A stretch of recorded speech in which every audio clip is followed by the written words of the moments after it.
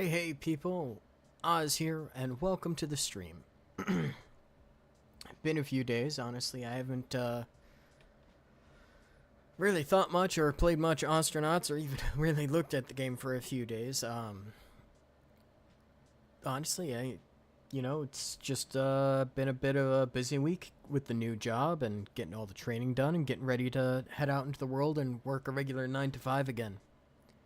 It's been a while, and it's been something that I've genuinely been working and looking forward to.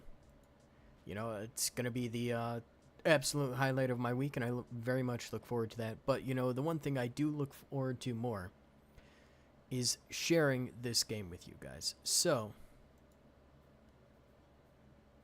without much further ado, welcome back to Ostranauts. Now, let's turn out the BGM here for a moment. And turn back on the game audio.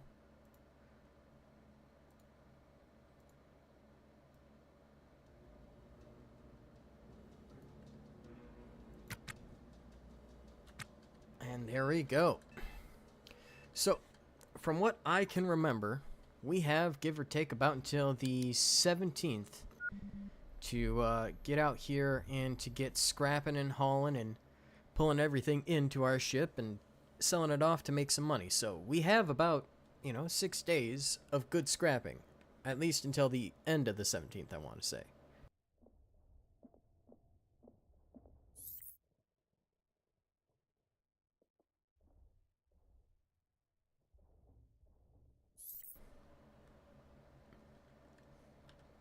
No. So we have Andrew, we have Abby, and we have Adam. And this is, unfortunately, all we have left for crew. Apparently the TV is just quite loud today.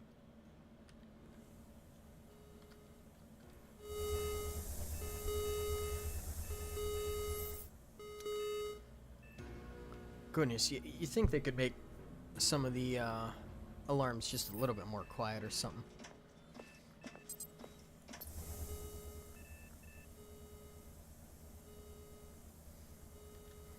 Oh boy, it's not exactly 75 kilopascals of nitrogen in the room. Will you shut up? You see, this is why I am not a big fan of some of the alarms in this game. Honestly, I'm going to have to sit down, probably playing the game a little bit in my own spare time and finding some way to balance that all out in a way that actually makes sense. Clean up the fog of war again. So you can see, we have a decent amount of space left and a decent amount of trash that we need to get rid of in our salvage bays. But we are definitely starting to load up.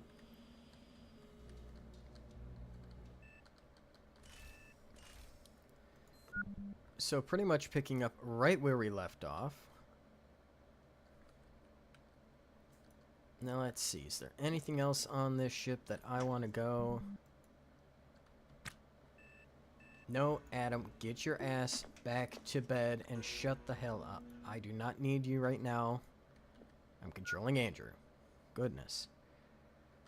Well, since I guess there's nothing else left on the ship, we'll tag up the tank and the thruster for a haul. Put Andrew to auto task. And he'll start to haul those away.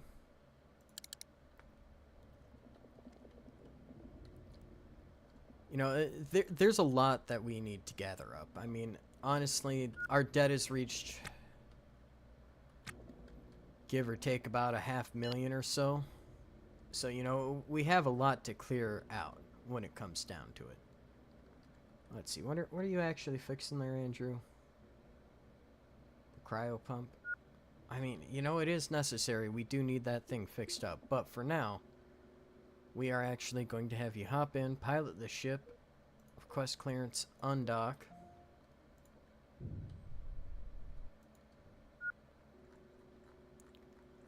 Now, let's see. Where are we going to next? Well, if we swing up and around, we might be able to catch K-Leg again. But first things first, we're going to have to zoom all the way in. And track our ship.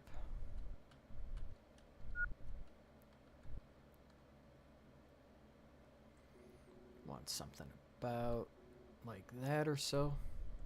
And that should give us enough clearance from the Xeno Nomad for the Howling Leaf here.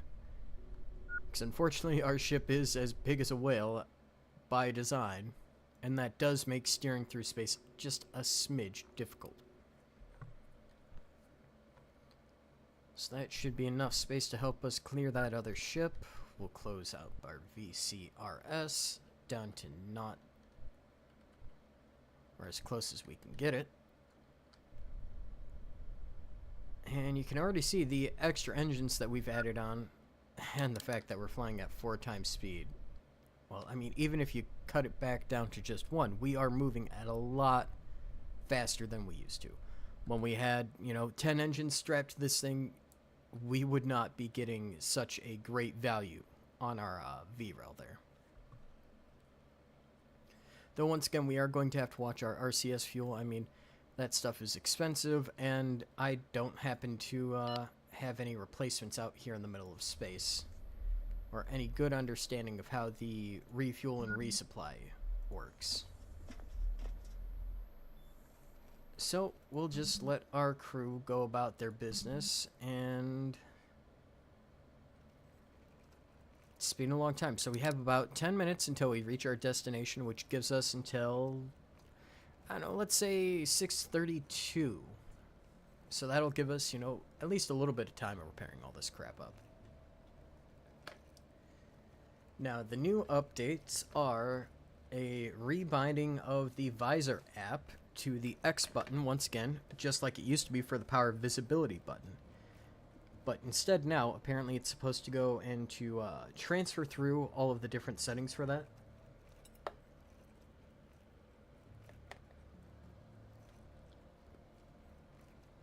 Very useful for all the different things on the PDAs. We also now have a timer.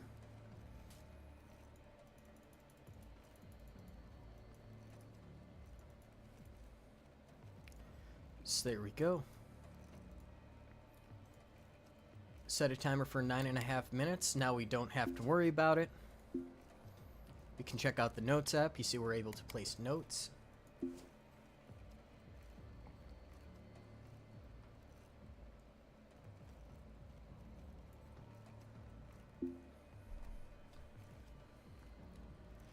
Honestly, this is actually pretty darn cool. I haven't really gone and taken too close of a look through a lot of these. Mostly out of just sheer laziness and disinterest, but I'm going to have to actually start looking through, like the goals, the zones, items, everything, and actually starting to get, a little bit more interested in the apps, because the devs are starting to put a little bit more time and effort into this stuff, and honestly, it is exciting.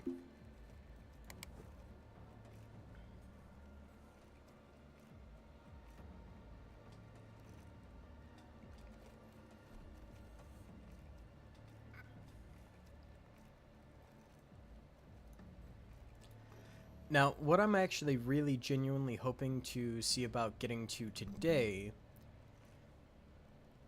Oh, crap. It is already almost time. Yep, see, 2 minutes away.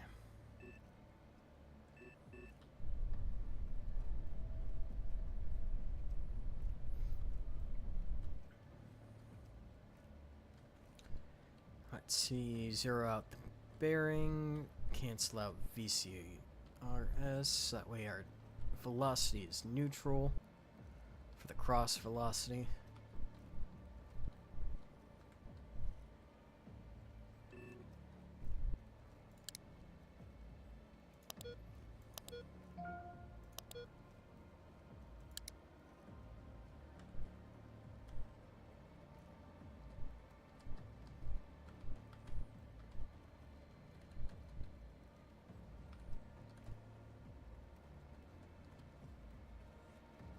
There we go, with a perfect dead-on bearing. We are now about to connect to our first of the day little scrapping mission. So let's see what we can pick up on this next ship. Honestly, I'm still kind of hoping to run into some of the like bigger stories and goals that are in the game. I know we haven't run into any of them yet. I mean, we've had a mild run-in with one of them, but it wasn't much anything to really sit and talk about.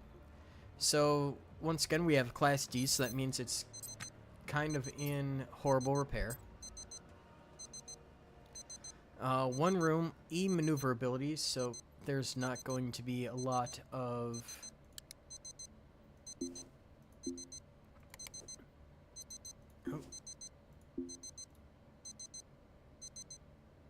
Oh, there we go.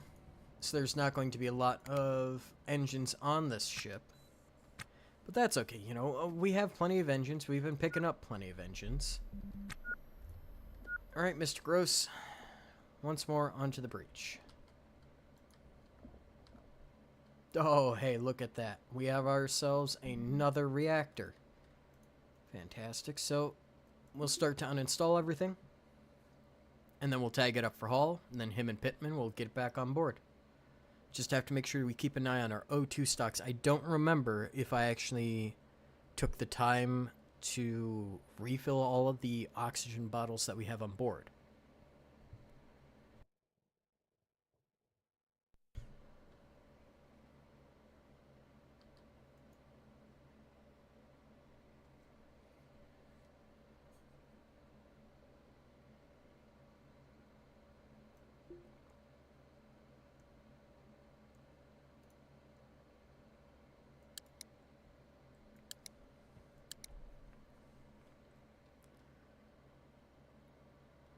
Actually made myself some Earl Grey tea for today. You know, just something a little nice, little light. Try and keep myself a little bit sparked up and caffeinated for the stream today. Let's see, already got a few crates.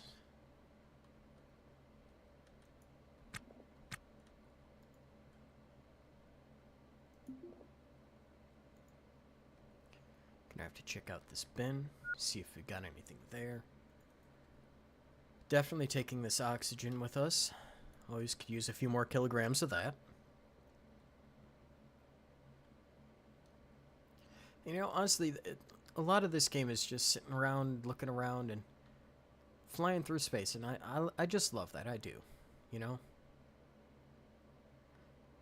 Granted, admittedly, I've spent the past few days, you know, sitting and playing some Grand Theft Auto when I had some free time instead, because, you know, got the new one coming out, and I haven't played one of those games since I played Vice City as a kid on the PlayStation 2. And let me tell you, that was a trip of a game to play back in the day. And now you look at like the remastered version, and apparently they've just butchered like all the graphics for it or something like that. I don't know, fascinating stuff, I guess.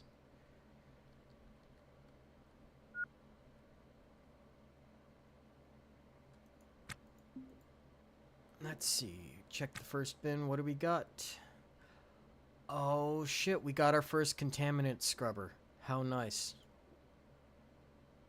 That is definitely going to come in handy. Now, I don't remember exactly what contaminants are. Oh. Removes contaminants such as sulfuric acid from air through a condensation method involving cooling and sorbents such as sodium carbonate and water. Interesting. So we won't need that until we get to Venus then, which is still kind of a way off. And I know I could just head over there now probably. Goodness knows we have enough RCS factors and everything else to get us there. But I am trying to, you know, save up our time and our money and get everything paid off at least a little bit more before we start to head over to there. Plus, I don't know what to expect over there, so I'm not exactly, you know, looking forward to it, I guess, is a way to put it.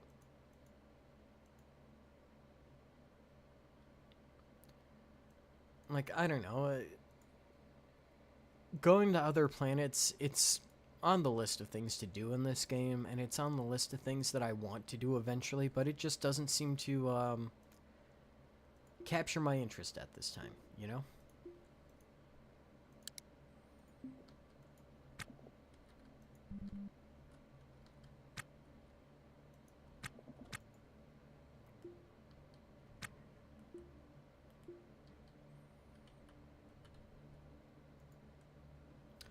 Then we have another full reactor core, laser capacitor, fuel injector. Got a few laser, well, got one laser array. It's not too bad. Wonder if there's a cryo pump on board. I mean, honestly, we are going to come out of these few days of salvaging with enough money to pay off at least some of our debts.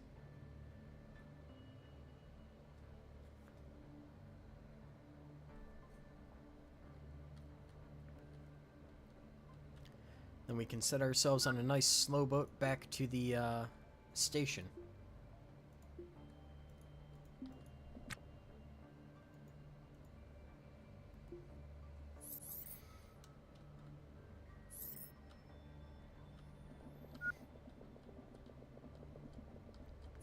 And there Pittman begins with her hauling tasks, which means we should very shortly be able to just get the hell out of here. Because, you know, it's my goal to hop on ships, rip everything off inside of 5-10 minutes of real time, and then just get the hell out. I know it takes, you know, maybe a good hour or two to fully rip a ship apart in-game. You know, if you're just going for the major stuff. If you're going for everything, I mean, goodness, the amount of time that you're looking to strip out anything that's smaller than a simple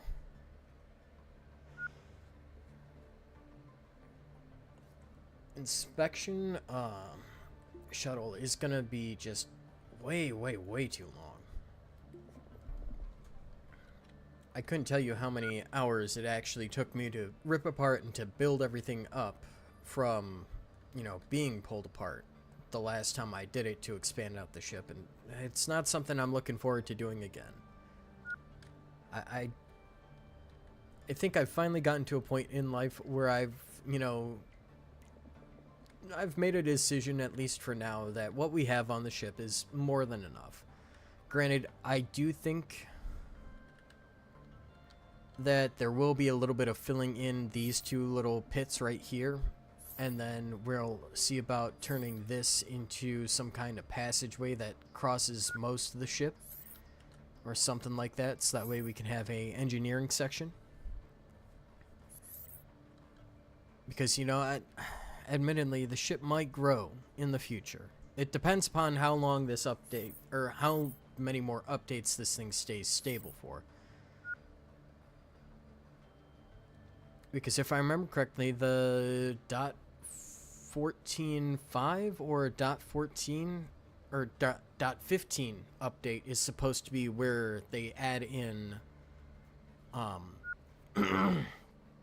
the specifics about, you know, gas pressurization and stuff like that to your cabin and capsule.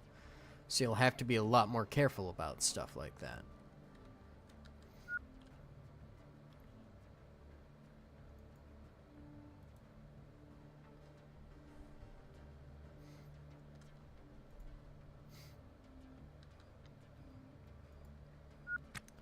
But either way, this is all excellent training for our crew to get out here to rip all this stuff apart, to haul it all back to the ship. I mean, honestly, you can already tell, you know, Andrew's up to a 3.9 multiplier for, you know, his construction speed. That's fantastic. You know, at the very start of all this, when I hired him on, I want to say the lazy schlub only had a 1.0, which is horrifically bad. Let's see. Pittman's repairing some fusion coils on the ship. Not bad. That's always good work. We're going to have to see about starting to use our dollies to store and hide some of our stuff. Just to make things a little bit easier on us. If we run into any pirates, which I'm kind of hoping that we do, because, I mean, strangely enough, I have not. No pirates, not really been stopped by the police. It's been pretty calm, actually.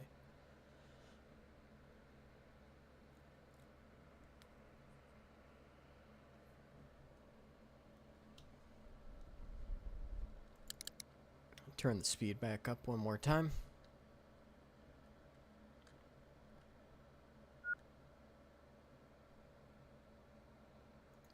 Now let's take a look at Andrew.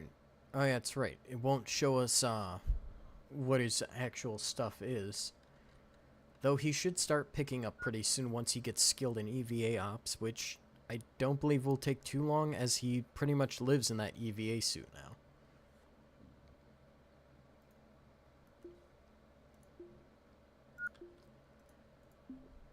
Which I think is going to be the plan for any crew that we have on the ship going on from this point forward.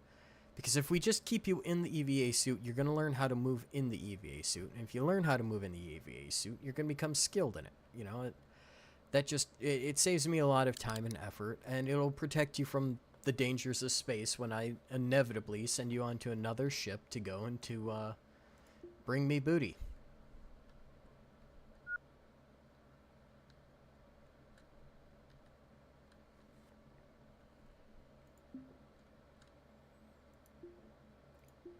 There we go. We can fuel up that fuel regulator for hauling. Another subfloor bin. Let's see what we got. Cloth, amoxicillin. Nothing worth taking.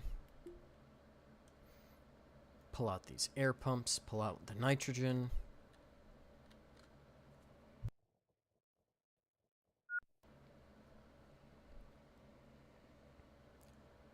Honestly, it's sad to think of how much this game is all just doing the same exact thing over and over again, but, you know, it's not too bad.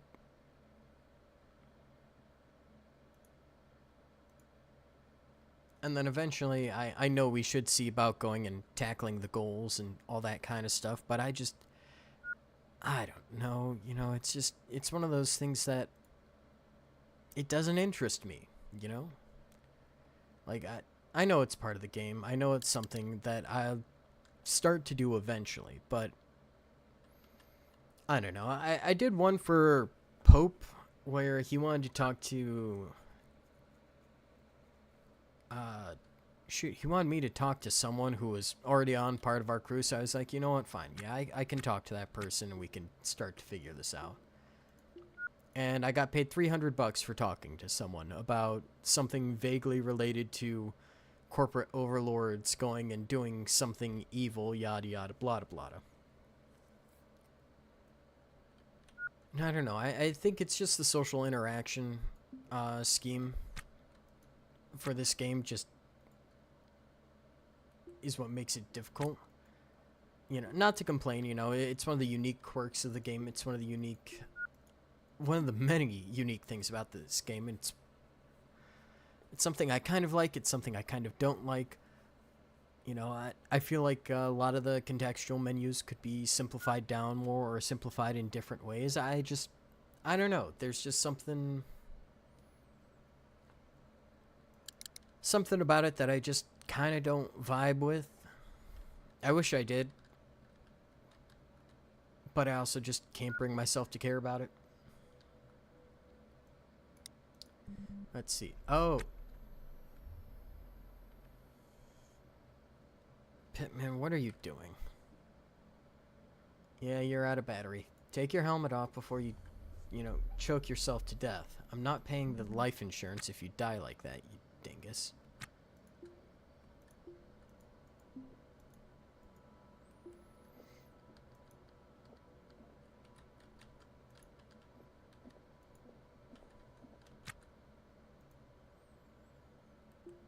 Let's see, what is this control panel hooked up to? So, if we take a look at this, it's hooked up to wall lights, some electronic parts.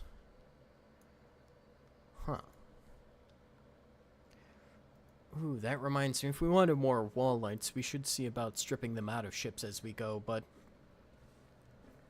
to be fair, I think we have enough for now. I'm more concerned with getting parts to sell for money than adding anything in.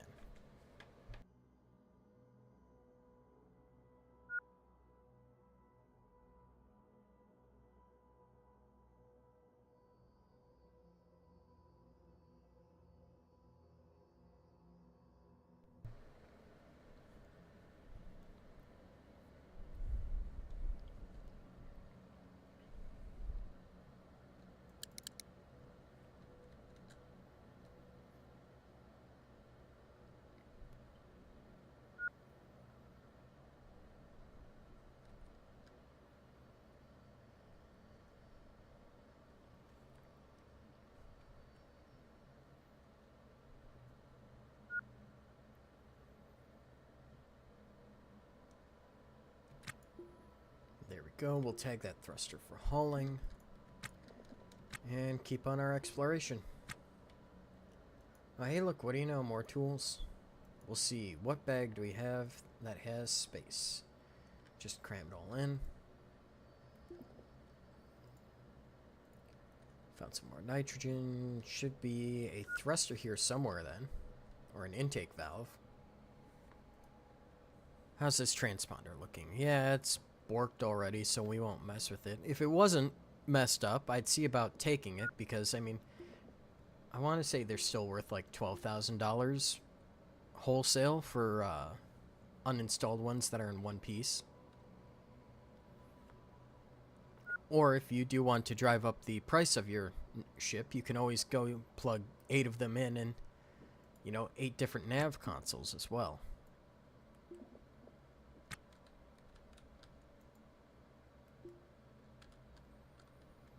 There we go. I think this thruster might be the last thing that we take off of this ship.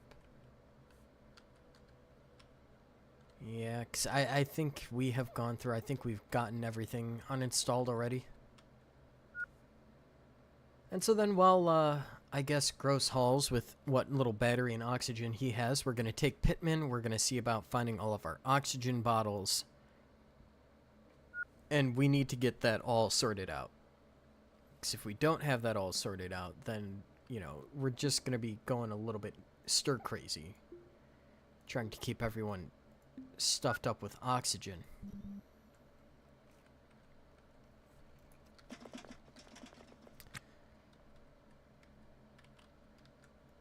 So let's see, I guess we're going to start going through crates.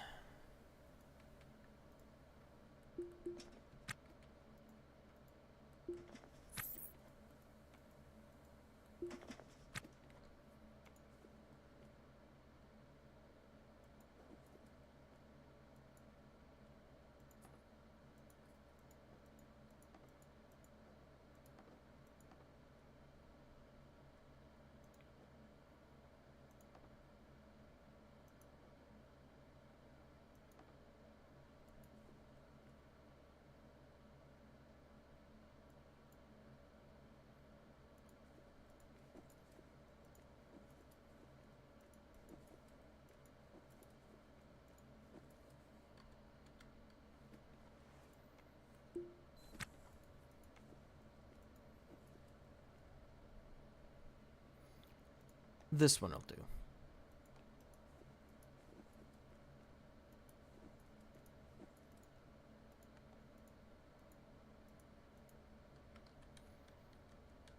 So there we go. Now we have our empty bag.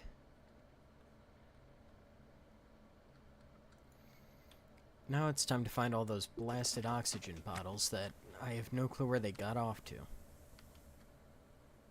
Let's see, is there anywhere I can actually see any of them?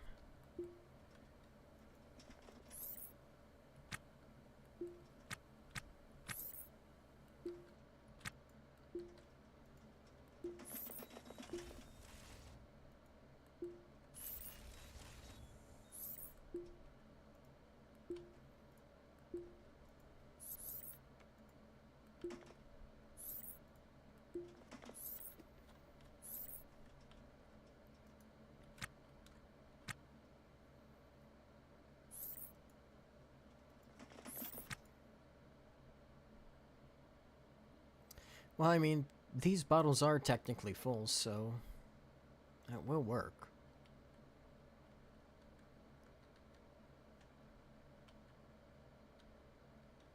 I mean, I really don't want to be lazy about it, but I'm considering being a bit lazy about it. I genuinely am.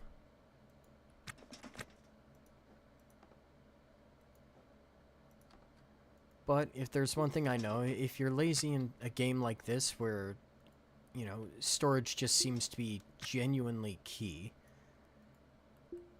you're going to end up having a genuinely bad time.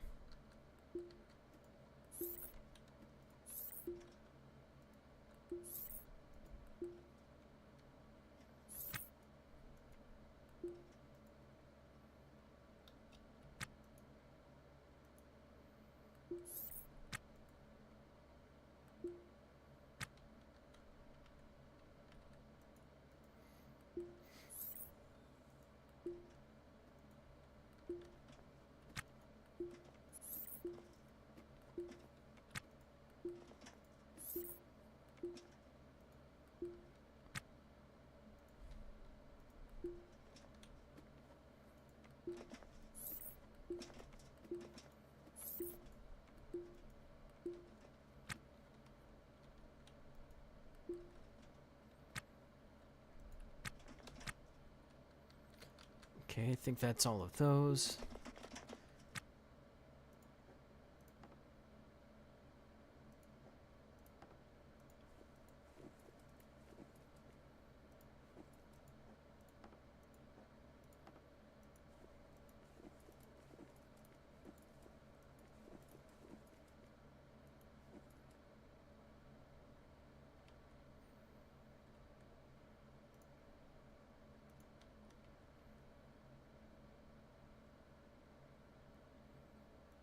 And you know what? While we're at it, we can always see... Nope, put your suit back on, damn it. About changing the battery out in the power drill real quick.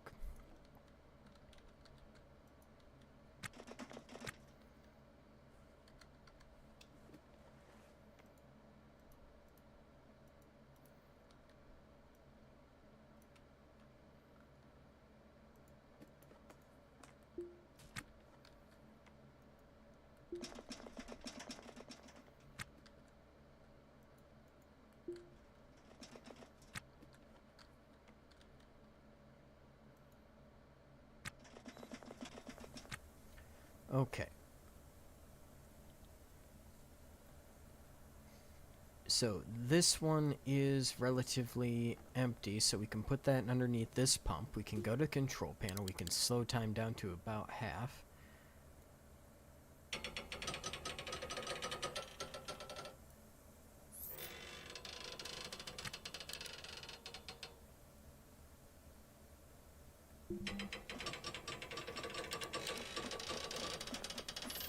Oh, try to repair the bottle.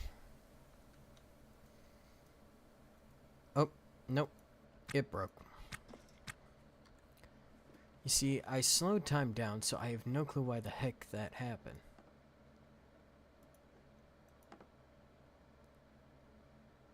Okay. Slow time down to a quarter. Because apparently none of this actually likes to listen to me. So, turn the slow function on. Speed time up just a little bit. And I know from experience you only want to fill these to about 80 or 90% because there's no good or easy or great way to fill them up to 100%. Not unless you actually want them all to rupture. So we'll swap out her battery in the battery charger.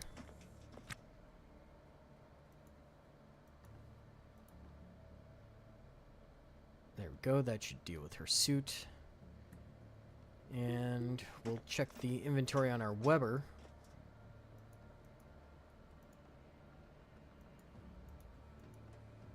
So that way, that can actually be fully charged up for her, so now she should be all set.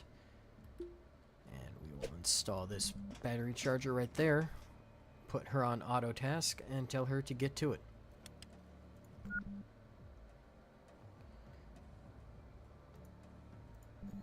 Ooh, that reminds me. One last thing.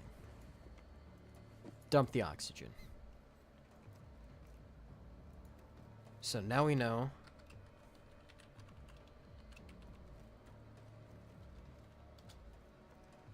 We have our oxygen tanks right there.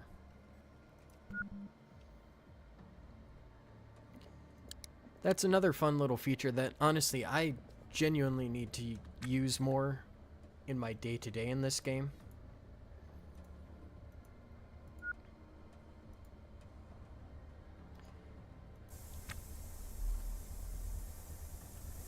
So if he's installing that... Oh no, it just means he's installing that, I guess.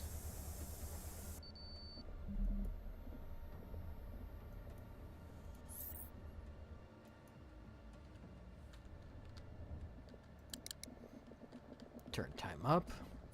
And so it begins. The last few things should be hauled out of this ship, and then we'll be out of here before 8 o'clock? Quarter after, I want to say. And we'll do one last sweep to make sure we didn't miss anything important, like, you know, some smart crates, some backpacks, you know, a mysterious hidden dolly that's laying under the floorboards, something like that.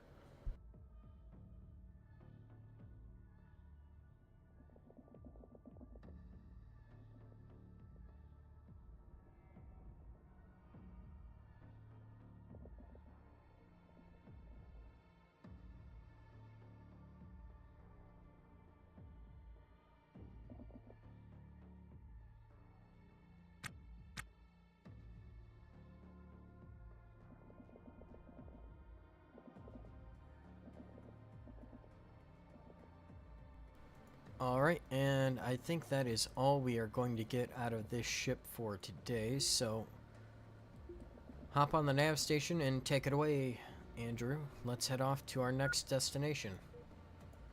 See what we can't gather at the next Giddy Up and Go.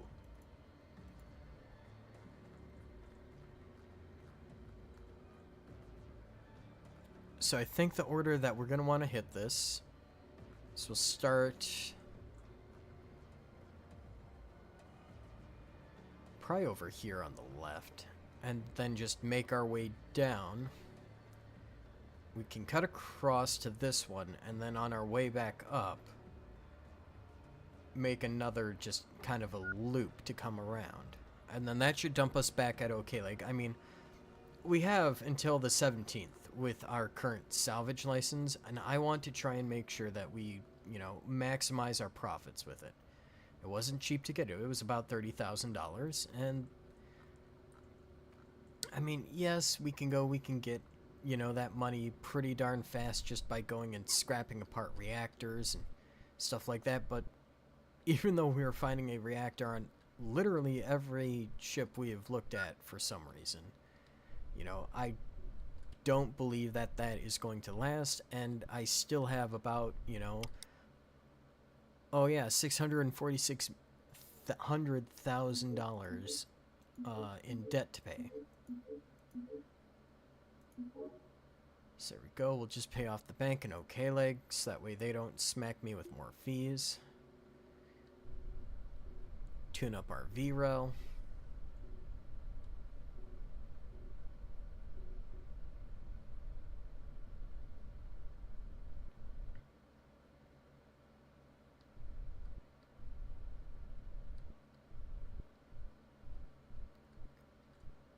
Okay, so now we can see we have about 14 minutes, so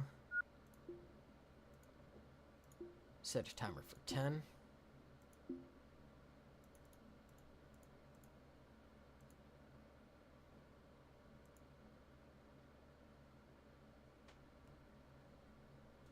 Honestly, I think this is going to be my favorite use of the new PDA stuff that they've done. Between this and the ability to go and to actually write notes about what happened in-game. I mean, honestly, it's a nice series of updates that we've managed to get.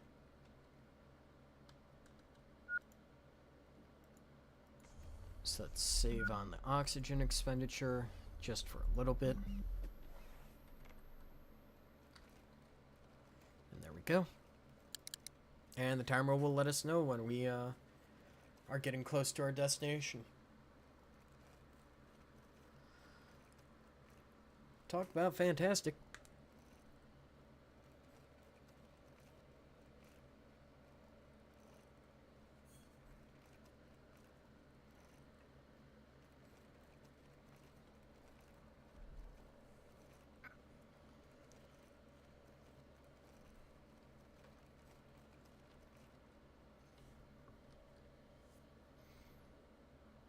So we have so much stuff on this ship. I don't even really know where to begin when it comes to, just sorting through and selling it all. Or how much I want to sort through and how much I just want to sell off and be done with the damn shit.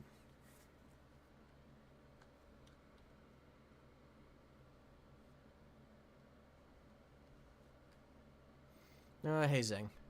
Or Peng. Yeah, no, he is still just absolutely conked out. I don't know. Maybe he'll wake up. We'll have to see. Now, the story behind this guy is he was laying in OK Leg Commercial, I want to say. Check the roster app. Okay, so his scheduled sleep time is from 10 to 11. Honestly, we'll extend that a little bit.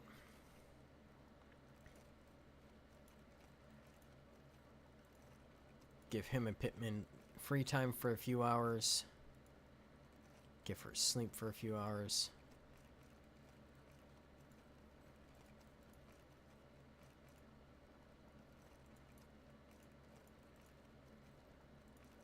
There we go. Something like that.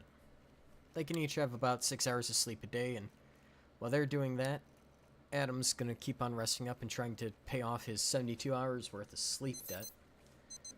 And timer goes off.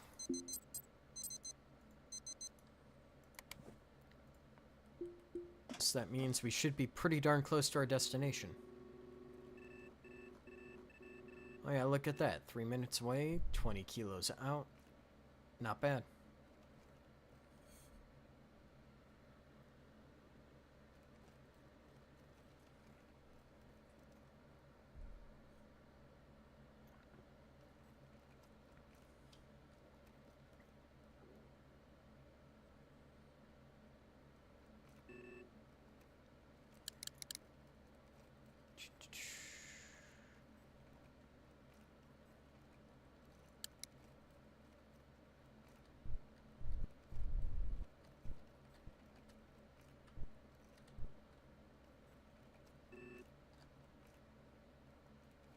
And there we go. Just a little touch in every single direction, and we are perfectly lined up. So that all down. Dock. Nope. Hail ship. Fantastic.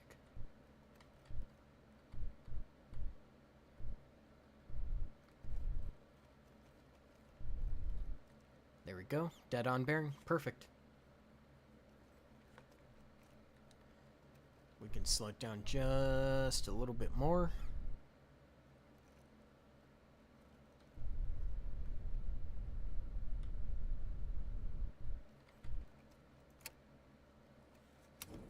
There we go. 1 second to spare. Not bad.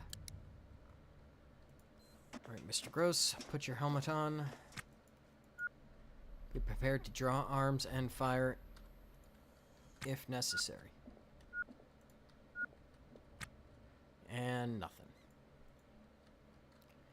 Well, we'll rip out the thruster, rip out the engine. Get those hauled back to the ship. Probably see about taking these parts as well. Might as well. We always need more parts to fix everything on the ship after all. Yeah, I'm surprised that there's just nothing on here.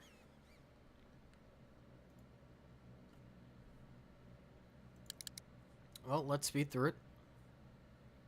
Be on our merry way.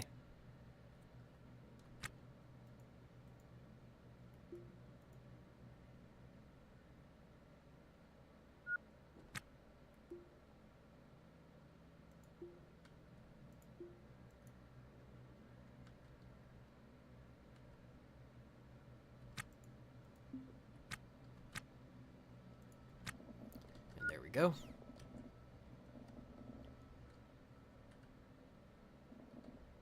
Just a few minutes to pop in and out of the ship, and then we should be all set to move on to the next one. Where was that? Intake. There we go.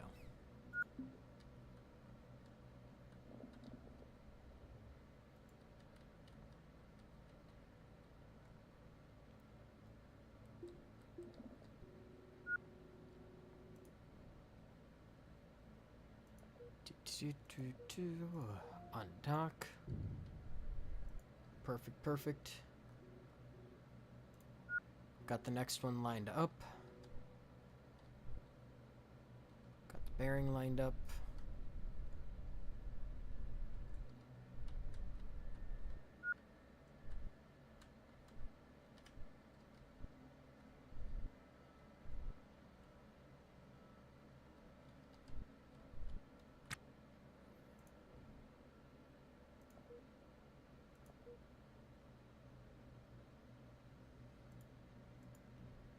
Now let's make sure that this is the right ship that we're looking at. So yeah, it is this one. Okay. Turn down our speed.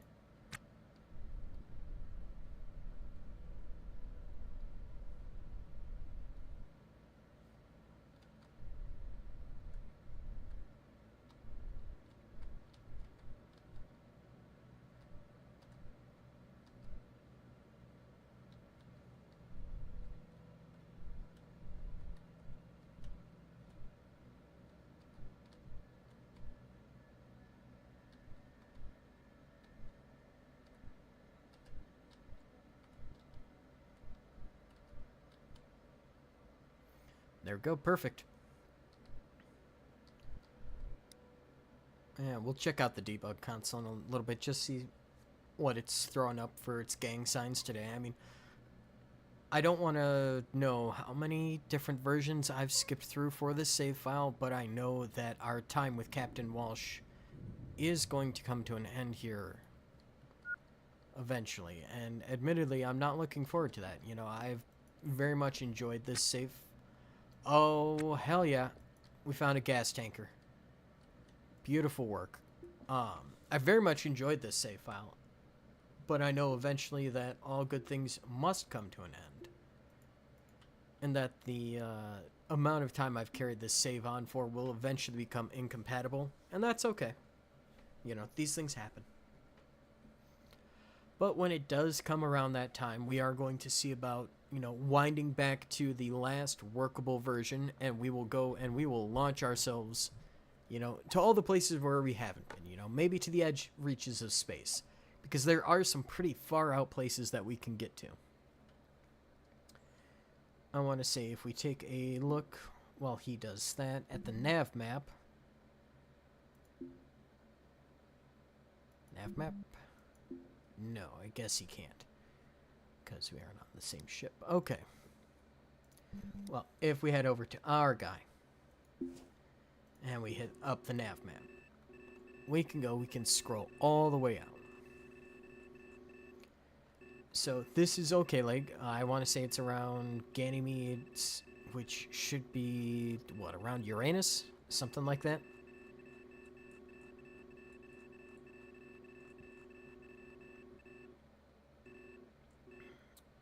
So I want to say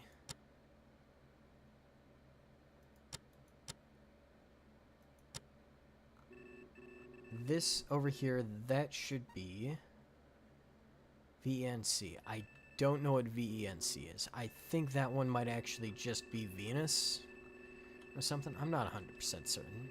I don't know. I've never been over here. No clue what's going on.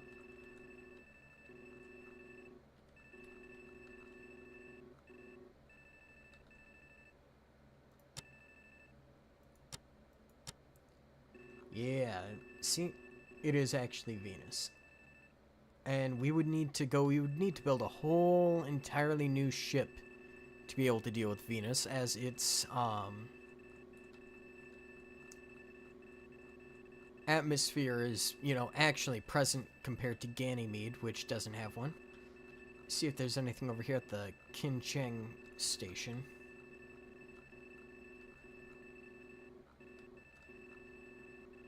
So what's this then? Just, so that's Mercury then. Okay.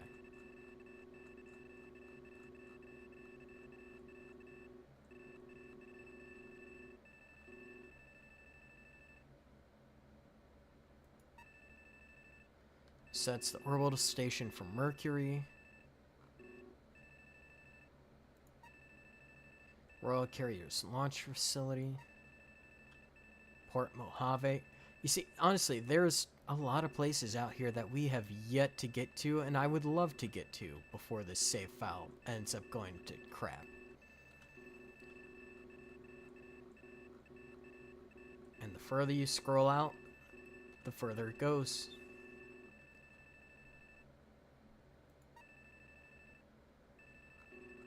So what is Bowie, I wonder?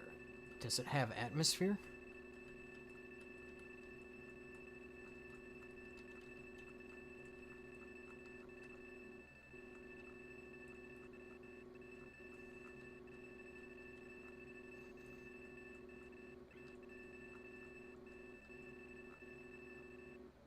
Looks like it does have atmosphere, so that we wouldn't be able to take our current ship into that anyways.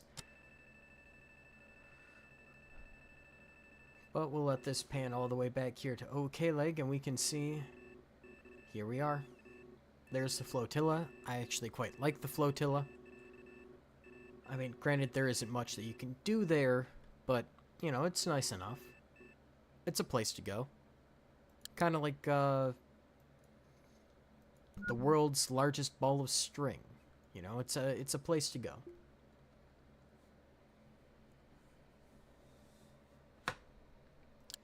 And we're just going to have Andrew speed through all of the uninstalls on the ship, and then we'll start hauling everything over. And this should get us quite a ways towards our goal of actually, you know, catching up and paying off all of our debts. Because, honestly, we're getting close. We have to be. With the amount of crap that we have brought on board, we have to be getting close. Downside is we might have to pause and take a little time at the flotilla to repair everything, and then we might have to spend more money to be able to sell everything for an actual appropriate price to OK Leg, as you cannot sell fully repaired items to the actual licensed salvage kiosk without a proper license, which is a little bit of a pain in the butt, admitted. But I'm okay with that. You know, it's a nice balancing act of you have your choice of where you can sell. You can either sell to the scrap kiosk, where you will get about 10% of how much, I don't want to make a guess, say this battery is at 60%. And we can't exactly see what it's worth unless we were to swap over to Atom and select the battery, which I'm not going to do right this second. But let's say the battery is worth maybe $500 in its current state. We could get like $300 for it. You know, we can get terrible prices at the scrap kiosk. It's much more worth it to buy a license, head to the station with your stuff, have it repaired on your way there, and then sell it when you have, you know, the actual license to sell it to the right people. Or you can try the black market. I mean, every now and then the fixer will have slightly better prices than everything else on the station, but, you know, legitimately legal sale of your items is going to get you the best amount of money. Though I will still encourage going and checking out the black market, because they tend to have stuff for a little bit cheaper sometimes than your scrap kiosks or everything else that's on the station.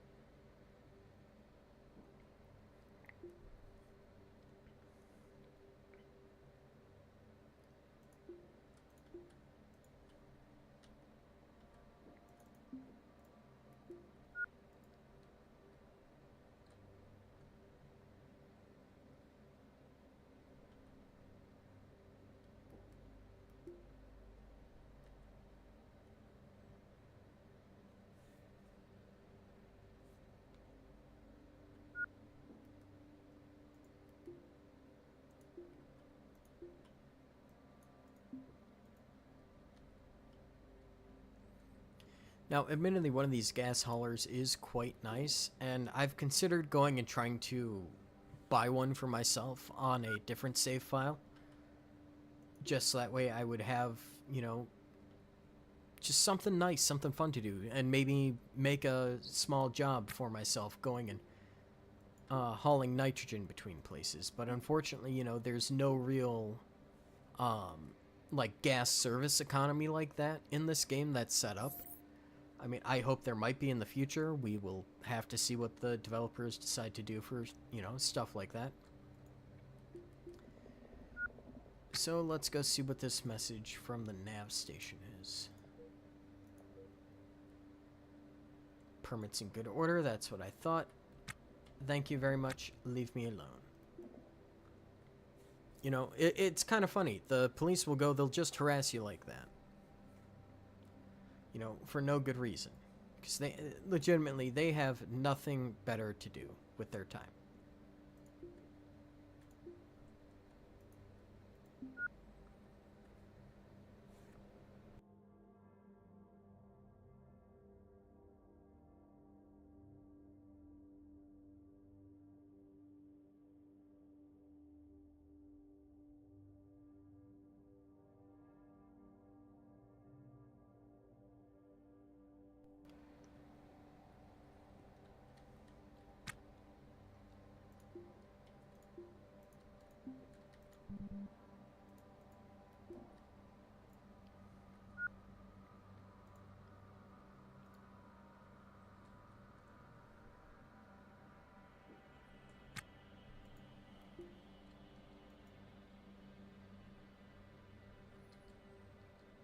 Another thing I definitely want to, give a little bit of shout out and props to the developers for is the soundtracking for this game. Admittedly, it's pretty darn good.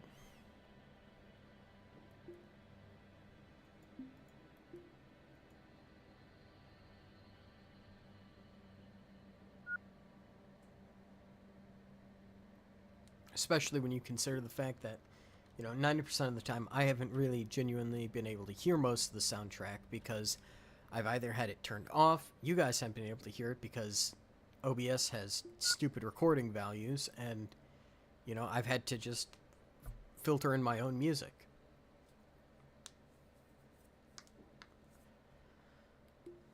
Alrighty. And there we go. That is another, ship all stripped out, I want to say. Except from this one last nitrogen tank over here that we're going to want to snag before we leave.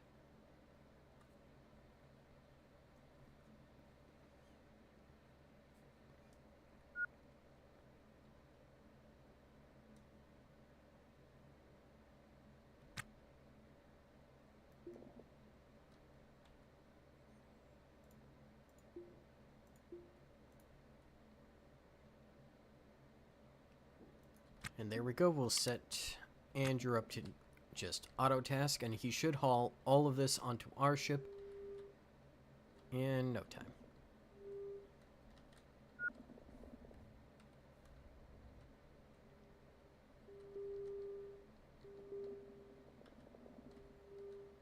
Where's Pittman? Ah, there she is. Working hard at repairing, which is fantastic. Because, it's nice to have the tasks kind of split up like that. Honestly, I wish I had more crew, but I also hate having more crew because sometimes the crew members, the NPCs in this game, they are not perfect. As the game is in early access, it is only in .14. It has a long way to go before the game is complete, which is perfectly fine in my opinion. I love the game as is, and I can't wait to see what the future brings for it. But every now and then, the NPCs in this game can get just a little bit buggy when it comes to actually moving around and doing the things that you want them to do. So that's why, for returning viewers, which, hey, thanks for coming in, thanks for, joining the stream. You'll notice we only have 3 out of the original 5 crew that I had, including our captain, Adam Walsh. Well, The two who got fired from our crew happened to want to sit around and do nothing all day, and I decided I wasn't paying some atmospheric thieves to, just sit and soak up my oxygen and battery power. Legitimately, they just were not worth the daily wage I was paying them, so I fired them, and for the one, since it was out in the middle of space and he wouldn't get his ass off of my spaceship, well, let's just say he ended up having a quick run-in with a cordless hole puncher.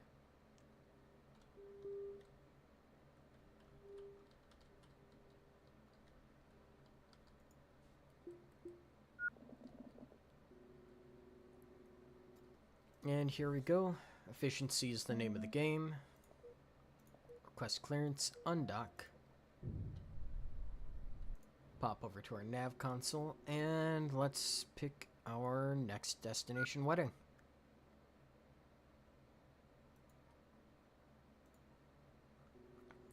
There we go.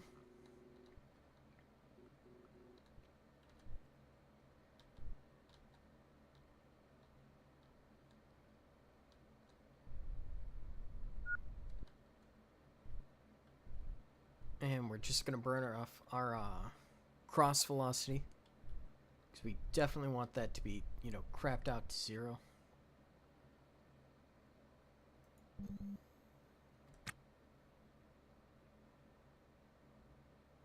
Why are you suffering from hypercapnia?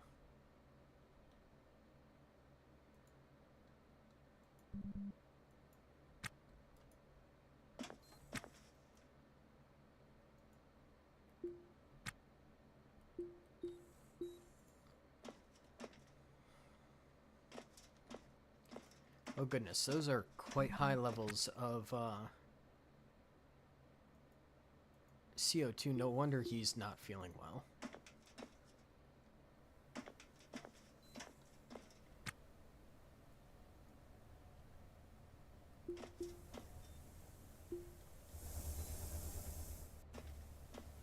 Well, with our CO2 scrubber right there, everything should, go back to a good temperature pretty soon. Or good pressure pretty soon. Just gonna have to give him a minute, I guess. How's the rest of the ship doing? See, the rest of the ship's not bad. I think it was just him sleeping in his room for all that time. Got everything set up a little bit high. Well, while you're up, we'll have you work the nav station for just a little bit.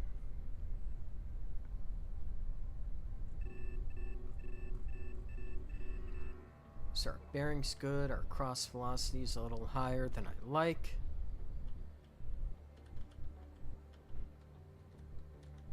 Go a little something like that.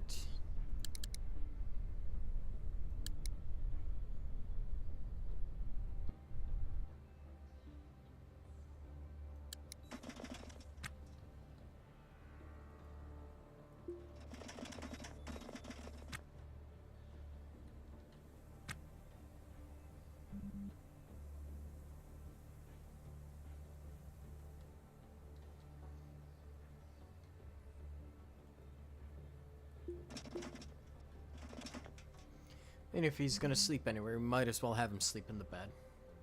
It'll make things a bit more comfortable for him. There we go. Warning is dealt with, so we just won't have to worry about that anymore. We're gonna have to keep an eye on that in the future, though. Honestly, it's kind of funny. I almost went and ended the save file right there with just going and choking us out on CO2.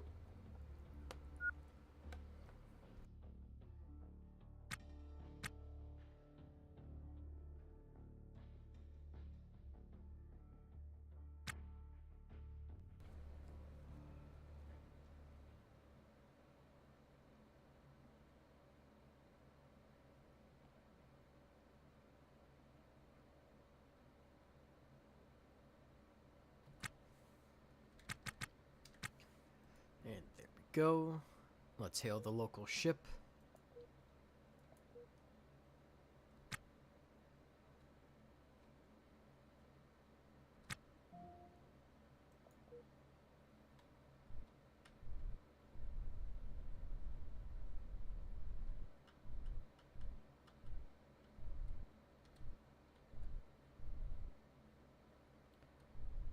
And we can get our bearing perfectly lined up again.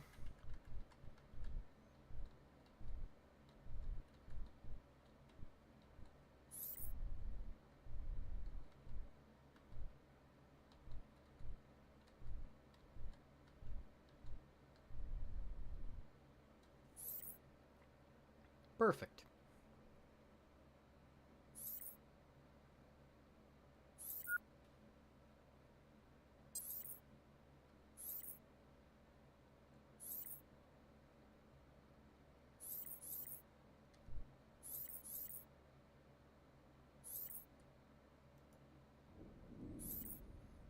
And another perfect docking. This time at the Singing Confusion, a medium-class ship, which means we might find ourselves with another reactor. Let's see, check out this backpack, it's empty. Check out this crate, empty as well. Oh, we can always use another backpack, and we are definitely going to take that crate.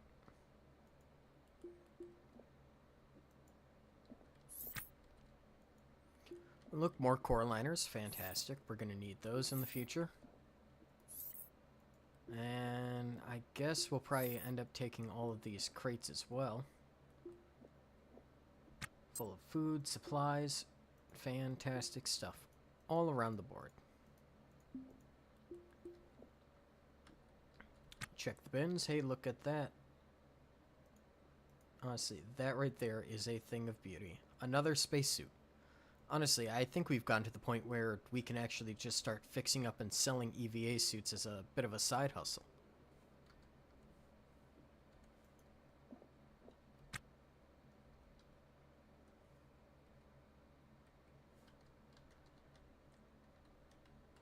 So let's see, there's not much on this ship, but we will take what we can.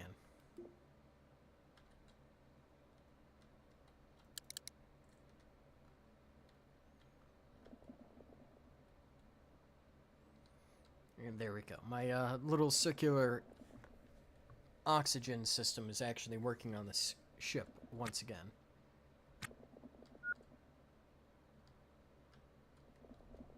Though admittedly, I might need to redesign our airlock corridors so that way it's a little bit longer. Because if we redesign this to be, say, from this tile here to this tile right about here, right next to this other door, we might actually be able to make it long enough that the amount of time between the doors opening and closing is barely enough for the corridor right there to, you know, suck next to nothing out of our ship, instead of us actually losing so much. Gross, what are you doing?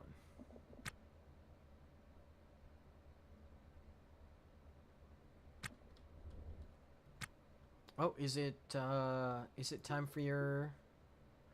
Yep, it is Gross's time for rest and relaxation, so we'll take his helmet off.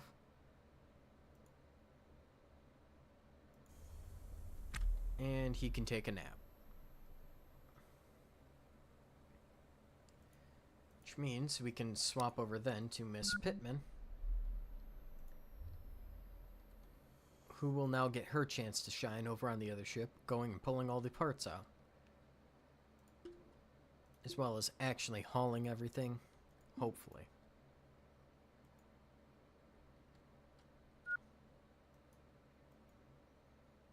Let's see, we'll start with the cooler. Because coolers are worth a decent amount.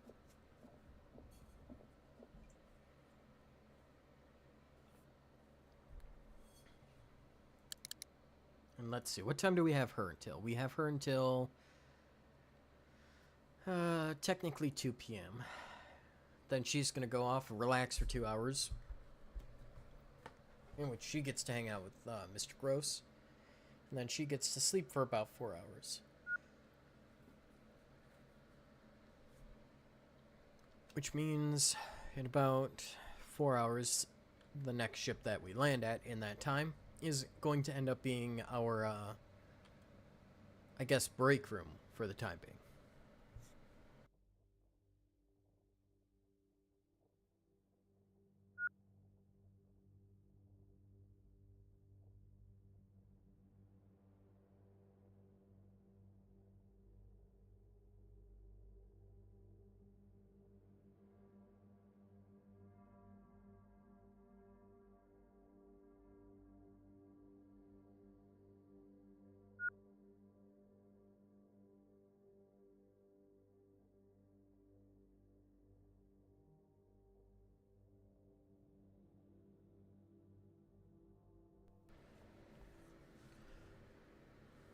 So, admittedly, I don't really know what to talk about while doing these live streams and while making the videos in general.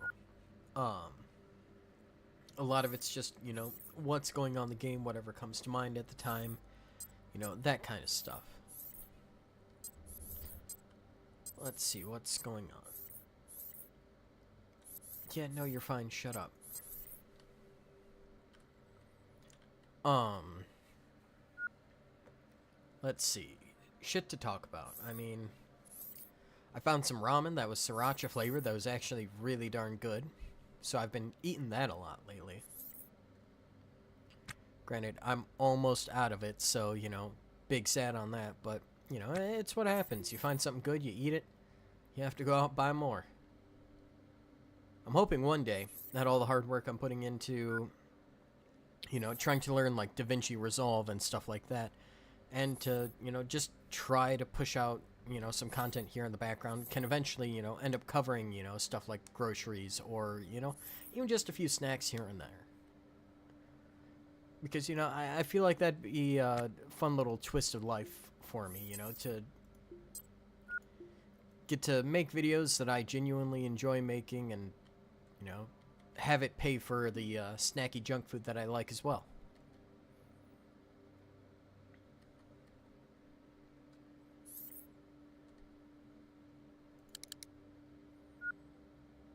This is going to be a long 6 hours until we can get, what's his name? Gross back up on his feet.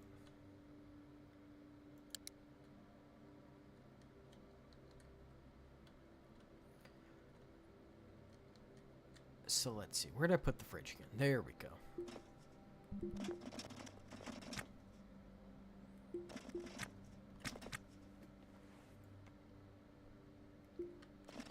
Gonna eat the trenchers. Go back to bed.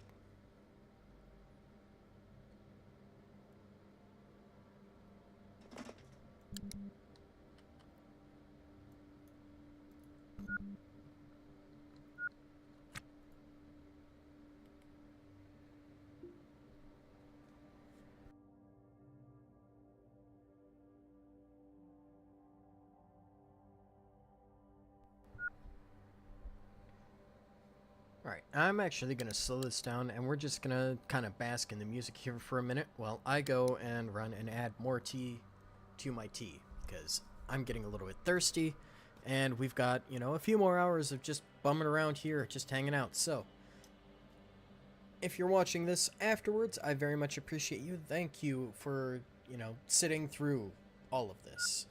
I know you don't have to. I know there are much better YouTubers out there than me, much higher quality YouTubers than me, that you could be legitimately spending so much more time enjoying. However, I appreciate it nonetheless. Thank you so much for watching. And if you made it this far, feel free to drop a like, a subscribe, maybe tell your friends about it if they don't know, or if they, might care about it. If they don't care, don't want to care, that is absolutely a-okay by me. Like I said, it's, a free world. Do what you want. Live your life. Be happy. Choose the things that make you happy.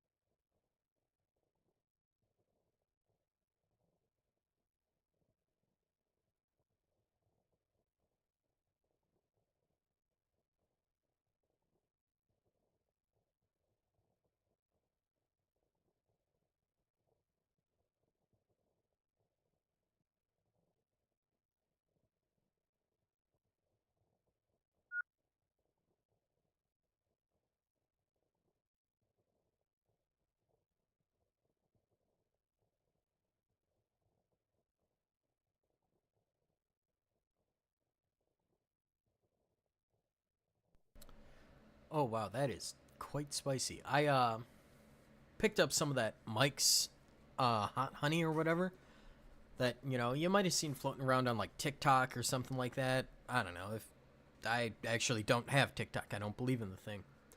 I think it's a waste of time. So let's see. This is all about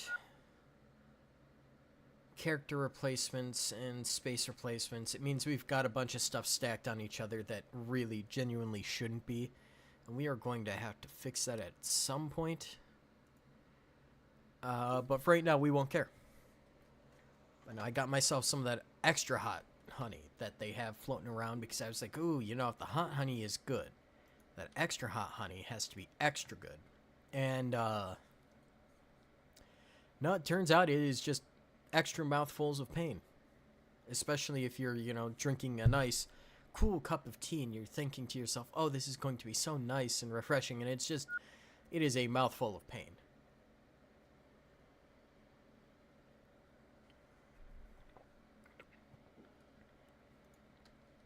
Doesn't mean I'm going to stop drinking it, however. I mean, I enjoy spicy foods. Very much so these days.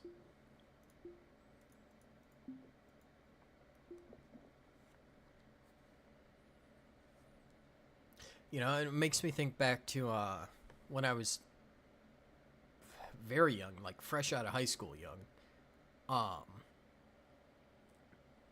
My first ever job was at a Taco Bell. And I still remember when Taco Bell came out with their Diablo sauce, which is supposed to be, oh, the hottest hot sauce. But, I mean, actually, if all things considered, it's not that much more spicy than their fire sauce. And if anything, it actually tastes better or at least it used to taste better. Because they put, I want to say it was a little bit of like lime in there or something. There was a little something to it where it tasted better than, your bog standard fire hot sauce that you could throw on tacos. We used to do a lot of wicked things back at Taco Bell, man. Used to do a lot of fat things at Taco Bell. Same when I worked at McDonald's, We used to just do a lot of stupid shit when we were on shift. I think my favorite example of one of the stupidest things that we ever did. Oh, goodness. I gotta think here and really pick through because, there's a few different stories I could pick from. But I want to say my favorite was the time we went and we designed, and this, now remember, this was, a good 10 years ago when prices weren't so expensive and, the economies worldwide weren't completely in the shitter yet. We managed to go and to create for under about $6 a pound and a half or a pound and 3/4 Crunchwrap. This thing had no reason to exist at all. Absolutely no reason to exist. Nobody should have eaten it. It was unhealthy as could be, and it was not worth the money that you were spending on it. You don't need to be eating over a pound and a half of food in one sitting. It's not a healthy and sustainable lifestyle. If anything, that will just flat out kill you.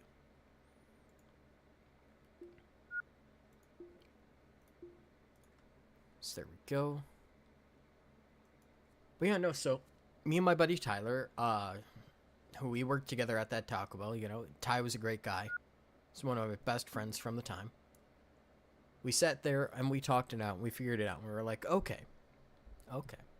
If we throw in the beef, if we throw in the lettuce, if we throw in the rice, if we throw in the potatoes, the cheeses, the tomatoes, the onions, every single thing on the menu that we could, including the guacamole. We were like, there is no way that this is fitting in a bog standard burrito. So what did we do? We went up a size. We went to, I want to say it's a 14 or 15-inch burrito burrito shell that they used to have for the XXL grilled stuffed burrito. One of the best things on the menu, in my opinion. They should bring it back. Taco Bell, hit me up if you want to. Granted, I honestly don't think you should eat Taco Bell. I mean, if you look at some of the publicity and some of the clips going online, there's some stuff coming out about how their beef for their tacos and everything is only about 30 to 40% beef, which is fucking wild if true. If you're telling me that when I'm taking a bite into a Taco Bell taco, that thing that I am munching on is only about 30% taco meat, what is the rest? I mean, yeah, you got your sauces and your fillers and whatever like that, but what's the filler? Silicon dioxide? Oh, that's sand. You know, I mean, I don't know. It doesn't sound right. You know, I feel like there needs to be a little bit of a fix to the food industries, especially the fast food industries, with where they are dropping the quality of the products that they are serving. Because as much as we hate to admit it, it's popular. You know, people like fast food. People eat fast food. You know, people are going to go for fast food over, you know, taking the time to sit down and make a meal at home, so that way they can sit at the table and eat with their friends and their family, or even by themselves, and just say, hey, you know, this is really good and I'm glad I made this. Because fast food's cheap. It's fucking fast. Well, it used to be cheap. Now it's not anymore, you know. Eating at a fast food restaurant is as expensive, or sometimes more so, than eating at a sit-down restaurant. And that blows my mind, you know. I remember the good old days when a McChicken was $1. And now a McChicken is like $3. And it blows my mind that, you know, such things have happened to the world these days. You know, it's the amount of inflation that I have seen over my own lifetime just drives me nuts. It's crazy. Because, you know, it's not just inflation, it's shrinkflation, you know? Things are getting smaller, things are just getting crappier and crappier. It's the shitification of things. It's insane. Like, you go to McDonald's and you have a burger. And I can tell you right now that a cheeseburger from McDonald's today in 2025 does not taste the same as a cheeseburger that I had, you know, pre-2020. There is something different about that meat. There is something different about that burger. I don't know what it is. It could be the buns. It could be the meat. It could be legitimately a billion and one things. And I had no fucking idea. But it's that way for every restaurant that you go to these days. You know, nothing tastes as good as it used to. Nothing tastes like it used to.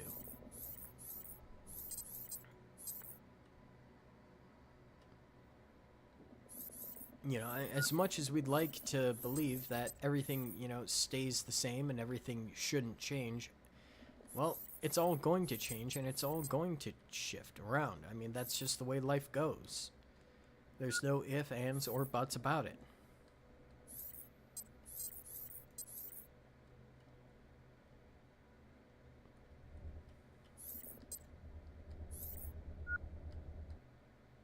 Just gotta keep silencing these whenever they pop up so that way they don't drive all of us completely mad. Shh. Go away. I don't care about the pressure levels. No one cares about the pressure levels.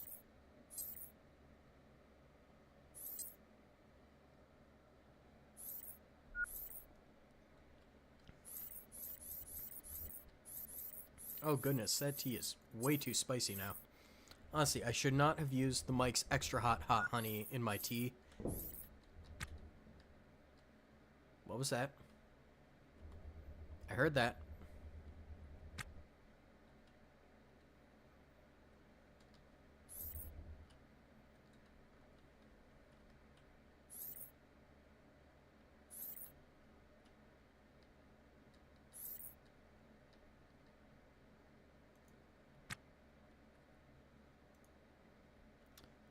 Alright, we're gonna move you over here real quick, and we're gonna pick up some stuff.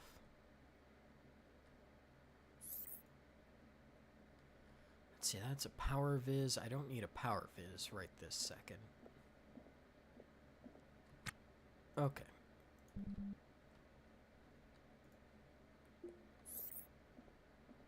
It should either be in one of these crates or it should be on Andrew. So we're gonna have to find the damage visibility And we're going to have to try and figure out exactly what just crashed into us, where it crashed into us, and if it just punched a slow leaking hole in my ship.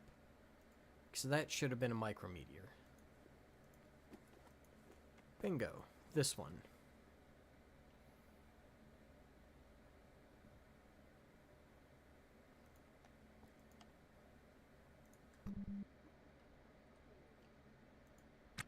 Alright, Pittman, get your butt over here. Let's put this in. And let's check out the visor app. So now we can see our entire ship. That's the ship that we just stripped out, which, I mean, we can take a look. We can even see, you know, some of the things that we just left over there. Like, hey, we missed a whole pump. I mean, yeah, I think I'll send her back for the turbo pump. Might as well. But that wall is pretty weak. We're going to have to repair that at some point. Same with that one. And that one. But I mean, aside from that, surprisingly, our ship is in, you know, a fantastic condition, which genuinely surprises me. I mean, we have built something that's like 23 by 24 meters across, something like that, or 20 by 24. It's a ridiculously sized ship, and there's no good reason for this thing to exist. But it's my cube, and I will not go and I will not sell my cube, at least for right now. I mean, maybe in the future I could be convinced, but for right now I am keeping the cube. Anyways, to get a little bit back onto the rant that, you know, I was just on, you know, I saw these things, it's just... There is something going on in the world. I could not tell you who. I could not tell you what. Someone is messing with the way food is, the way food tastes, and what food is supposed to be. You know, a pound of beef is no longer the same pound of beef that I got when I was a kid. I just don't know how to explain it.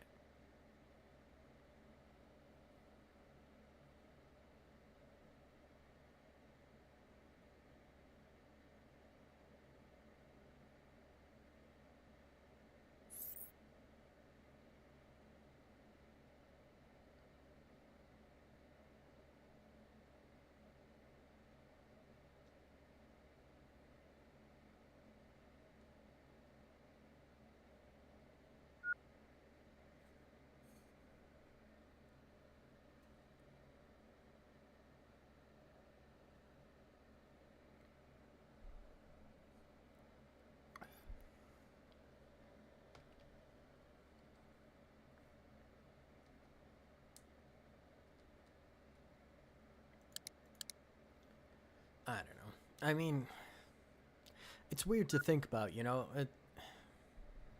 Like, I hate to use it, but the McChicken was the sign of good times, you know? When the McChicken was $1, things were good. Now it's no longer $1, and things are not so good, you know?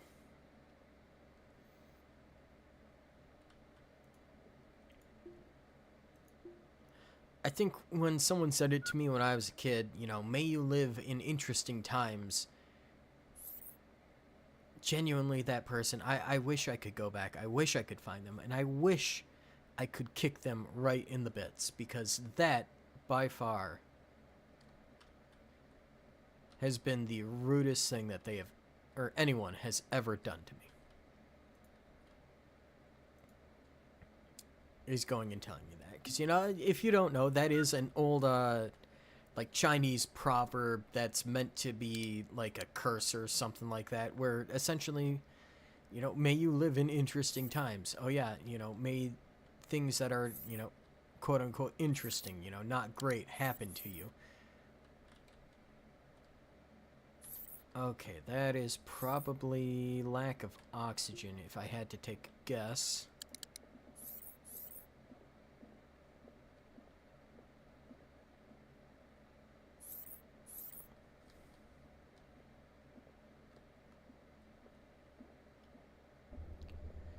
So we'll come over here, turn off that slow mode, turn that back to auto, and that should fix our problems here pretty soon.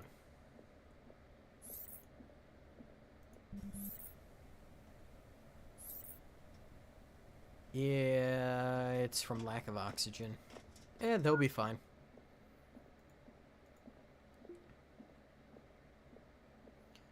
So we'll just hop in their nav station and pray that they don't die while we're out here. Dark Mongoose has the next ship all clocked off, so we're going to pick a different target. Oop.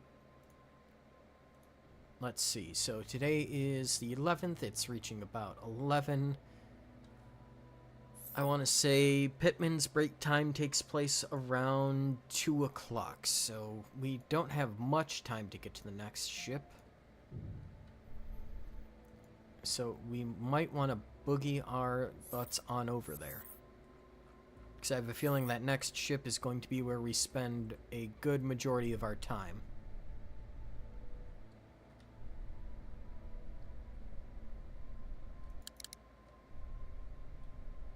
And we'll just speed things up just a little bit.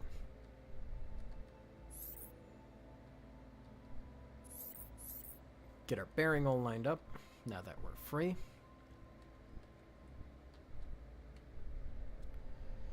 Try to cancel out our cross relative velocity.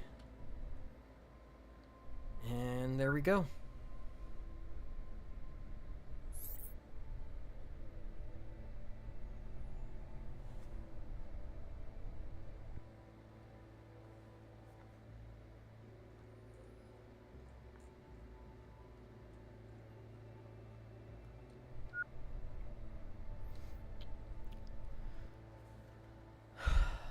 You know, a lot of the reason why I like playing dystopian games or games about the apocalypse is because, I mean, on one hand, you know, obviously, I think everyone kind of knows that eventually Earth might head that way, you know?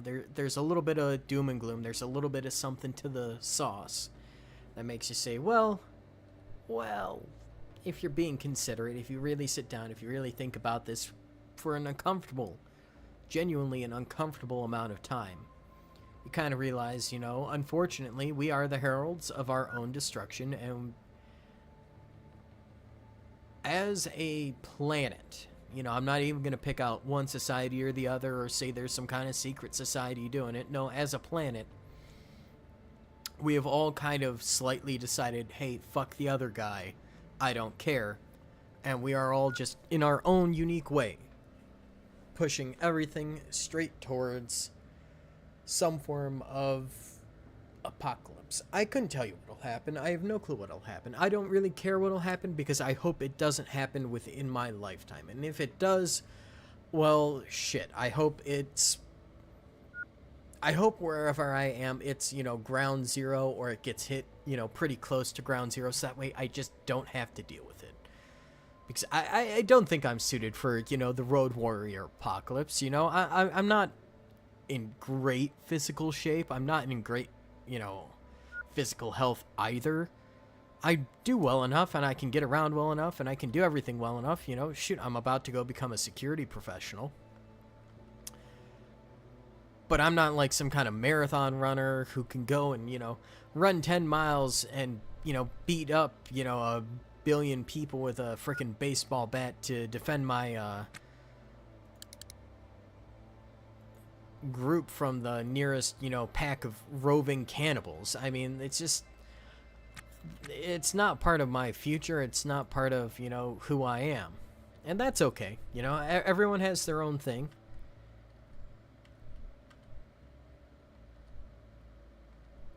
Let's see. Get us lined up. Genuinely, though, I'm not one of the people who looks forward or delights in an apocalypse. I don't think I pray that we do not end up in one. I genuinely do. You know, I wonder if there is actually, you know, like a set of Twinkies out there, like in Zombieland. You know, that movie with Woody Harrelson and, oh, what's his name? He played the shit Lex Luthor and, Mark Zuckerberg from the Facebook movie. Michael Cera, there we go. That's his... Oh, shit. Oh, shit. Oh, fuck yes. Oh, fuck yes. This is what we have been looking for. This is the break that we have been looking for. So we're going to swap over to Adam. real quick, just that way we can see. So $15,000 per pot. This is fantastic. This is what we needed. So 1, 2, 3, 4, 5, 6, 7, 8, 9, 10, 11, 12, 13, 14, 15, 16, 17, 18, 19, 20, 21, 22, 23, 24, 25, 26, 27, 28, 29, 30, 31, 32, 33, 34, 34, 35. I want to say it's a total of 35 pods. That's not bad. So 35 times 15.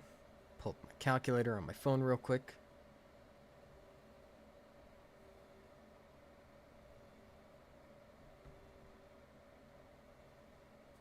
That right there is a $500,000 worth of profit. That is a $500,000 worth of profit that we just found. All of our money woes are done. We have done it. We have managed to do it. And these are the specialty ones too. That is not bad. Because that has both the rad and the climate control. Ooh, goody goody. Alright. First off, we'll send Adam back to sleep. No. Adam. Go back to bed. We're going to have Pittman poke around this ship and try to just explore, see what's on here, try and figure out, what's going on.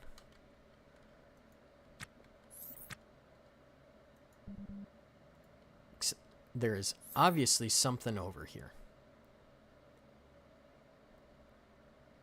I don't know what it is, but we're going to figure out what it is. So we're going to punch through all the walls. We're going to figure out what everything on this ship is, and we'll get ready. And then I want to say around 2 o'clock, Pittman should be going to bed. Or no, she should be going into free time, which means she'll be hanging out with Gross. And when her and Gross are done hanging out, we should be able to go and just, skip a little bit of time and make sure that everyone's awake, everyone's up, and everyone's doing what they need to. If anything, we might put Pittman to sleep early, so that way we can just skip or super fast forward the time and be done with it. And that marks 5 minutes to end a shift, which we just aren't going to worry about because, shoot, we already owe $646,000. But we just managed to find the #1 ship that will pay all of that shit off for us, which is fantastic. This is what we were waiting for. This is what we were looking for. If you just jumped in, welcome to the stream. You guys so far have missed a rant about Taco Bell and how Taco Bell isn't good anymore. You have missed me ranting about McDonald's and how McDonald's isn't good anymore. And that is it. You have not missed much of anything. This has just been a very bog standard sit down and yap kind of stream, and it's going to keep going like that for another hour, 2 hours, maybe 3. I'm not certain. Until my voice decides to give out on me today, we are going, and we just found an excellent reason to keep on going.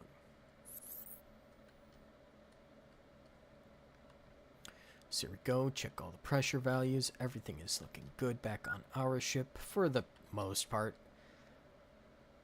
Let's see. So that door is preventing that portion from getting filled up. We'll have to see about adjusting that in the future. You see, that's why I keep going and ranting about, eventually I'm going to have to expand out the ship just to put an engineering section in that, surrounds everything as like kind of a tunnel that connects to a room where we have all of our, nitrogen and oxygen pumped through.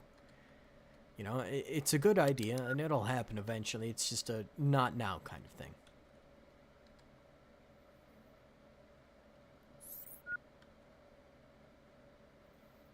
Goodness, she absolutely sucks at uninstalling things. She has 0 construction skill whatsoever. Well, I guess there's never a better time for her to learn than now, so we're just gonna have to suffer through this for, however long it takes.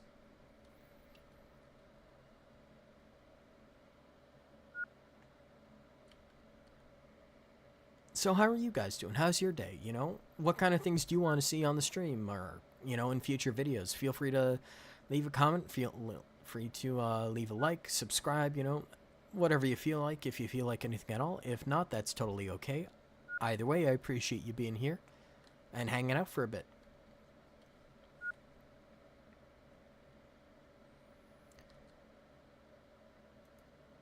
Goodness. Yeah, we'll deal with all of that in a little bit when I actually care enough to move everything properly out of the way. Okay. So we're going to slow back down to reasonable speeds for a second. And we can punch through this wall. Get us access to over here, see what's going on.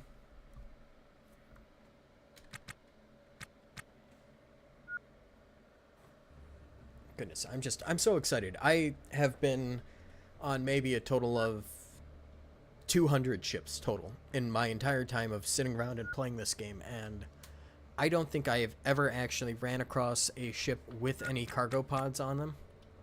So this is genuinely very exciting for me to be able to run into something like this. Let's see, nothing worth in that bin.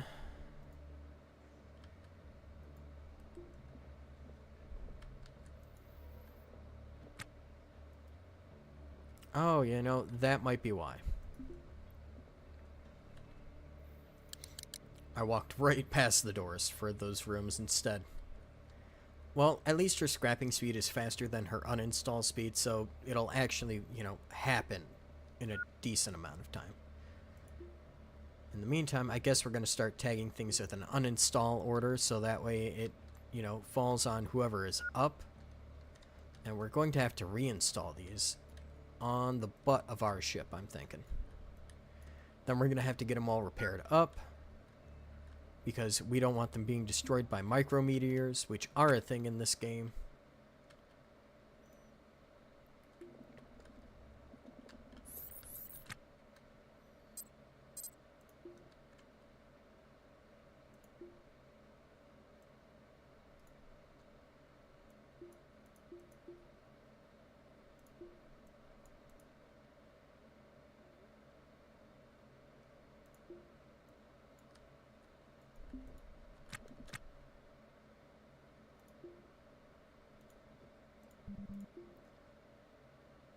Let's see.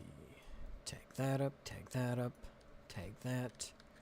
Let's say the cooler was in the corner.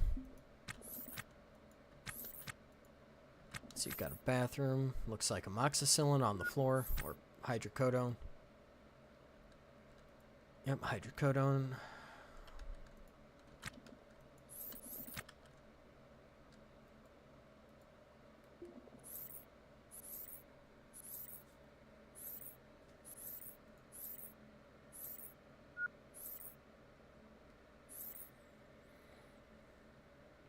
Now, I've never actually had any of these cargo pods installed on a ship, so legitimately I have zero idea what any of these things could do.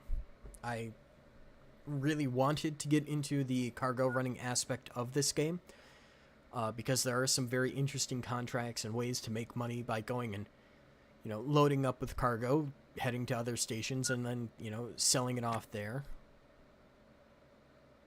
So let's just check. Okay.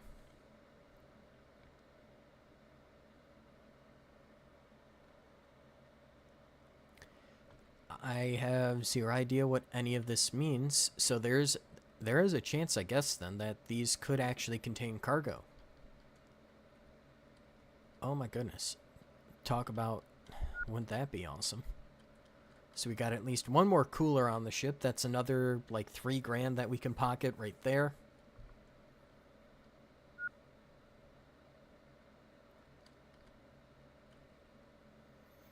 Speaking of, that reminds me, go look at our debt, pay off the local OK legs. $769,000 in debt. How lovely.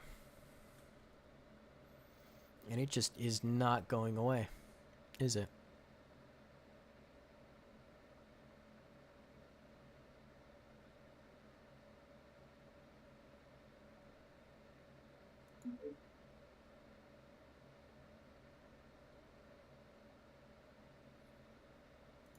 I mean, we could start to pay off some of it. And I think we might. Just to make things a little bit easier.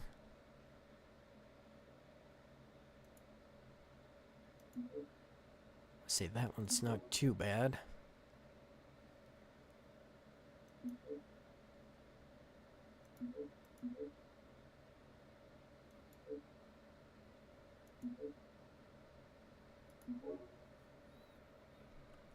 There we go. I mean, you know, it's not much, but it's some of our debts cleared off, and I like to think it's the thought that counts at this point.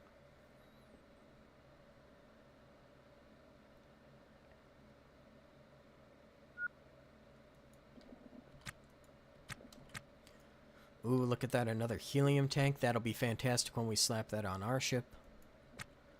Because now that we have a reactor on our ship, we do need more helium. And we do need more helium setups. We'll also tank conduit off as well. Because we don't need any... I don't think we need any more You know what? We'll take it anyways. We could probably use more conduit on the ship, if I'm being honest. Are those just uninstalled? Yes, they are. Fantastic.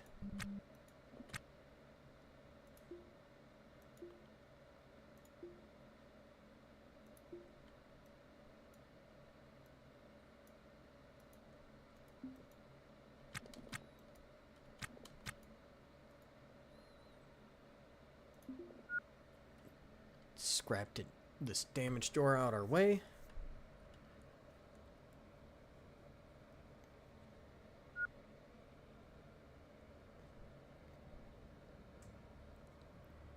Now the funny thing is and I know I'm doing the math in my head, and the math is probably going to work out the way I'm thinking it is. There is a good chance that over this entire run that we are doing right now to just go out and scrap and gather as much as we can, that we are probably going to just break about perfectly even. And that is a reality I have come to accept. However, I will also take...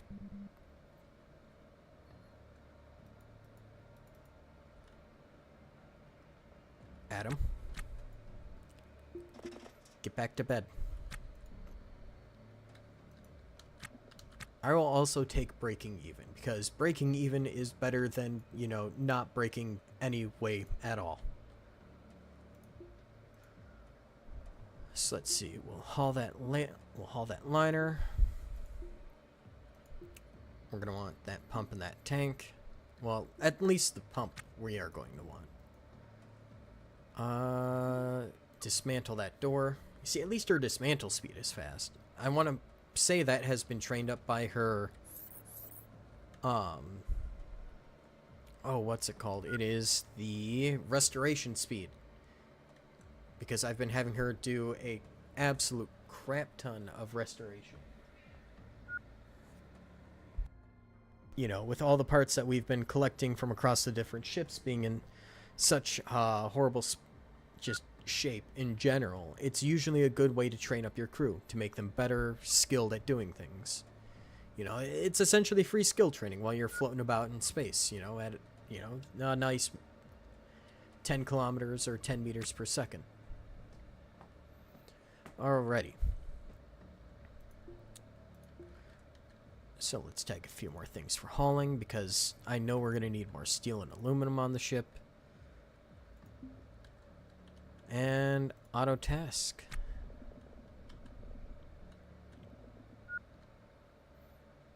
And hey, she has a coffee. Not bad. Thought I'd get her moving a little bit faster. Sure, she's working on the cargo pod. That's going to take her a second. So we'll crank speed up to 16. And I will be right back. I'm going to go fill up my tea with a little bit more cold water.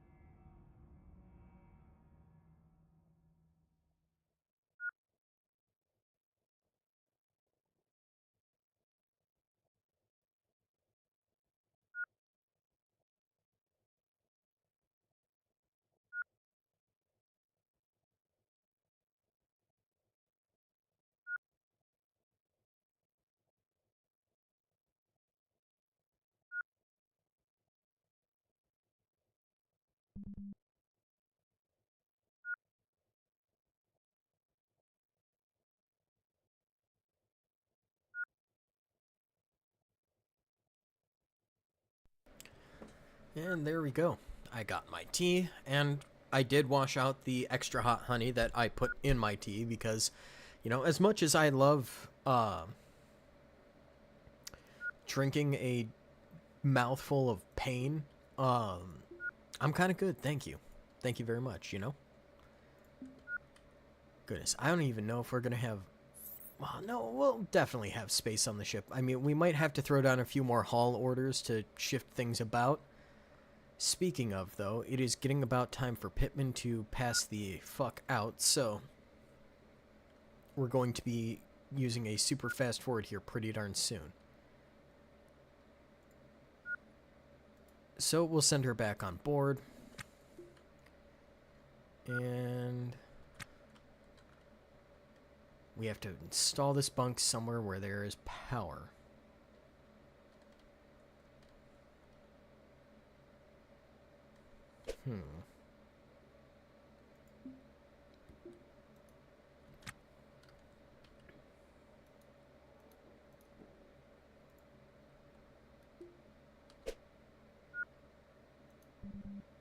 Sure, that'll work. See if she can't get that installed before she has to go to bed, and then we'll skip past all of that so that way we just don't have to sit here watching 3 people sleep for 4 freaking hours.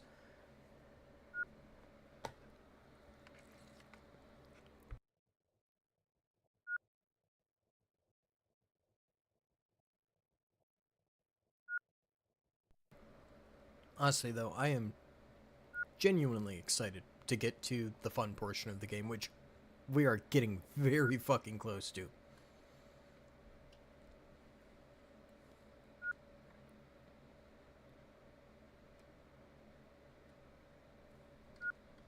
And you know, while we're at it, we'll take her helmet off, so that way all the sounds of the ship in space can actually come through.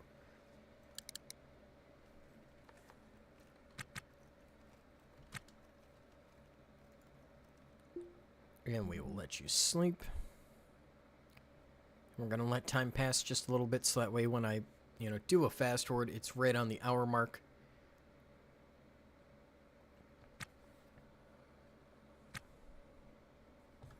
Or, you know, and I don't care that much. I'm not going to be that neurotic about it.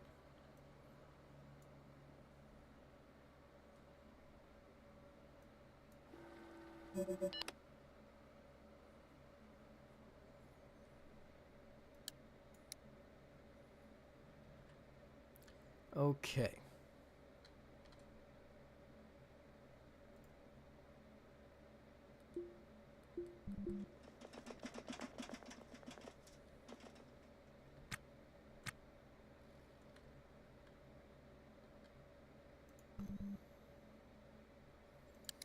Let's see. He's only drowsy now, only as if he's been up for, you know, what is it? 24 hours? That's not bad. It is a definite improvement. We're starting to get to, you know, a sustainable portion of the game. Have him go get a drink. Have him use the toilet. And come on, come on, come on. Go back to bed.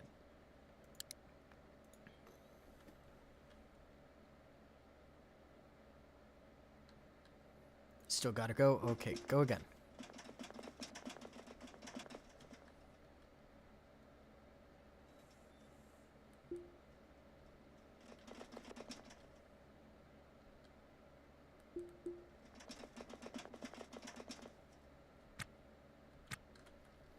There we go, because admittedly, if we don't have our crew go to the bathroom, they can and will die. I actually had one of my characters die from having an impacted bowel, which is kind of funny if you think about it. Very tragic, but also in its own way kind of funny. Man literally did not poop for long enough that it actually just killed him in space.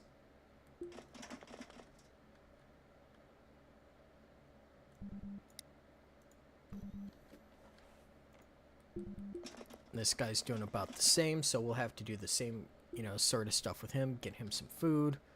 Have him use the toilet a few times.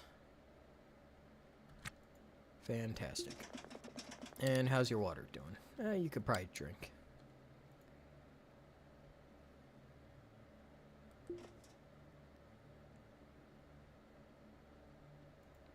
Yeah, we'll just use that one more time. And then we're going to put Andrew Grossman back to auto task.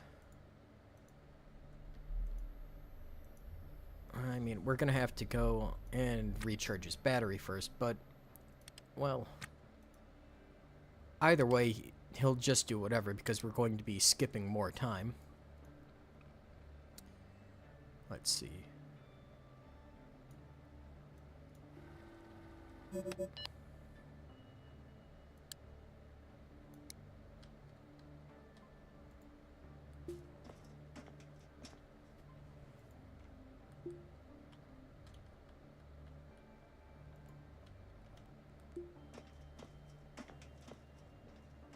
If we look at our roster time, yep, Pittman can get back up and get back to work. Granted, I want to say Grant missed out, or Gross missed out on a little bit of sleep, but it's fine. He can shut up about it.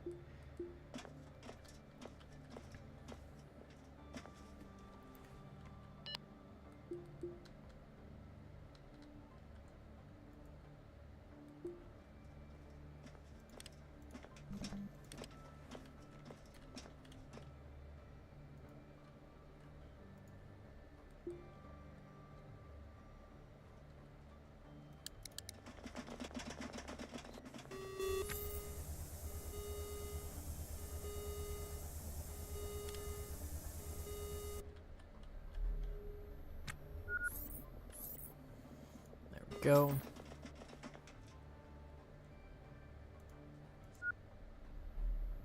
And Pittman will do fine whenever she decides to get back to work. And how's Adam doing? He is almost slept back to normal, so we'll be able to actually have our captain up and about and actually doing stuff probably... Oh goodness, I want to say by noon today on the 12th. Which isn't too bad.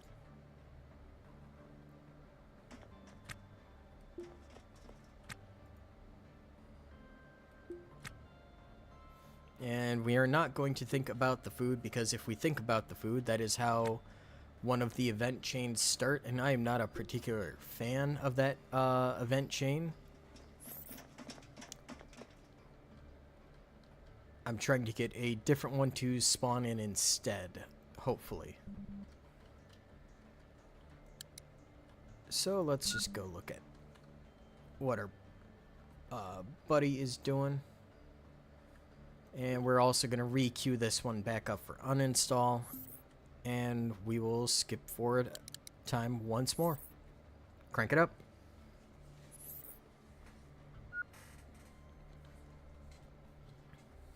Goodness, I'm so excited. I mean, never in my wildest dreams did I think we would come across a cargo liner that actually had, you know, $500,000 worth of cargo, just containers on it. Which reminds me, as it is a new day, we will have to pay everyone's fees. Yeah.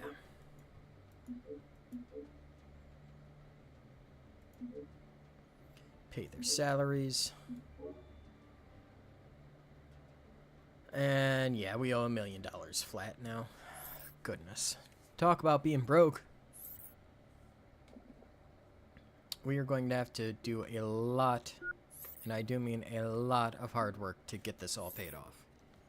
And it's all the stupid death benefits fee. You see, apparently, if you don't pay them their death insurance right when you hire them, you start to build up late fees on it. And those late fees never go away, and they only stack up, and you only owe more. So, unfortunately, when I hired 4 crew members on, I agreed to pay, give or take, around $200,000 in, $250,000, let's say, in death insurance. Which now, due to the fact that I haven't paid it for, I don't know, a few days, and it also accrues more with every single shift, that's how we owe $1 million.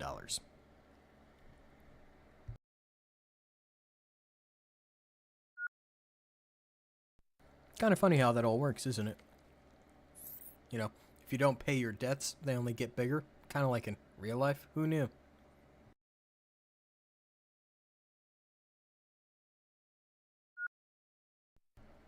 Now, I don't know why he hopped up there instead of just doing stuff down here. Honestly, sometimes some of the pathing for the AI is a little bit weird and janky in this game. But I don't mind, though. It has its own charm to it, you know?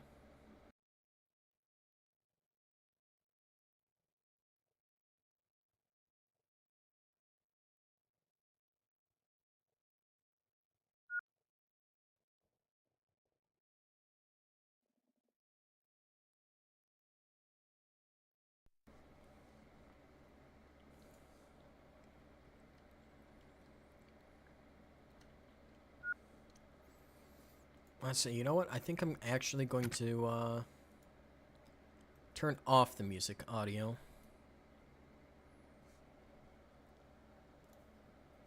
And we're just going to play my music playlist in the background.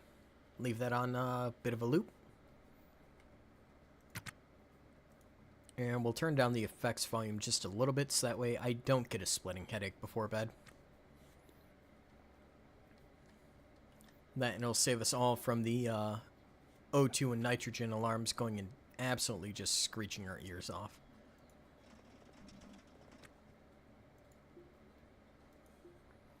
Yeah, no, Pittman, it is time for you to get back to work.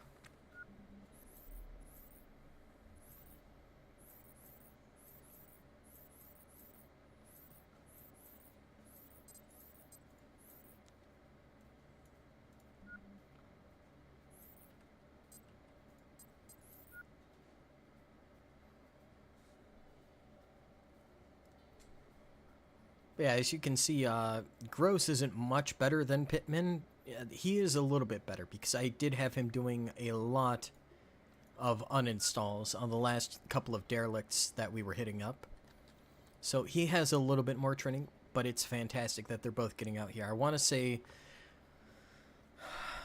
I actually don't know what the highest multiplier is for the uninstall speed. I wish I knew.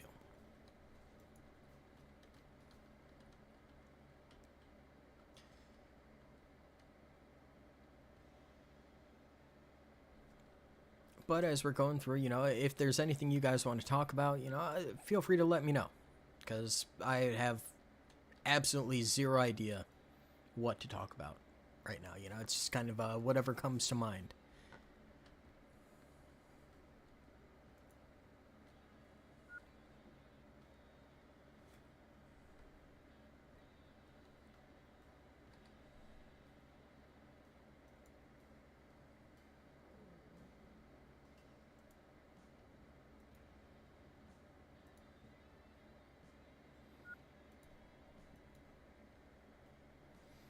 Oh, there we go. Apparently the chat was bugged out, so I wasn't able to see it there for a good second. So that's what was going on. Hey, Van, you know, it's been a while.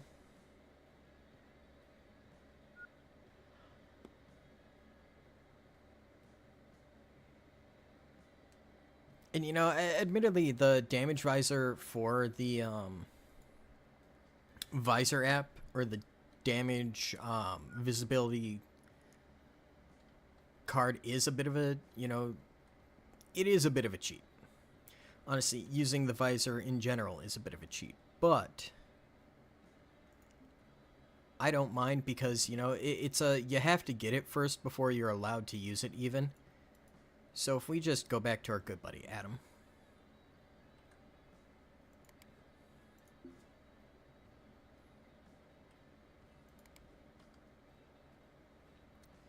Let's see, we have damage visibility and we have the tier 3 modded. So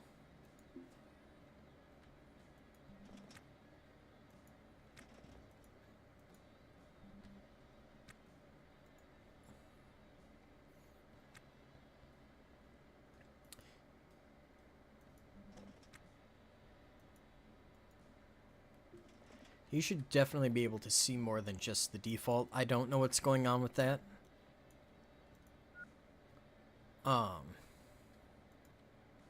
That's a bit strange. I mean, yeah, this is a little bit cheaty, but I mean, you're going to be able to see eventually the entire ship anyways.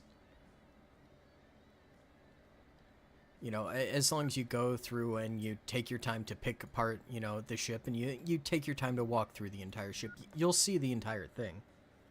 Admittedly, I do enjoy playing the game without the fog of war that naturally is programmed into the game. That's more of a personal preference than something you should probably do. You should probably leave it on if it's your, you know, first time playing, or if, you know, that in general is how you enjoy playing. For me, I just can't bring myself to do it. I don't like it. I don't enjoy it. I'd rather just be able to see what's going on the whole map. I mean, to be fair, it also makes sense when you have a ship that is this large of, I need to be able to see what's going on in all corners of my ship at all times. Because if I don't, then I have to send my guy on a very, very, very long walk from one side of the ship to the other.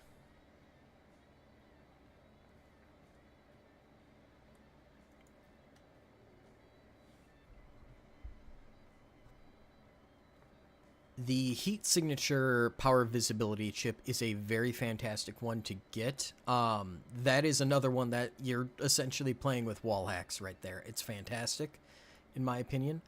By far, I think my favorite of the chips that I have ever found is going to be the price visibility chip, which is normally what I carry on our good captain, because it allows us to see, you know, on a good color gradient what exactly is actually worth money and what isn't worth money. And I want to say the most expensive thing that I have found to date is by far going to be the random reactors that I've found floating around the place.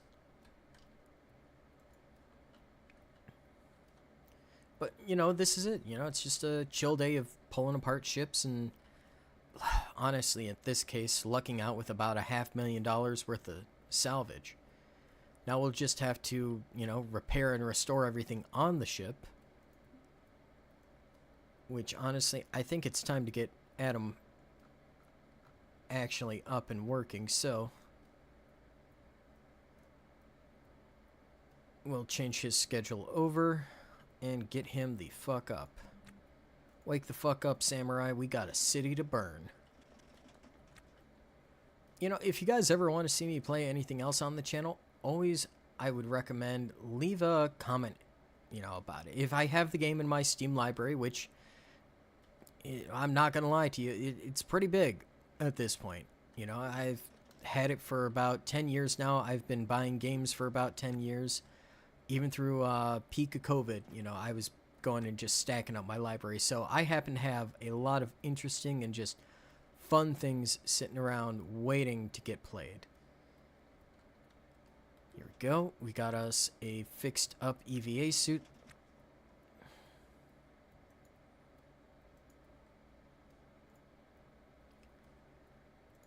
There's a helmet. We'll stick that to the clip point. And I want to say somewhere over here I did have... Where did I move it? Where did I put those? I know I had it somewhere.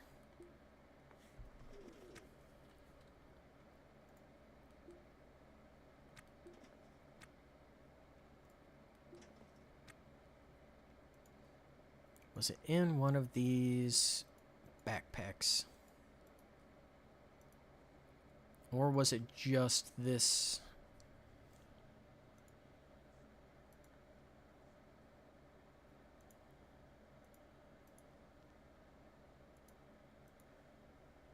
Yep, this is the one that we wanted instead. Fantastic, because this actually has the CO2 filter in it, and that is a major concern. If you don't have a CO2 filter on hand, you might as well just sacrifice your guy to the void.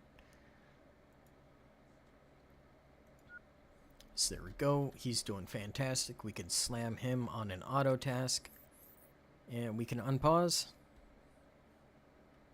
Once again, turn off the fog of war. And now everything is going to get uninstalled on all these ships, which is just a thing of beauty. Honestly, it genuinely is. So the batteries I have here, they're set up in a very unique pattern. It goes battery, wire, battery, battery, and then there's going to be another line of wire running down the middle. So there will be, actual tracks between the batteries to keep, an available, like, walking path. I'm trying to make sure that when I do have time and when I am building out my ship, I am building it out, a little bit smarter than usual, I want to say. Normally there's a lot of just, oh, hey, you can throw things wherever you want, slapdash, and it's fine. But I'm trying to be a bit more careful this time.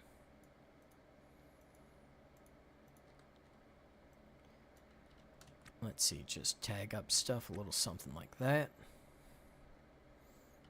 Oh yeah, no, there has been a lot of consideration thrown into where things go on this ship and how they are laid out. I mean, like I say, there was a time where I took a whole, like 3 days just to go and, film and get everything set up because, the most of the behind the scenes of the episode was dealing with a full up ship like we have now, which it takes hours, legitimate hours of gameplay to go and to fix, because it's not just a, oh, hey, I can queue all this up and eventually it will be done. It's a, I have to sit down, I have to micromanage and figure out where do I want these batteries put? Where do I want these conduits put?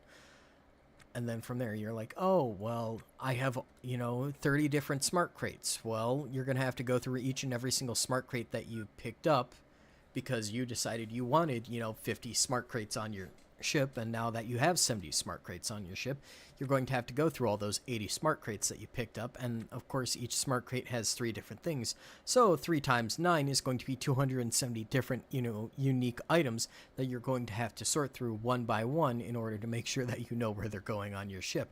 Of course, by the time you're done with all 500 items, it never stops. There's a weird exponentiality to this game that I don't think you could ever predict. And it probably only happens in some unique cases like mine where I have decided to, build out something that is this massive.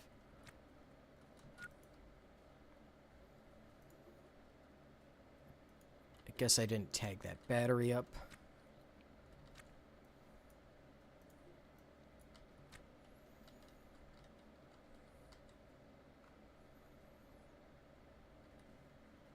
And yes, we are still going to take the little $5,000 thruster because, every single dollar at this point counts. I mean, we have a legitimate $1 million debt on top of the $300,000 that we owe on our regular ship just for the mortgage itself. But there we go. That should begin it. And I want to say the nav console is there. We're going to want to tag that up. And there was a little bit in here that I wanted. I didn't tag that for an uninstall. Where was that? Oh, there's a thruster, heater, cooler, loose.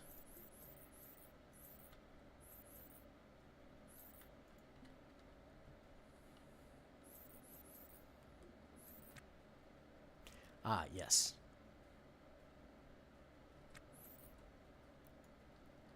There we go. Silence. Perfect. We're just going to turn off all the sensors for now, and that means everything on the ship will turn off for a minute, which we'll have to fix eventually, but for now, that is perfectly fine. I don't mind.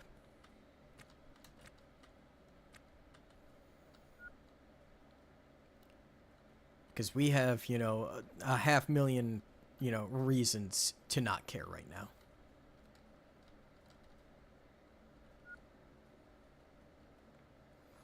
Now, this admittedly is part of why the game is throwing up gang signs. It is not happy that things are getting stacked like that. Ideally, everything should have its own unique floor space. If it is a 4-space item, it should have its own unique 4 tiles to be on. Oh, shit! Peng Zamora is up. Fantastic. He is a shipbreaker, so we can talk to him. We can see about hiring him as a crew.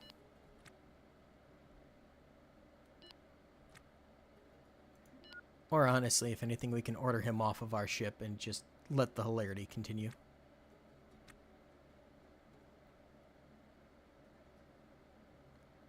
And now he's freshening up with our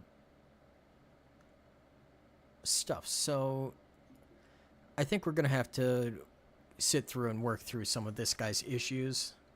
And we can just bag ourselves an extra crewmate.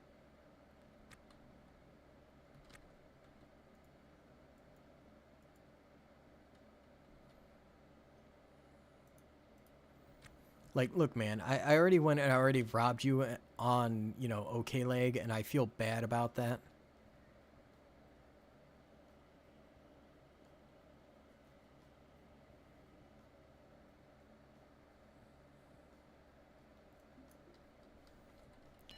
You know, honestly, it has taken this guy a while to wake up and get off his ass. I mean, he was absolutely piss drunk when I robbed him. And so now I'm just trying to be, you know, a bit nice and, you know, pay that back. Because, I mean, admittedly, you get shanghaied into the middle of space, you know, might make you feel a little bit scared. So we'll just run through some of the gambit while our crew works in the background.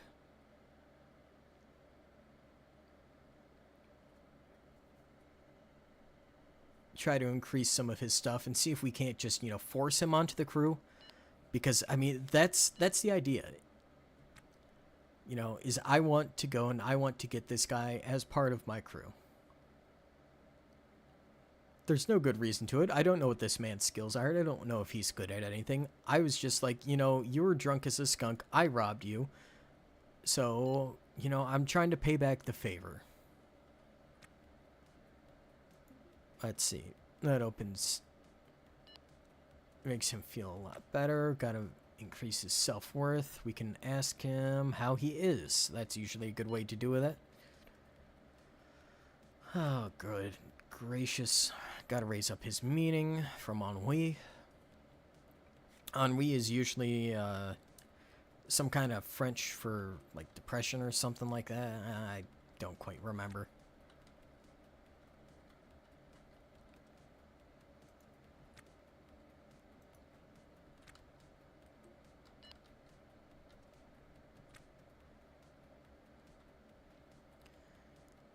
Yeah, he feels humiliated, which is fair. I mean, I did just take all of his shit while he was laying passed out drunk on the floor. I mean, I would feel absolutely humiliated if that happened to me, but, you know, also that's what you get for getting drunk and passing out on the middle of the floor.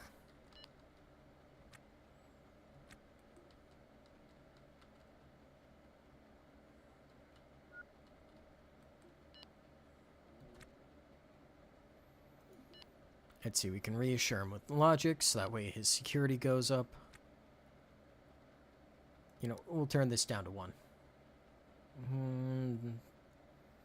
Not about us right now. We are not focusing on any of our needs in this conversation. We are going to try and calm this man down.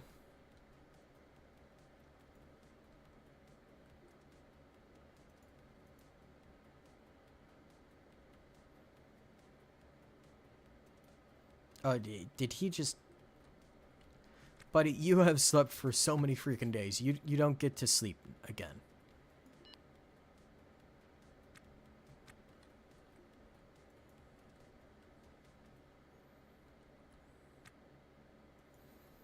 Because at this point, if you don't do what I want, I am just going to gun you down, Peng.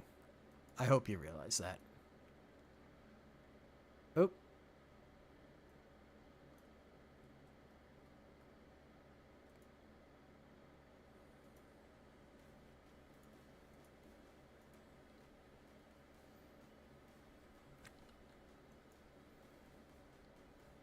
Oh, yeah, no, now he's drinking random shit on my ship. Okay, that's it.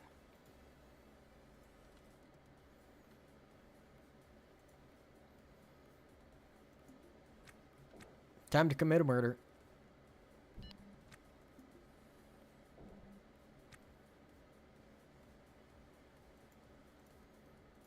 You know, I was hoping that you would just agree to becoming part of my crew, and now you're bleeding out all over my fucking ship.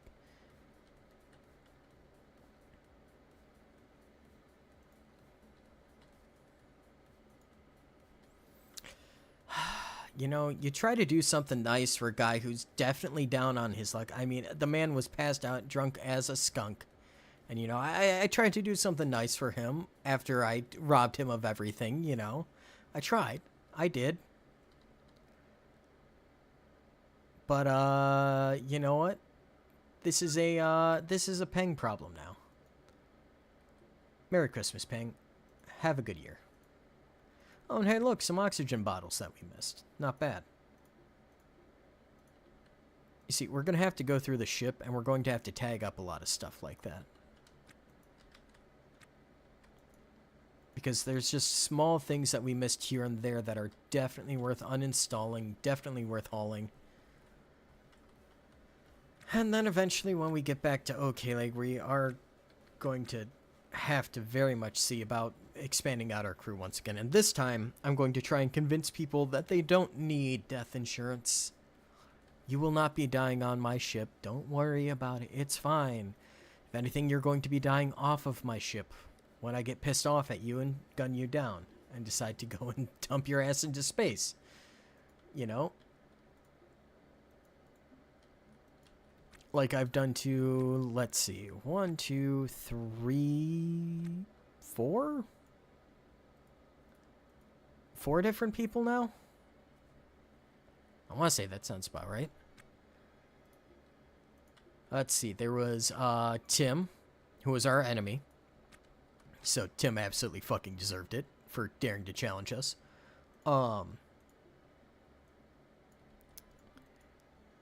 Then there was Pope, I want to say. No. Alvin Pope, he's alive. I just dumped his ass back on the space station, butt naked, because he was being a little shit. So I just went and took everything from him and, you know, sent him back home. Surprisingly, I think he's the guy who turned out to have the greatest story out of anyone who has been on my ship.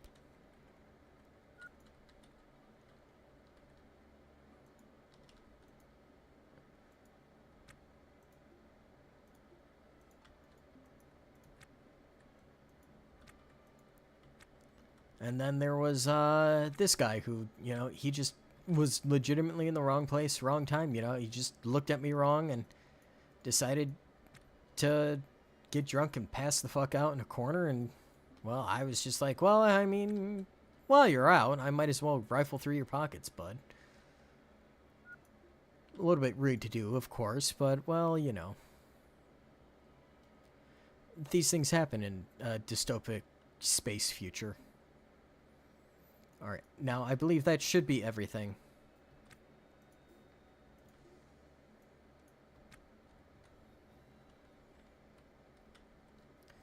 Which is fantastic. I am so excited for this. Honestly, I think we might head back to OK Lake after this and try to repair everything on the way. And there is another thing that I can tell you right now about these storage containers off the top of my head. You do not want to sell them straight from your ship. You want to pick them up one by one, haul them into the cargo container terminal, and apparently you want to sell them individually, one by one.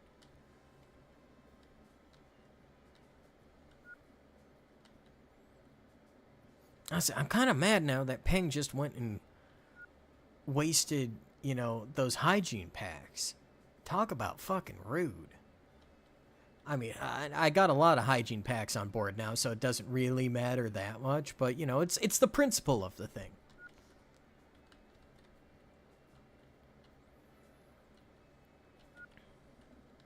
You know, maybe I'll have to leave a comment or something in the Discord with the developers, asking them if we can set it up so that way, you know,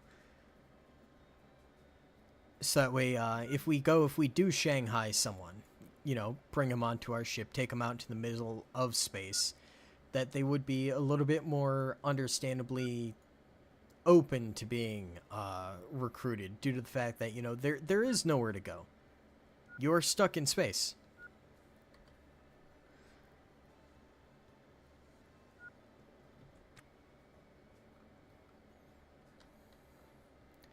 And we are going to dump... Well, I mean, it's better than nothing. We'll see if Pittman passes by. We're going to have to replace her battery on the fly.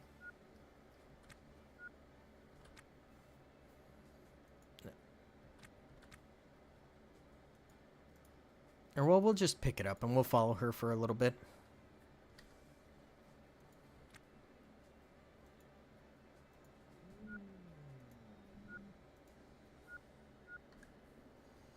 Because I want to make sure that, you know, our crew don't die a horrific death. Because I already have a lot of money that I owe. It is so fucking much. But you can just see, like, I have been a very, very, very busy bee with this ship. It is larger than OK Leg. Oh yeah, no, that's another big thing, is you do not steal my atmospherics. You do not steal my nitrogen and my oxygen.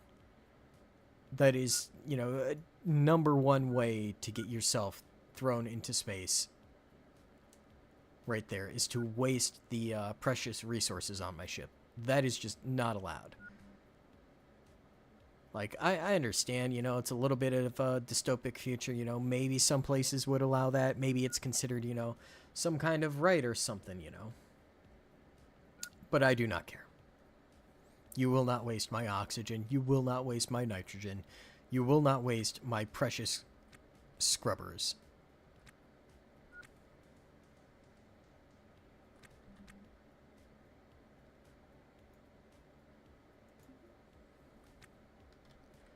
And while we're at it, we're going to have Adam go and check out our messages on the nav station.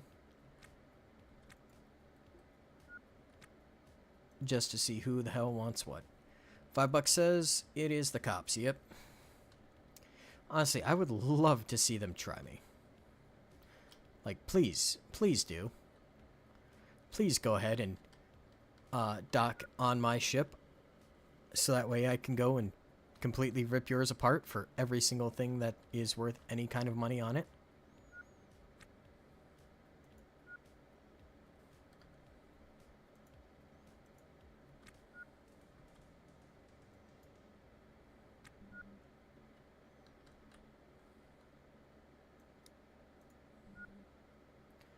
Okay, everyone has put everything down. I mean, you know, I do try to be a little bit reasonable.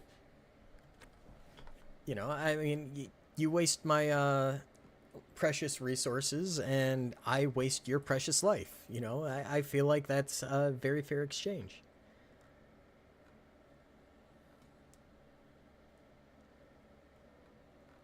Oh, yeah, no, the police are very, very, very rude in this game. If you make enemies with a lot of police when you are going through the character creation menus, you are going to have one hell of a fucking time. Because they will just go, they will bother the shit out of you, they will find the shit out of you, and they will treat you like their bitch. Like, there's no polite way to go about it, and no polite way to put it, but they will go and they will just treat you like a giant sack of walking money. Granted, that's also just called, you know, dealing with any kind of government ever. But you can usually go and set them pretty much straight. I mean, here, let's set ships to call signs, so that way it's a little bit clearer.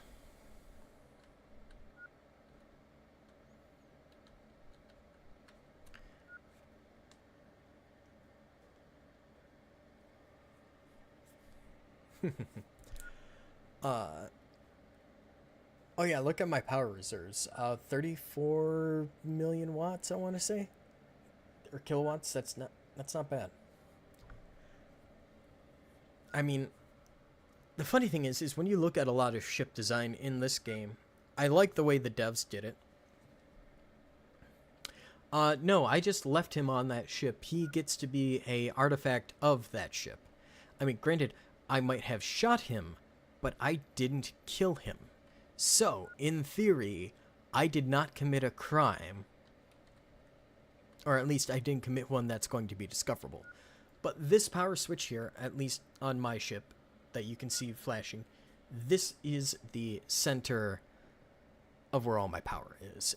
If you go onto like 90% of NPC ships, they all have something very similar where all their power is routed through one single power box. And if you unplug that power box, hilarious shit fucking happens.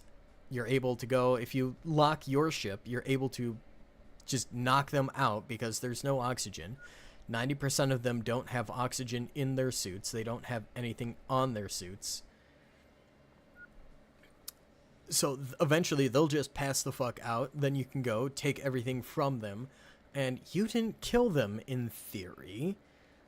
You haven't done anything bad. It is the vacuum of space that has killed them.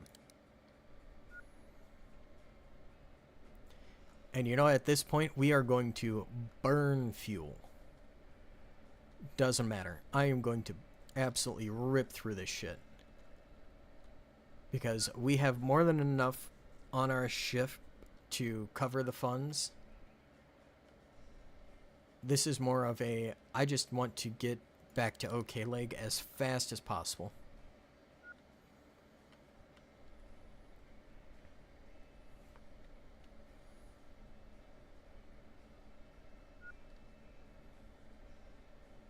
So go, pushing 300 kilometers per second. Not bad. Gonna crank our VCRS in a negative.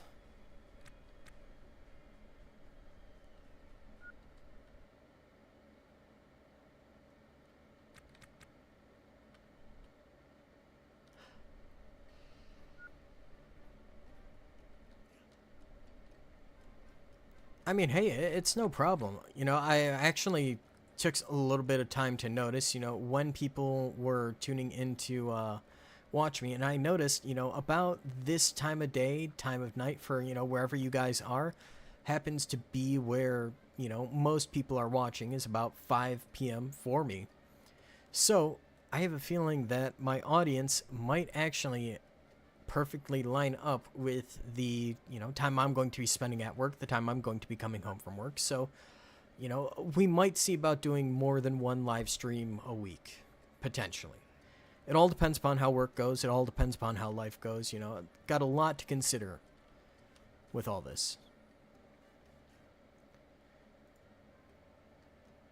Yeah, like, look at that. A fully repaired cargo pod is $20,000. That's not bad. We have 15 of these things, so at max, we just went from, you know, about $500,000.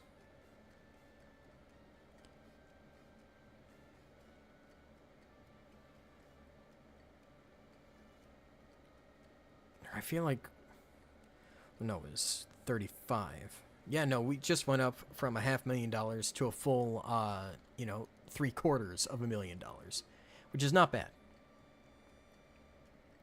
You see, I'm in 12 Eastern Daylight, or I'm in the Eastern Daylight Time. I'm in America.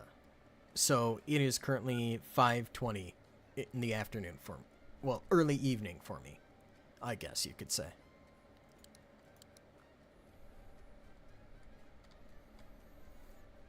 And we can we can actually use a lot of our thrust to slow down our ship.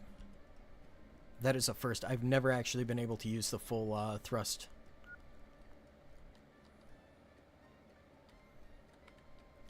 And for the type of security, the most I can and will ever say about it is it's just generic security professional.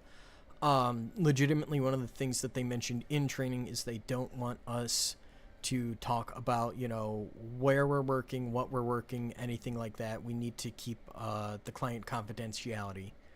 I mean, I'll give generics, you know, the odd funny story from work, stuff like that, you know, oh, hey, someone tried to sneak this in through the metal detectors or something like that. But, you know, we're going to try and keep things a little bit on the discreet side when it comes to my real life and what's on the YouTube channel, because this right now, this is relaxation time.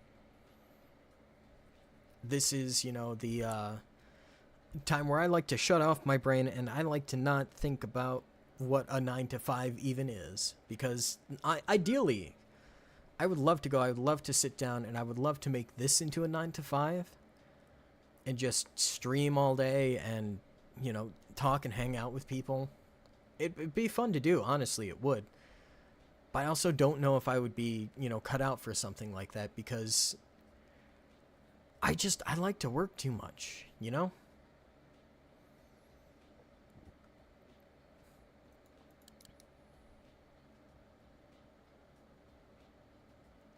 I'm going to be doing some actual physical security. I will be guarding a physical location. Going to be at a... I guess this is fine to say. I'm going to be working at a warehouse for a corporation. And I'm going to be working for a pretty large security firm here in America. The way it sounds is I'm going to be, walking around, checking garbages, making sure people aren't, throwing crap in garbages that's not supposed to be there, stuff like that.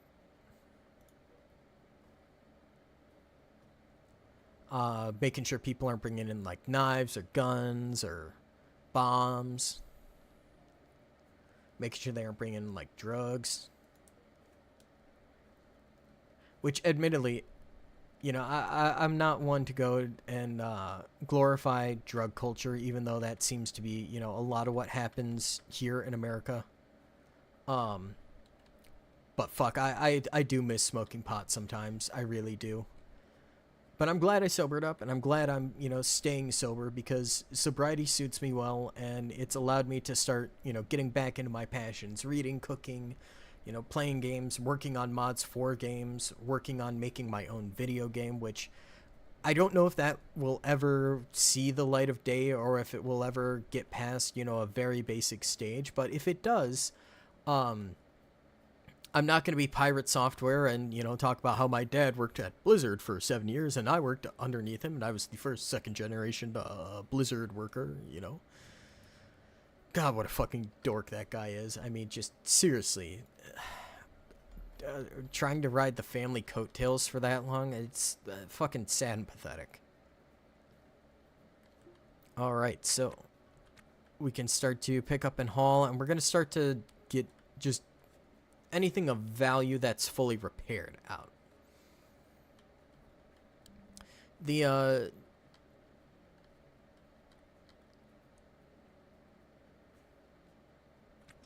why am I wanted dead or alive?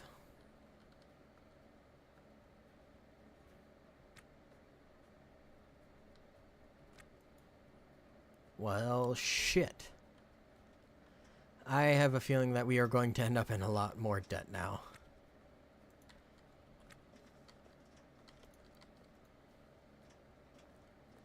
Oh yeah, no, honestly, if you've seen a lot of the stuff, I mean, first off, the Meat Canyon video mocking him, absolutely fucking hilarious, first off. But then he decided to, like, kind of embrace it in a weird way, but I mean, you can't really embrace being a double down asshole who just doubles down on the fact that he's wrong about all this shit. Yeah, no, we're gonna head over to the Port Authority. So, another learning moment for everyone on stream. Congratulations. We get a lot of these, especially with the fact that, we've been over a few different things. Yeah, no, it's probably the murder, but just in case, we're gonna make sure that it was the murder. So we're gonna head over to commercial, and we're going to turn ourselves into the police.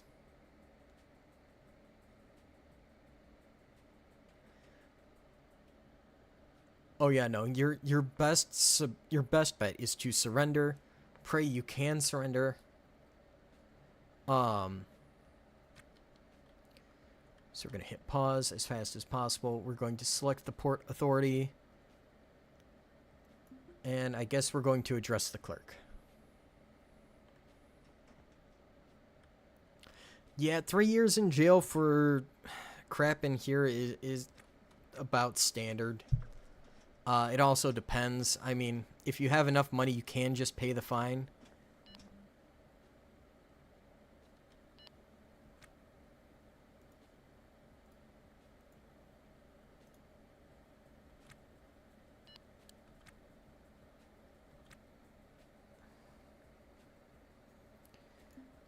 We will just surrender for my crimes.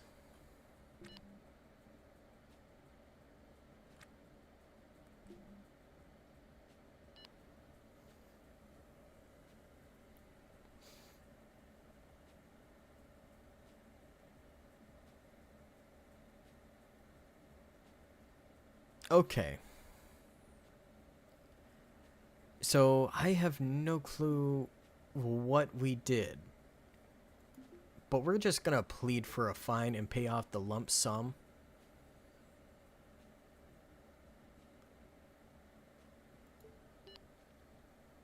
Because, I mean, we have the money. We can just pay off the lump sum. Oof. Honestly, the medical portion of this game, because I know there is a little bit of a balancing act to it and how you have to take care of yourself. That I haven't figured out yet. I know that supposedly you're able to remove certain debuff moodlets that you have on your character. But the fact that it's a $15,000 fine makes me believe that I might have vandalized some kind of ship or something.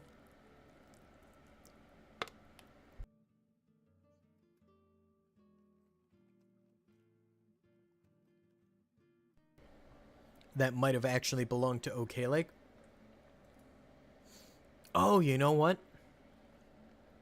I have a feeling I know what it could be.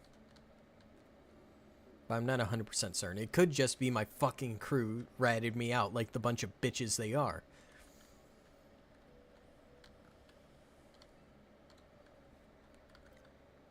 Good, my inventory is still there.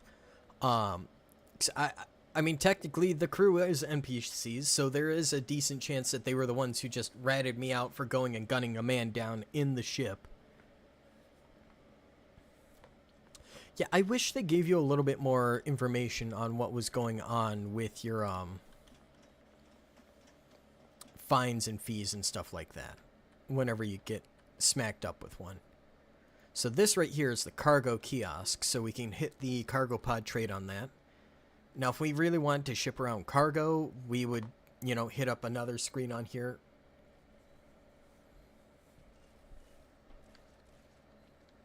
You know, it's kind of weird that, you know, going and breaking into a door and, you know, breaking and entering is the same charge as going and ending a man's life, you know, about $15,000.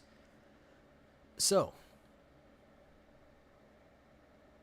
we don't have a visa, which means we don't get a discount on any of this crap. But if we wanted to buy ore, we could pick up ore for pretty darn cheap. Same with control systems. Then if we look down here, if we went to SVIR, or, oh no, that's Venus, right there, VENC, I want to say that should be Venus. We could get a 80% profit on any control systems that we bought. So at $20,000 a piece, I mean, that could be pretty tasty. However, unfortunately for right now, I have a bigger concern of just, you know, look at that. Loose, like new, $27,000.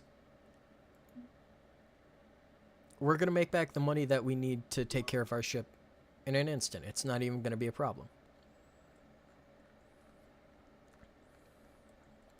But now if we scroll down and we scroll through, eventually... Yeah, loose like new. You see, if you don't drag them over, you only get, you know, partial credit for it. Like, that's some bullshit right there.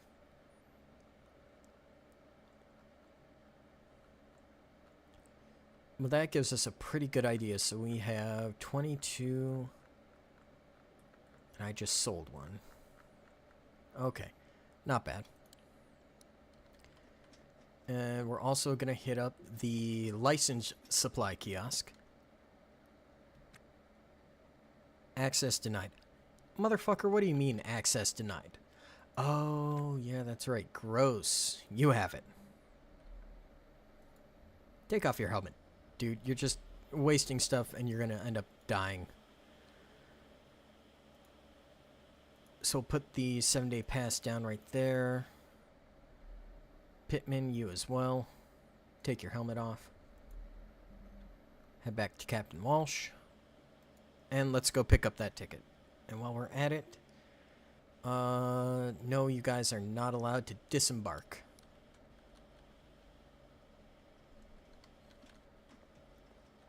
But I know, that is kind of whack to me that, you know, no matter what, it's just a, you know, flat $15,000 fee for whatever crime that you commit when you're out in space. I hope that the crime system gets a big revamp, especially with the fact that the devs have been talking about going and doing some combat updates, which seem really interesting to me.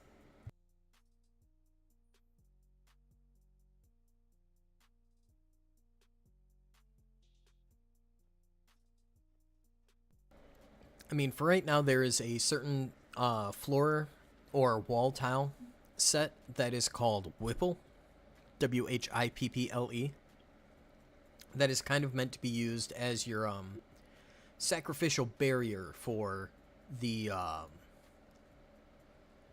what's it called, like micrometeors that are in space.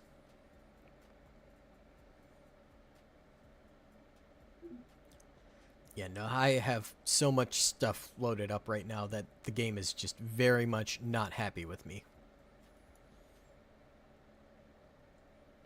But in order for us to get the best prices possible, this is where we are going to have to shop for a second. Let's see, we're going to sell that off. We don't want that.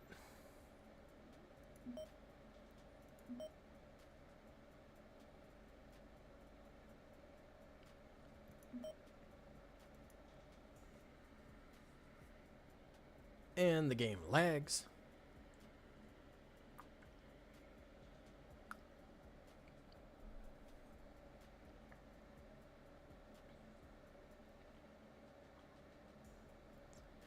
Let's see, so anything with the like new tag, we're going to end up selling. Like, look at that. You know, 13 air pumps at $1,500 a pop for, you know, a good $20,000. That's not too bad. I mean, I feel like I've definitely done better pricing-wise, but you know what? I'll take it. Hey, we can sell these rip handguns. I don't want those on my ship, just in case the crew get uppity. We can start to sell off the reactor parts. Brings us up to 50,000. Not bad. Start going through some of these crates.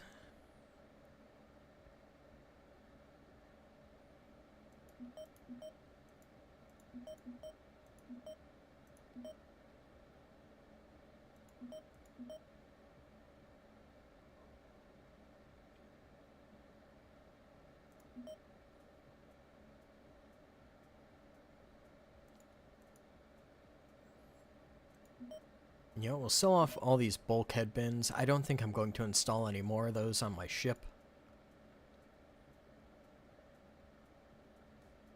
We're going to keep all the batteries because, you know, I really want to genuinely build out the amount of just battery capacity that I have. You know, it's a little bit of an obsession of mine to make sure I never run out of power or fuel ever again after having done a lot of both. You know, Chubbyville, that is something that is a very good thing to bring up. So, we're going to pause for 1 second on the gameplay. And I'm going to pull up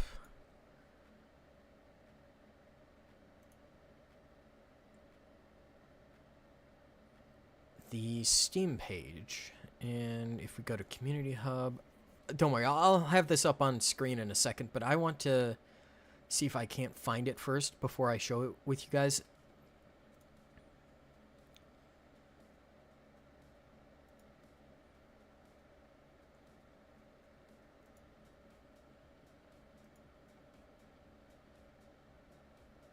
Here we go. Fantastic. Okay.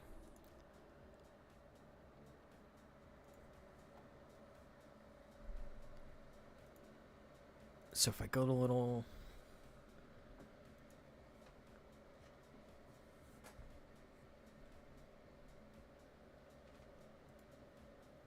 Yeah, there we go. Okay, so now that we are, looking at Steam and we can actually see what's going on. So this is the early access roadmap. Oh.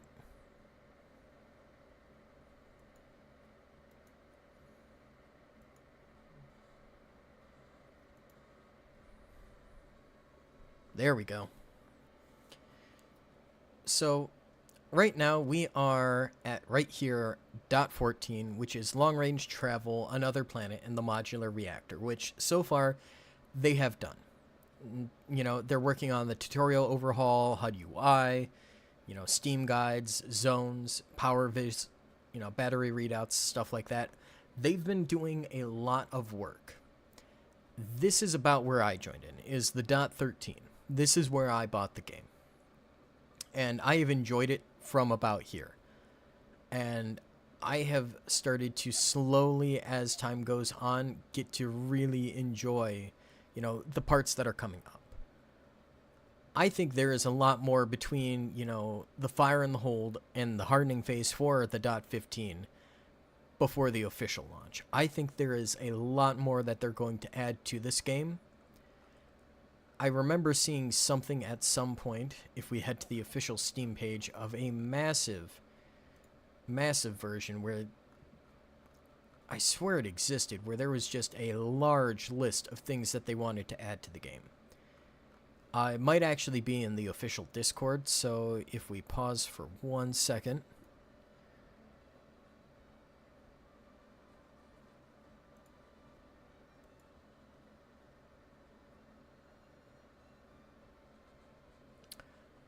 I mean, I don't know what you're talking about when you say blue floaty in space guy, because like I said, there is a lot to this game that I have seen, and there is so much that I haven't.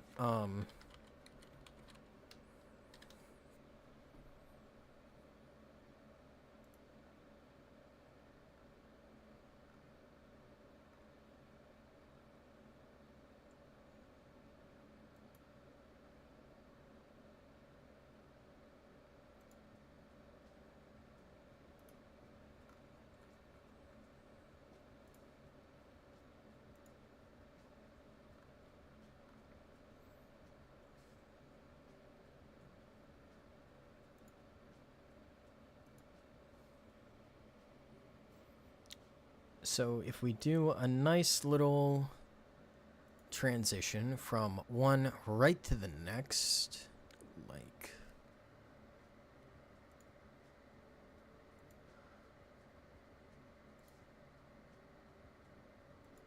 I don't know, I guess it's a different kind of capture. Okay, so...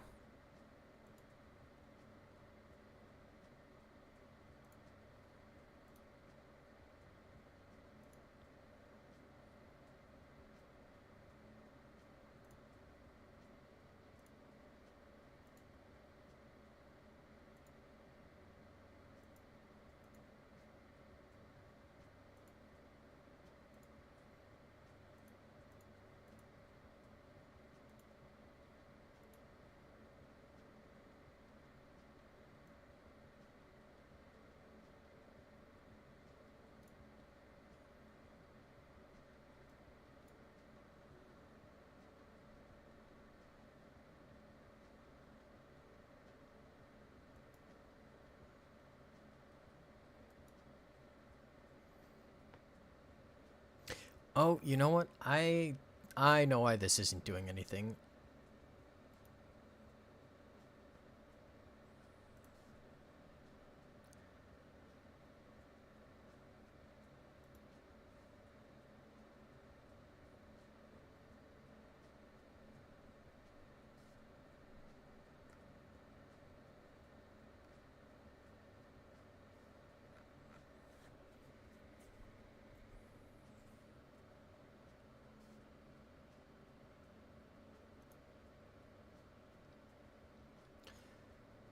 So I can't pull up my Discord right now because I have it set to streamer mode, so that way, you know, just in case, you know, things don't get captured. So we're going to have to get a little bit creative. Well,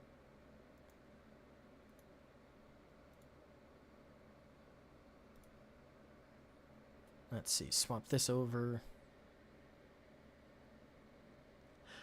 You know, that honestly, that could be, because I've seen and I've heard that there are a few different supernatural events that are going on.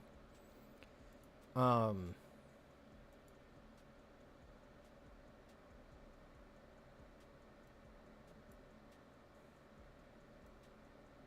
oop. There we go. Just that way I can kind of control its getting seen.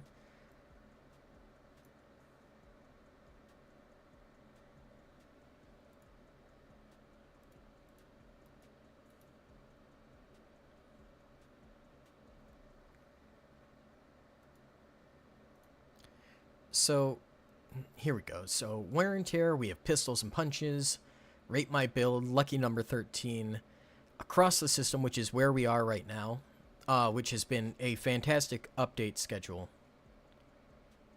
to me. And no, I do want to talk about this because, you know, I love this game, and I want to see the future of this game, and I love what the devs are doing with this game.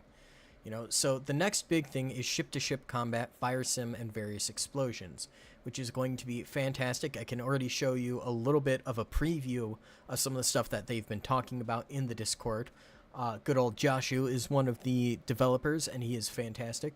And, you know, they have a .16, 17, 18, you know, there's supposed to be a lot more to this that is coming up, but they aren't certain what they want to go through just yet, so we're gonna swap back to that. And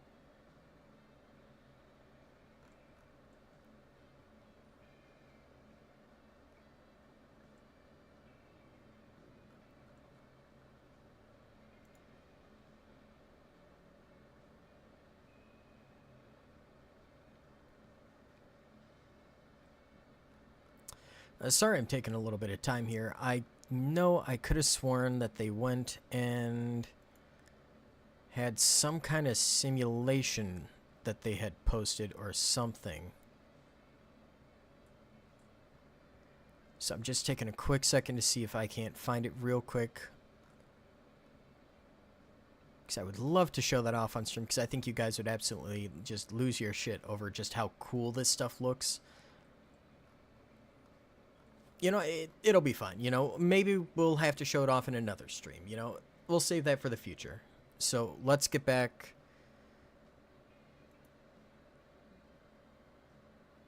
Let's get back to the game, why don't we?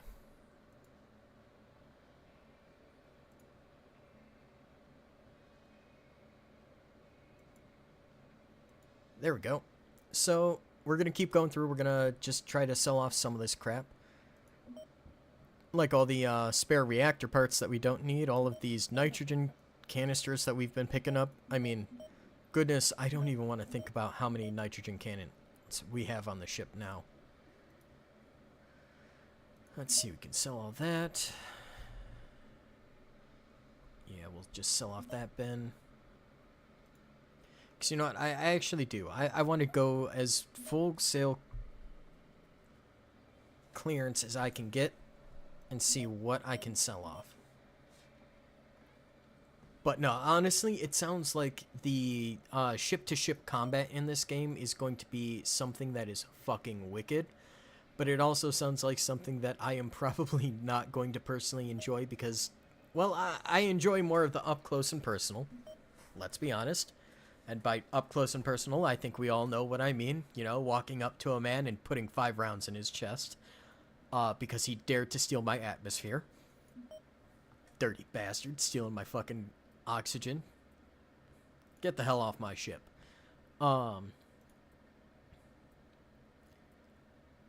Let's see.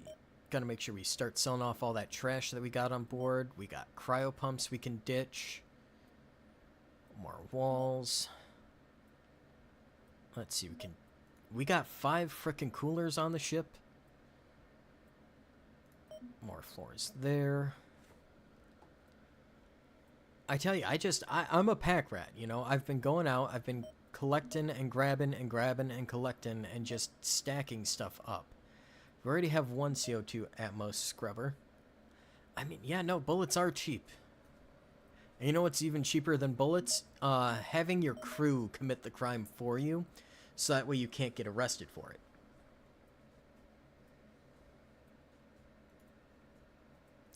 Which, I mean, in theory, that means I could just sacrifice my, crew. Oh, look at that. We can actually start to sell some of the things like the crypto tokens and the contacts at this main console here. Those are always worth good money to sell. Let's see. We can sell these RCS intakes. Because I think we have enough now on our ship. I feel comfortable with the amount that we actually have for once.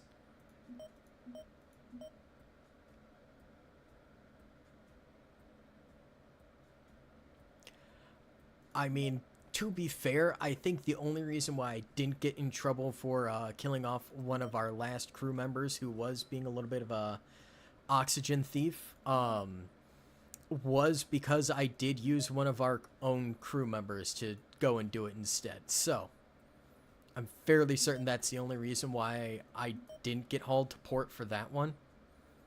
And why I got hauled to port for the other one. Yes, you can. The crypto tokens, you can sell those. Honestly, I don't think I'm going to sell them to the supply kiosk. I'm going to see if I can't get a better deal on them. Because I have a feeling the supply kiosk is not the place to be selling those.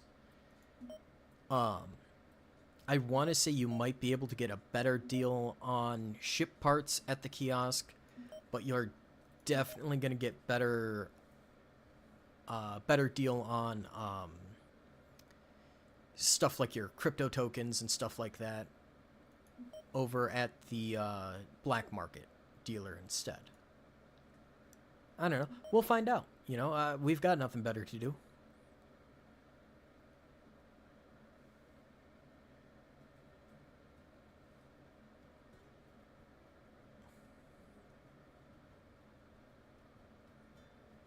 Let's see, we'll hold on to that pellet feeder until it's fully repaired. I mean, now that we have as much money as we do, we essentially have infinite money. Or we're on our way to having infinite money, so I'm not too concerned about it anymore. I mean, I want to say this is the first time across, you know, over 100 hours that I've actually had more than $100,000 that was going to be coming my way. Normally, I end up spending it all before. To be fair, setting up a ship, though, is a little bit of an expensive thing.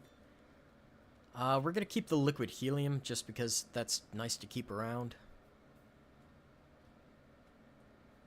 Let's see, another bulkhead bin set that we can sell. Yeah, we'll just get rid of that crate. We already have, you know, 1 billion crates on board. We need to go through them all.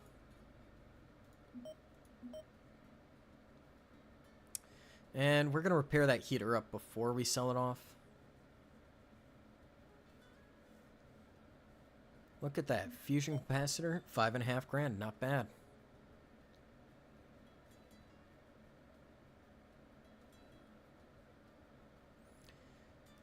Oh, shoot. I still have a Miria Hydra sitting around.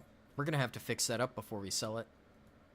Because those things, when fully repaired, they sell for a good $30,000 or so. So if you ever see one that's, you know, fucked up and it is selling for under, I want to say like 25,000, it's usually worth buying. I mean, if it's under 30,000, of course it's worth buying.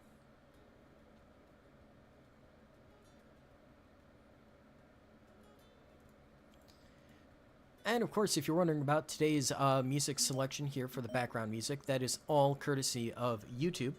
It is the fantastic copyright-free music from YouTube.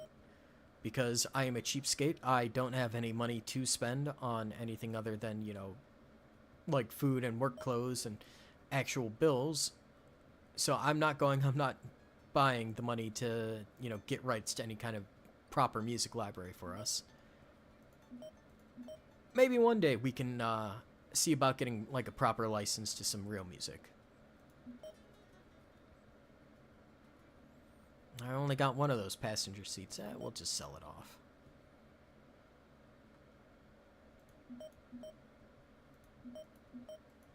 Oh no, I got all three. Oh, that's fantastic. Yeah, you're right. Copyright free for now.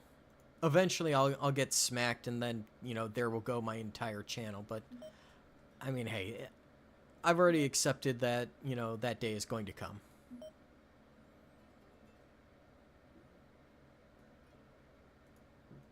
Oh yeah, also always check the drink pouches that you find on ships, because they can and will contain vodka instead of water. Because, you know, everyone in space is an alcoholic.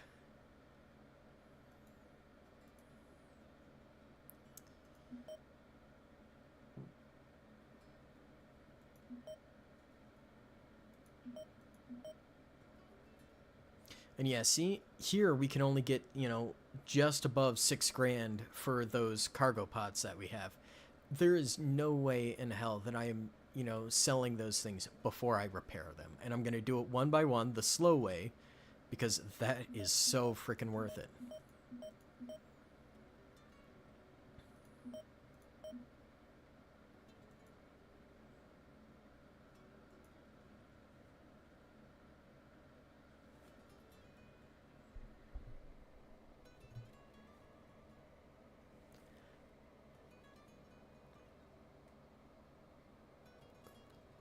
You know, honestly, I've seen a lot of strange stuff like that, and I'm trying to work on the music balance for getting the stream going.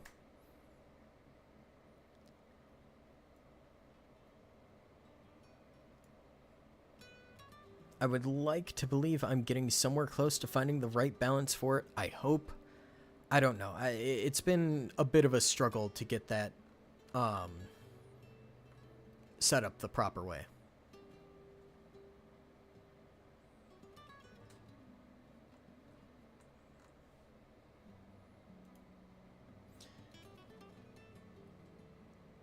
Though I did manage to finally figure out exactly what I was doing wrong with the videos and the volume for the videos. So that I want to say it's around episode 7 or 8. 8, I want to say it was. I actually managed to figure out the decibel volume that was required for, you know, proper background music, and I think I finally nailed it for that. I'm still working on it for the stream, so the streams are going to be a little bit hit or miss with what's going on with that. I'm going to have to, you know, really sit down and, you know, puzzle my puzzler until I figure it out. But it'll happen eventually, you know, all things in due time.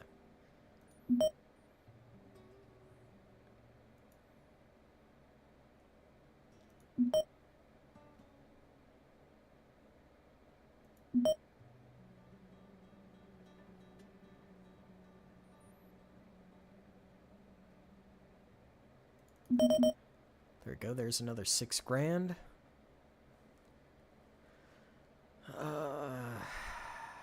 Goodness. I get very tempted to sell off those liquid helium canisters. Admittedly, a lot of the times when I'm putting the music into videos, it's more of a, I'm putting the music in for my own sake because I hate the sound of my own voice. I'm one of those people where if I hear my voice, I can't stand the sound of it. So it's to keep me from going and just driving myself absolutely insane hearing myself, you know, if that makes sense. Then again, I also feel like that might be a very common part of the human condition. I'm not 100% certain.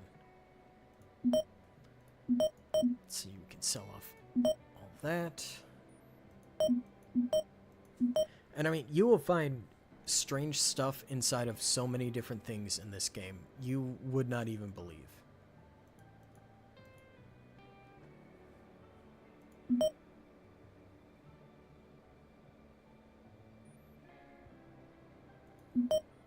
But ideally, I would love to, you know, see about getting just a really solid set of music, which I believe I have. You know, I'd like to believe that all the people telling me over the years that I have excellent taste in music, for the most part. I mean, admittedly, there are a few odd songs out there where I'm just like, this is very strange, but for some reason I vibe with it, and I don't care, so I fucking love it. Like, a good example is Ohio Shape. It's a crud bump song.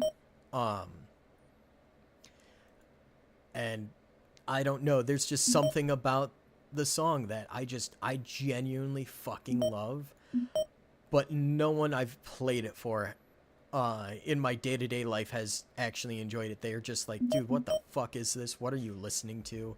How can you even call this music? And I'm just like, well, I don't know. It's just something I enjoy.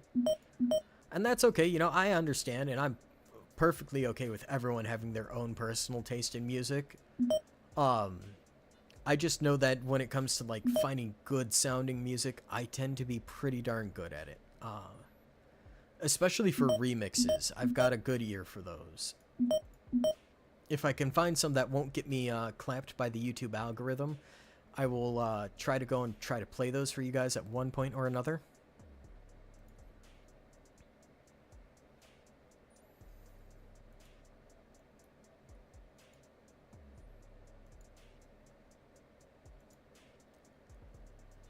Oh goodness, there is just so much crap on my ship. But selling off the amount of stuff that we are right now, I'm telling you right now, this is going to save us infinite amounts of time. Just absolutely infinite amounts of time, especially getting rid of all these stupid cans, because we do not need this many cans on our ship. Okay, you only have a screen and you fine. We're just gonna sell you. I can get more screens. I don't care. I don't need billy clubs. We don't do melee in this house. We are a 45 caliber household, you know. It is handguns only.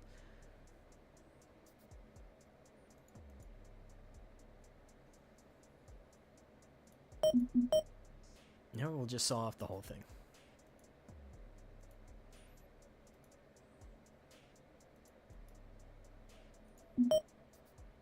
We aren't going to sell off any of the stir welders or soldering irons, stuff like that. At least until I can get my hands on another full set of Weber gear. Because I do want to see about getting the proper Weber... oh, what is it called? Friction welder, I want to say it is, or something like that. Just tagged on for all the crew that we have on the ship. Now, we could start selling the EVA suits, and I have a feeling that we are going to at some point, but not just yet. Well, I mean, maybe, I don't know. We'll hold on to it. Because, admittedly, I do like a little bit of fashion-scape, you know, a little bit of accessorizing with your dudes.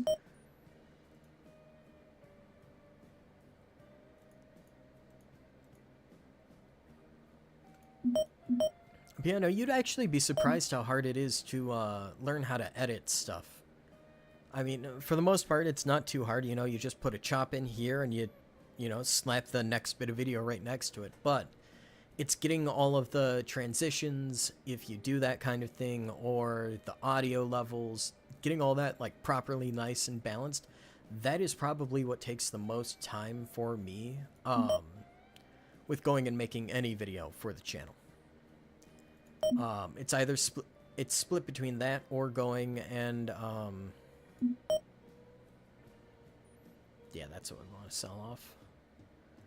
Sell off the machete, the tack knife. You know, it's just a lot of time spent going and making sure the audio balances correctly, especially after going and figuring out what the audio levels for the music, for background music, was supposed to be. Honestly, it is. This is a hobby that is a laborious hobby to have, but I enjoy it. You know, I genuinely enjoy entertaining people on the internet. I enjoy being a clown on the internet for people. It's, in its own way, it's kind of just something I always wanted to do, you know? I grew up, I'm 29 now. I guess probably haven't said that anywhere on the channel before. I'm 29. My birthday is in March. We will celebrate my birthday as if it is the 1st or the last of March. I don't know. It'll be a big old stream, though.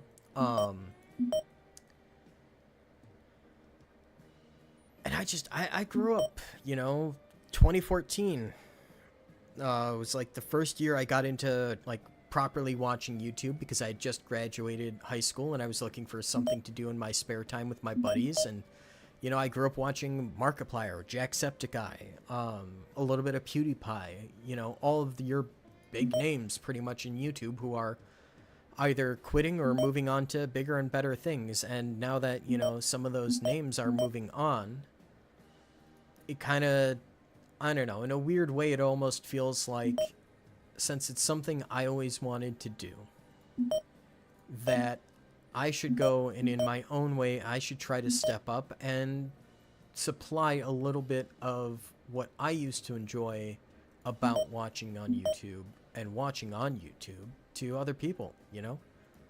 A little bit of a torch passing, if you will.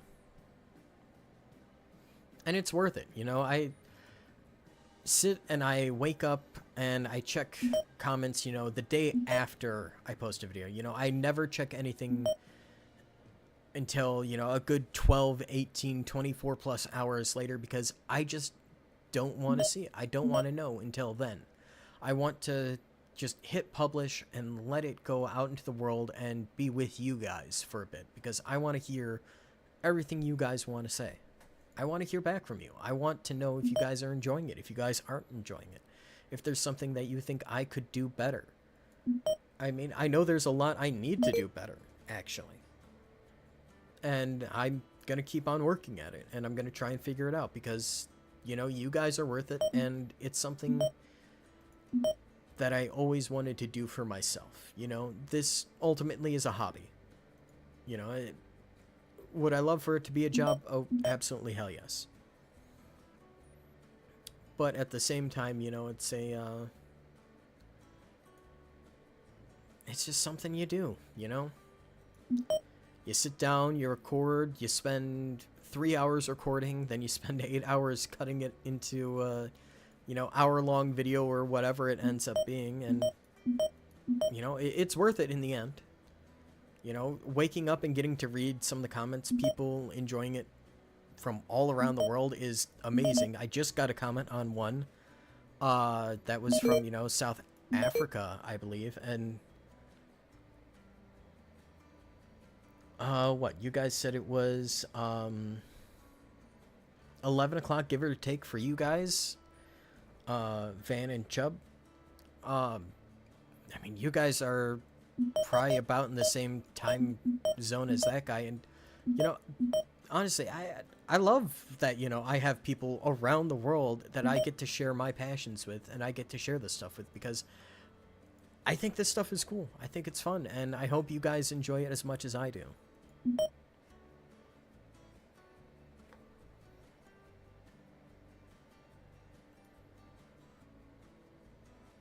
You know, what's kind of funny is I actually used to have friends, and I was working on comics for a while, back in the day.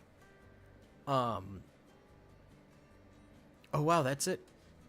We finally hit the end of everything that is on our ship. $190,000.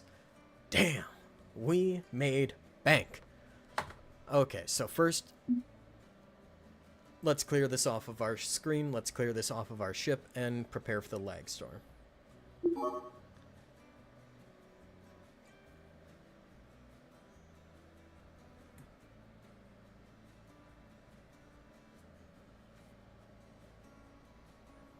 You see, that right there, the fact that I have, a viewer who is South African, a viewer who is Dutch, the fact that I have, multinational viewership, I cannot express how cool that is to me.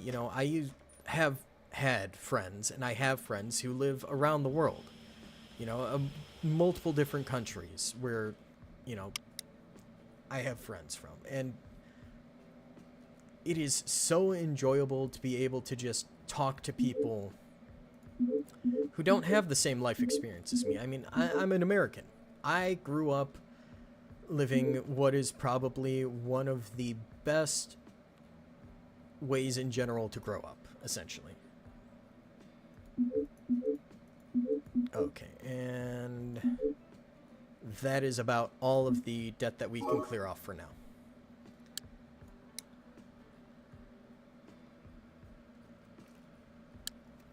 And I can vaguely understand what you just said there, Chubb, only because I took German back in high school.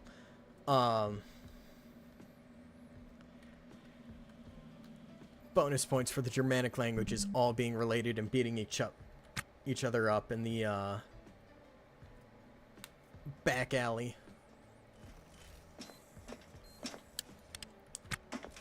Alright, so we'll set Adam to an auto task and start to get all this crap repaired down here.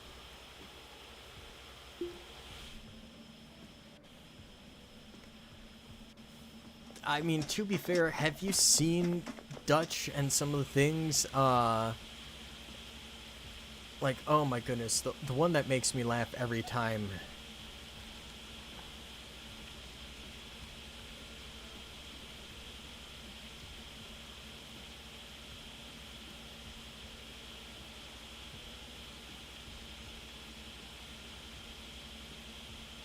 Or no, is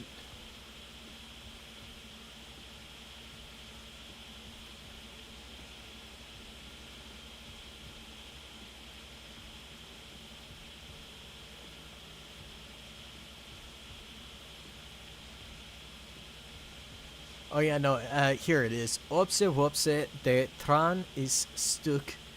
We zijn heel hard aan het werk om dit te maken. Misschien kan ja beter fietsen.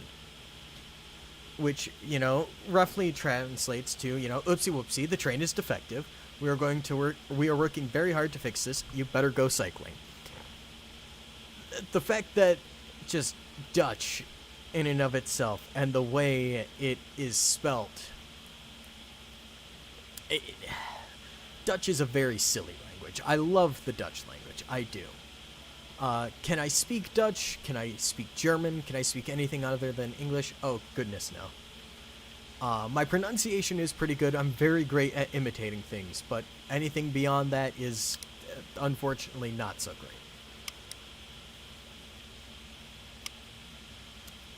So, unfortunately, that sucked up all of our money, and we have so much crap to repair still. Oh, you know what? I completely forgot. We have to go and hit the, black market up. Because we can sell off our crypto bin information and stuff there for a little bit more. A lot of it more, actually. And we might be able to get a bit of a better deal on some of the stuff that we got. The way I understand it is in tiers, S being the place where you want to sell the majority of your crap, is you want to sell the majority of your crap to the supply kiosk. Like the proper supply kiosk. the one where you get your license at. That place will get you the best deal, the way I understand it. Oh, shoot! The wooden slugger. Not bad. I haven't seen one of those in game yet. Uh-oh. Trying to load a CO item parts mechanical small one with missing save data for ship OK like Mescaform. We're just gonna ignore that and pretend that didn't happen.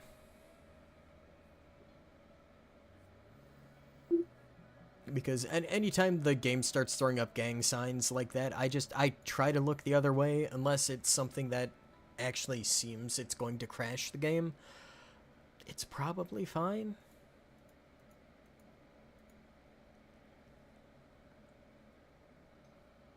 That's right, we're going to have to unlock that PDA. We don't want to do that in view of anyone, though, because if you unlock a PDA in front of people, guess what? That is hacking, and hacking is considered a crime, and that is another $15,000 right out of your pocket.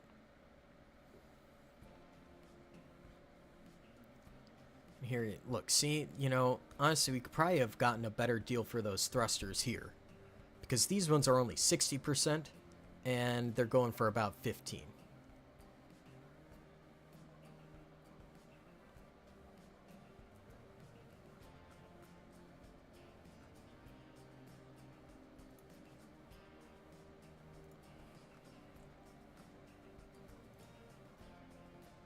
So let's see.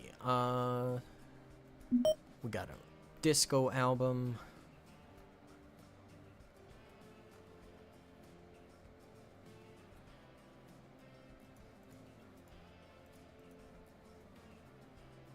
And mostly we're just going through here just to see, you know, what's the best deal that we can get for crap that we don't really want anymore.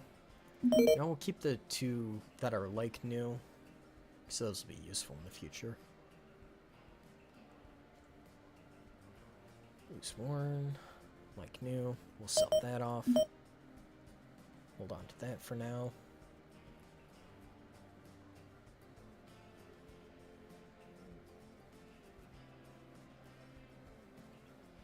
I mean, the fines are perfectly fine, funny enough, haha. The problem is the crime system isn't fully added in and interpreted yet. So there's just a lot to still add into the game. I mean, we're in beta, and we're in the beta 1.4, or .14, you know, so we're still very early on in the process of, you know, getting the game to, you know, its full state. And that could take a lot of time. I don't know how long it could take. And frankly, I'm going to keep creating content, and I'm going to keep live streaming it the entire time. Because I legitimately love this game. I think this game is a fantastic work of art. I think it has a fantastic future of just so many cool features, and I can't wait to see what the modding community also does with it when they finally get their hands on it. I already know they've been doing a bunch of interesting stuff with it. There's been some request for me to work a little bit on doing some Blender models and to try and... See, there we go, another $14,000 from the fuel regulators. To help out with a mod or two. I mean, you know, it's a lot of stuff. It's made me want to, like, get up off my butt and actually, like, do stuff, you know, in a very weird way. The future of this game is exciting.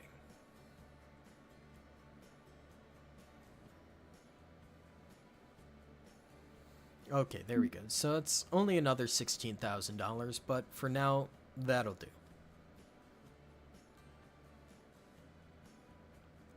Let's see, his next refresh would be today in a few minutes. Now, I don't like using the super fast speeds when I'm parked at OK leg because that tends to break things in the game. Especially if you use the super fast forward. You never want to use the super fast forward when you're actually docked here. It is a horrible idea.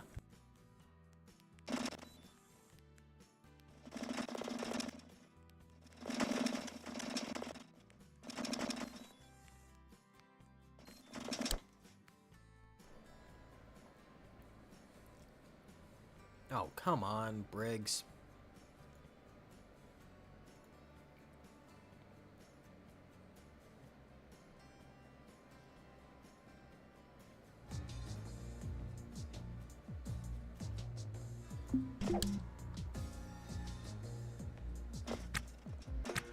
And we tackle Briggs, and we step out of the way. Actually, you know what? We're gonna chase this motherfucker down. You wanna throw hands? Then we're gonna fucking throw hands.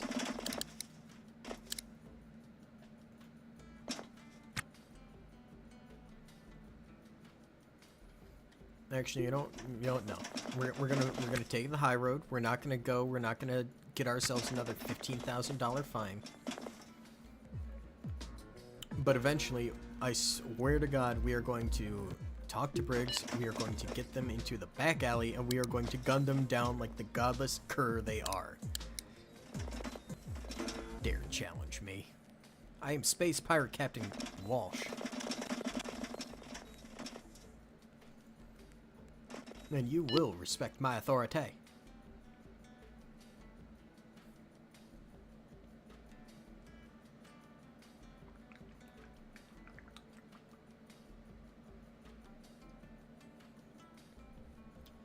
Let's see, nothing new or good here.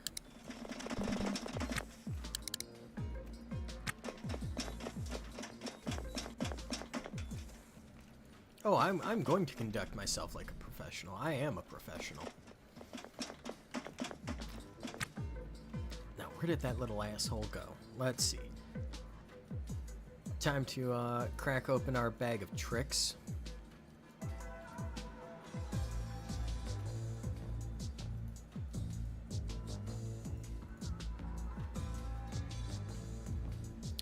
Oh, yeah, that's right. It's not on us. It's on,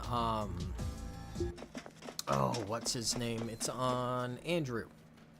Andrew actually has the thing that I'm looking for, the, heat-seeking. Oh, are you kidding me? It is so much easier to do a murder on OK Lake than you actually think. Oh, you know what? That might actually be why I got arrested.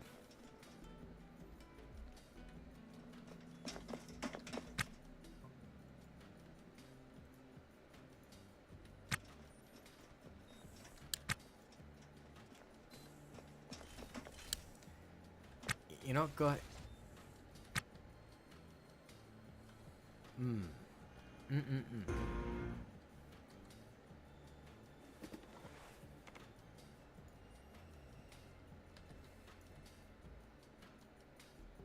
Oh, you know what? They're already dead. They have OK Lake public enemy.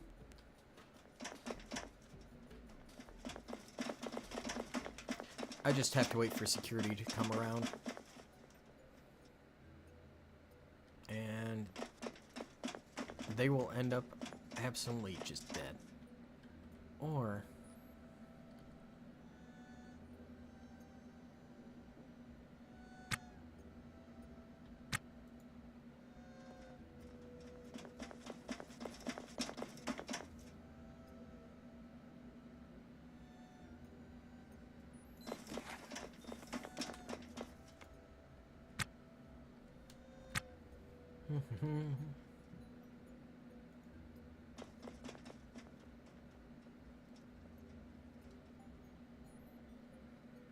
Oh yeah, at some point we did get a mission from them.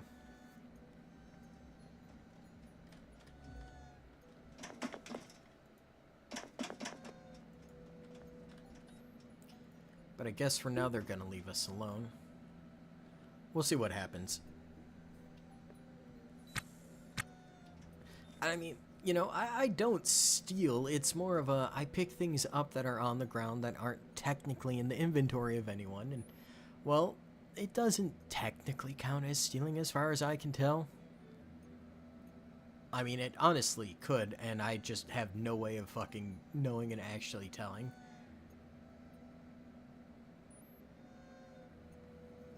Or I could just be an ignorant dipshit. I mean, that is also a solid, solid version of events here, you know? You know, honestly, I would love to see that actually get added in. That's something I'm going to have to drop in the suggestion channel in Discord.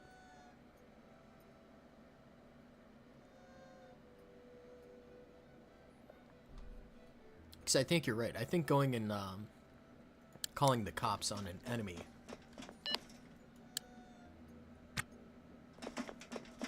would be hilarious. But for now...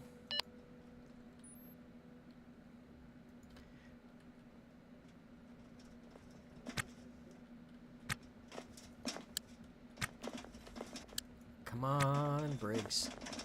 I am debating you so fucking hard right now. Do not disappoint me. Come on.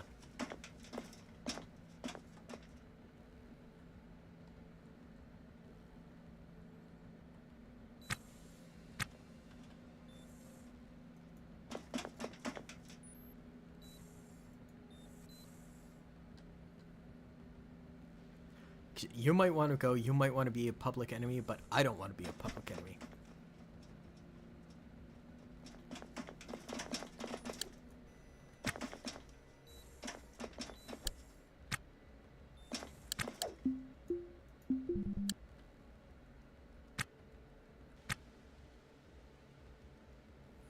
Oh, and they made me fall down.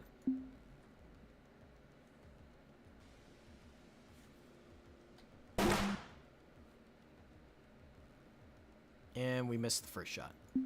Shoot again. Shoot again.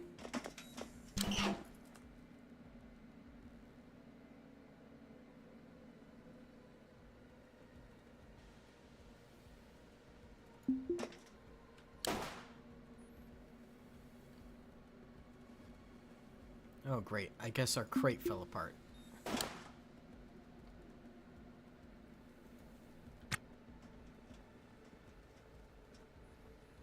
Well, looks like we're gonna have to head back to the ship and get another crate.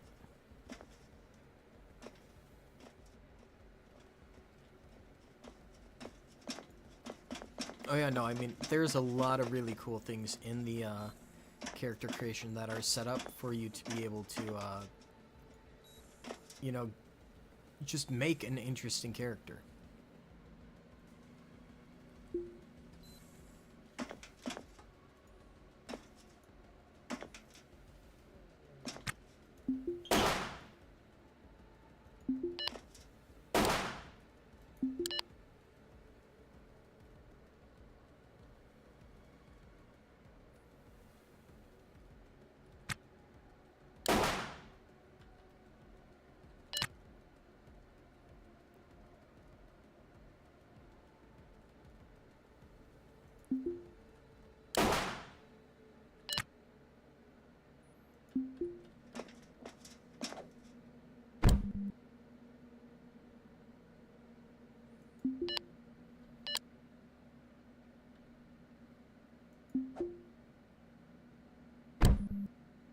No, we're just gonna keep pistol whipping them, I guess. Oh, they quit. Or they're blacking out. You know what? Since you started this, I don't feel bad about this.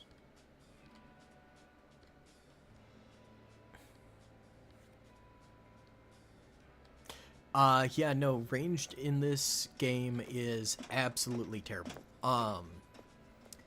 Because first off, it's space. No one uses guns in space. Why? I couldn't tell you. But in order to make sure that we don't go and don't become a public enemy of OK Leg, we're just gonna do the polite thing. Look at that. We still have enough battery power and O2 stock.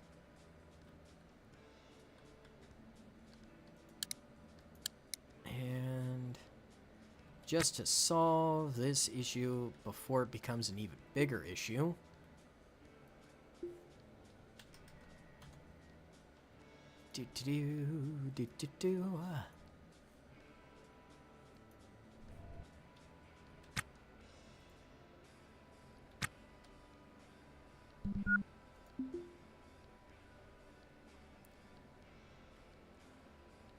and we have now officially jettisoned our foe into space. Also, to be fair, I was shooting them through a doorway, which does not exactly make itself conducive to good aim.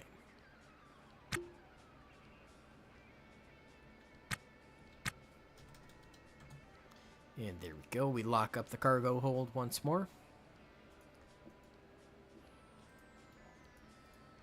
And this will do for carrying all of our crap.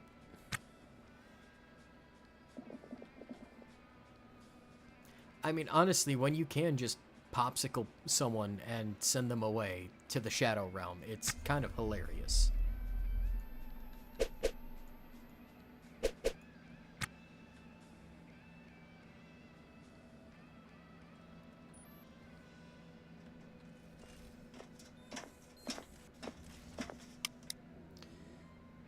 But the good news is we finally got that death pay paid off, though, which means all of the late fees should stop adding up, which means I should actually have a chance and an opportunity to be able to make some money at some point here, hopefully.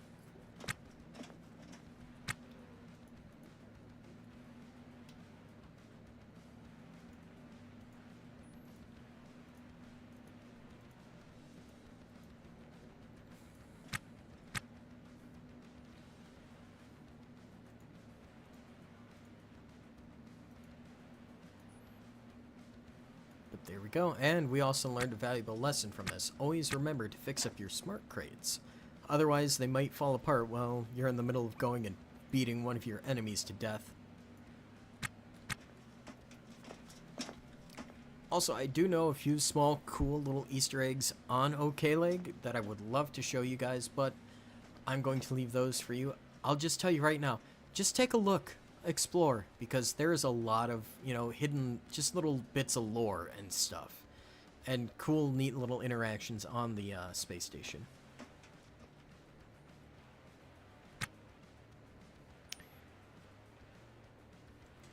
You know, I would love to see some kind of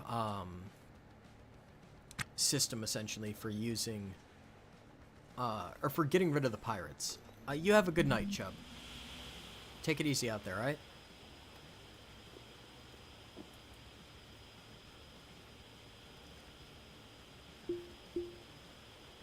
Now let's see. We're gonna go up. There we go. Perfect.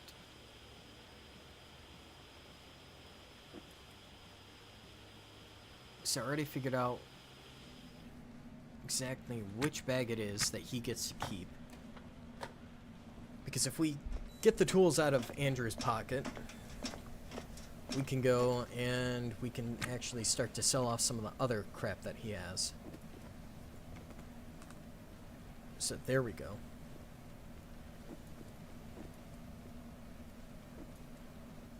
Like, yeah, we have a pressure vis. Is there anything? Oh, yeah, no. Like, look, you know, they're full-on loaded up cartridges and PDAs on this man that we can just sell off. We will give him a basic one for now. And I don't think I'm going to give him anything more than a basic one, because admittedly it is kind of nice to have my crew with the basic capabilities to view pressure and stuff like that. So we're going to put him back to work.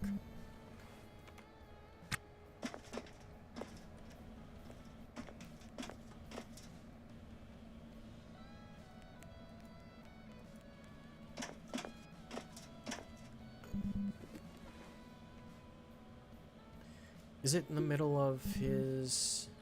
No, it is not.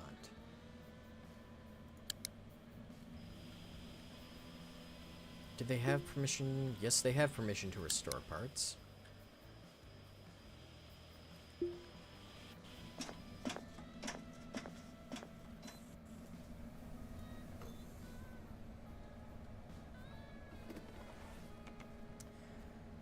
So let's see. So we can take our oxygen bottles and we can head over here, because I want to say that's where our oxygen tank bag is.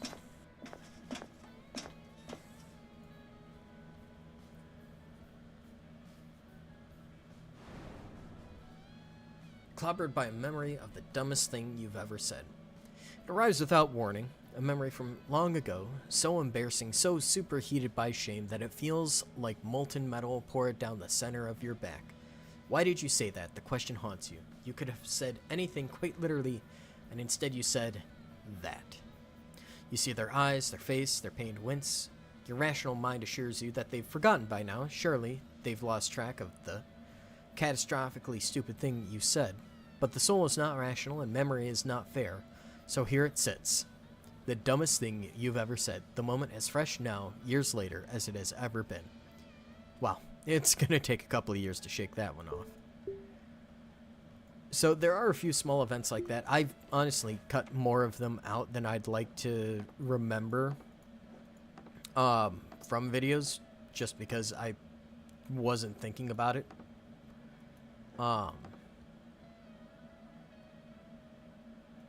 We'll keep that one on us. The rest can go in there.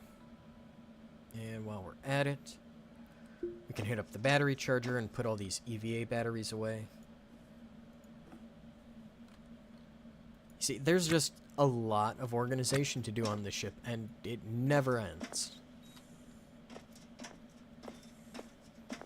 Granted, it also doesn't help that I just don't stop picking crap up, but, you know, what are you gonna do?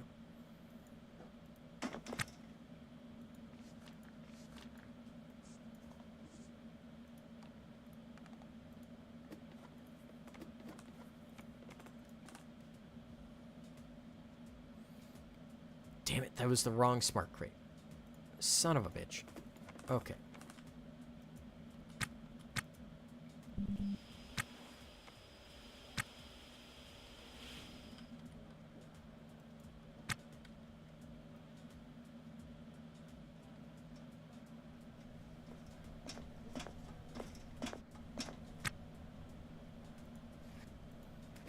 You get to keep your handgun. Get back to work.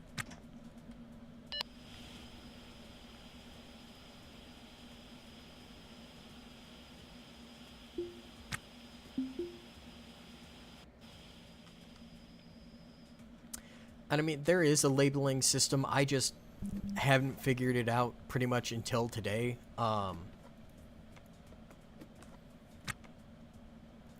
So what it is you bring up the Mega Tooltip, and we're going to call this main storage. And now if we go like that, and now if we dump this back on the ground, we can now look, and instead of saying Rack House Smart Crate, it now says main storage. Haha. Fantastic stuff. I just happened to have not figured this out or discovered this until, I mean, legitimately this stream. Which admittedly is an embarrassing thing for me. I mean, I've been playing this game for almost 100 hours, and I haven't figured out some basic, you know, video game just mechanics like that. Say you love the game, but do you really love the game? You know, start roasting myself over here.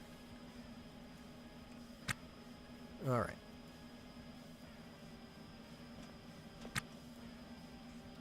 And we're just going to start dumping crap on the ground.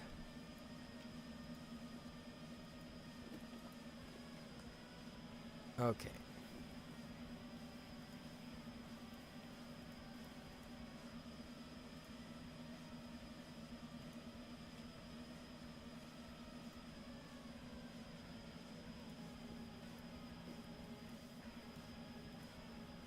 And we're going to name this one lighting.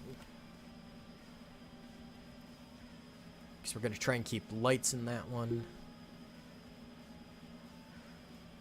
This one is going to be PDA.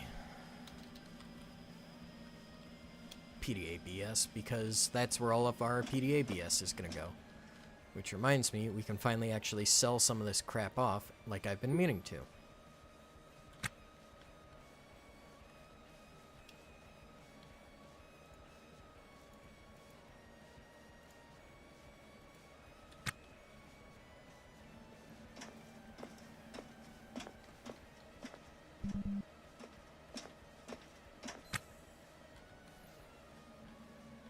And something's up with the oxygen. What's going on with the oxygen? Oh, you know what? I should probably turn this control panel back on.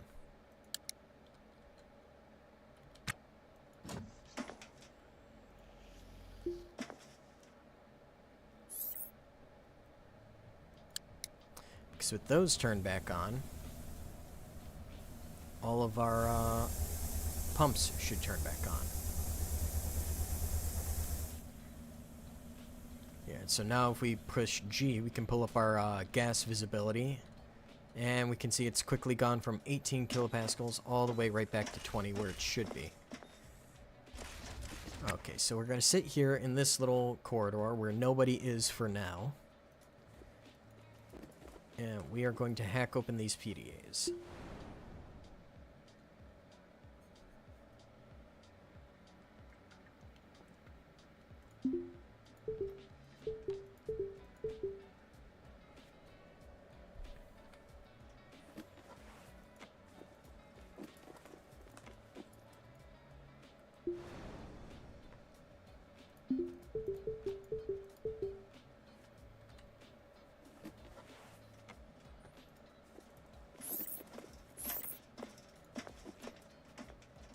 Because now we can go and we can open these up. And yeah, no, it's just a Power Viz cartridge. You know, nothing special in that. And a KPA cartridge. Nothing special once again. And apparently you can go in and consume, you know, stuff off the internet to go to help fill out your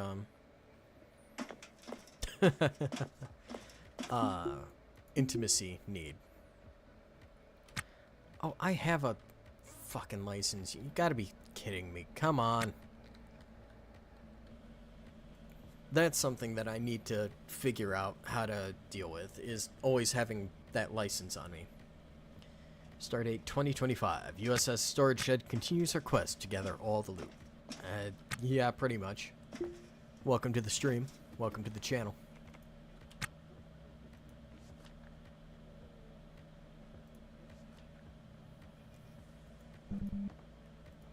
Goodness, we have so many of these damn things.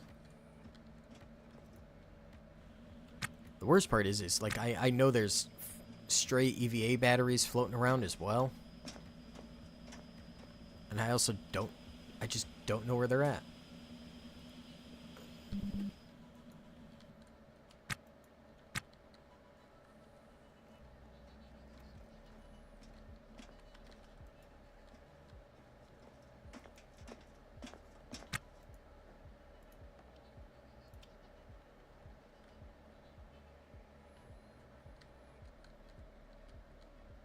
You know, it's the downside of being a loot goblin, but, you know, I also very much enjoy being a loot goblin, and I don't think that's ever going to change. Not a day in my life.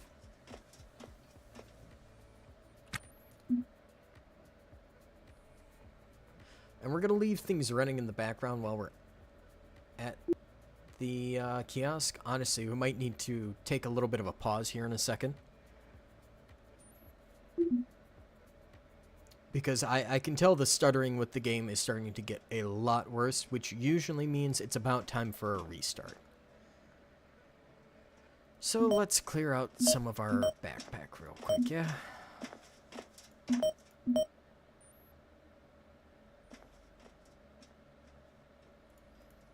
Because I've just been picking up useless crap for days with this. And see, all these cartridges, they sell for a half-decent amount of money. So, the highest tier, I believe, is the tier 4. And honestly, I should see about playing more Loot Goblin type games. I have a feeling that those would probably... Well, not only would I genuinely enjoy playing those kinds of games, I feel like those would do probably pretty well on the channel. But yeah, no, look, like the crypto wallet, you know, it sells for 600 today. Like, that's not bad. But we're going to see about finding a different place to sell that off at.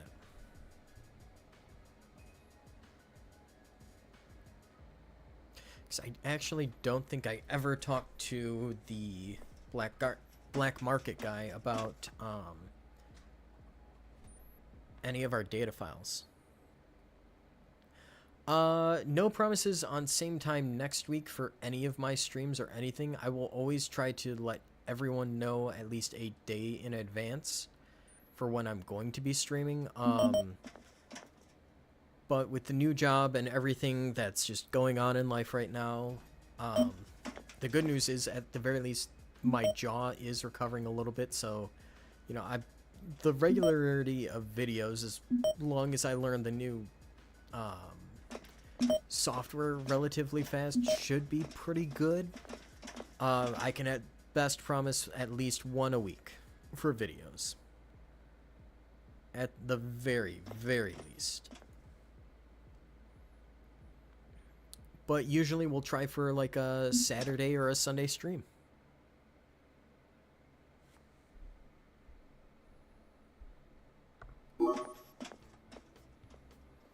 And I mean, you know, most of the time, honestly, it probably is going to be Ostranauts. Just because, you know, I'm part of the Discord. It's something I very much enjoy, and I want to try and promote the game, because if I can bring the game to more people, I absolutely want to do that.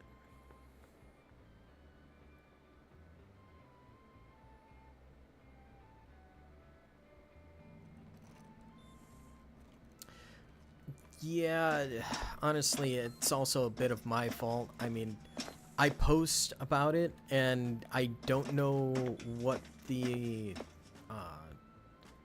I don't know what YouTube's algorithm is for, like, the posts that you make on your pages, because they seem to be all over the place. Like, either it pops up for everyone who's in my subscription feed, which does include me. Yes, I am subscribed to myself.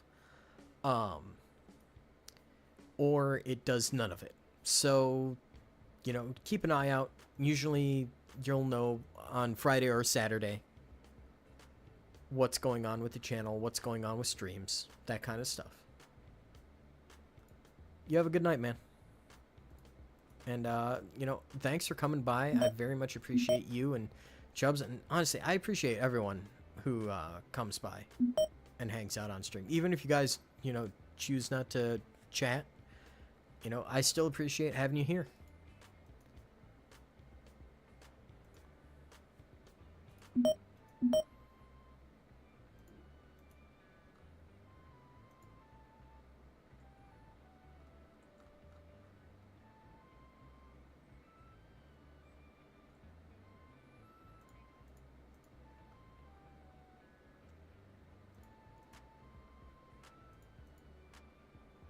Alrighty.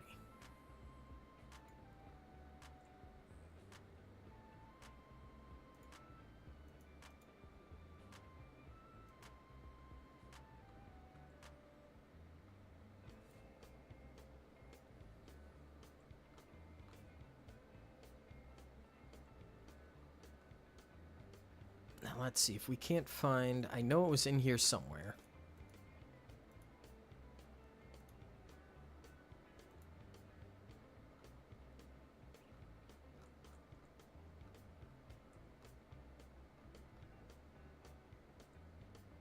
Ah, there we go. The Rainbow data card.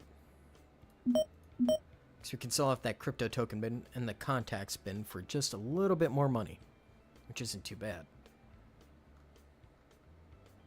And there we go. Another $10,000 in our pocket. You see, now with this amount of money, I feel a bit more comfortable going and buying that torch welder. Because an extra torch welder would go a very, very long way towards us going and speeding up the repair and restoration process, as well as the salvage process on this ship when we actually get out and start to hit places up.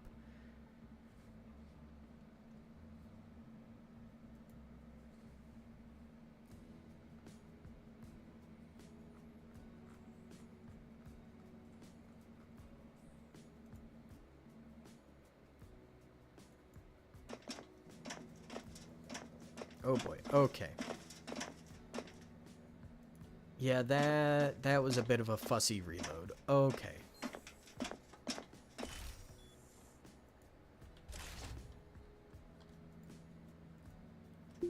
So we're just going to hit the supply kiosk real quick. And then we are going to take a quick break. Shouldn't last more than 5 minutes at most. And we'll be right back to it. Oop. No, we want to buy...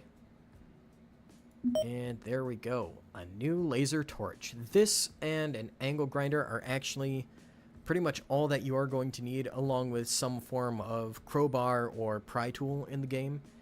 And I want to say a power drill as well for tools. I mean, legitimately, you can replace most every other tool with your laser torch.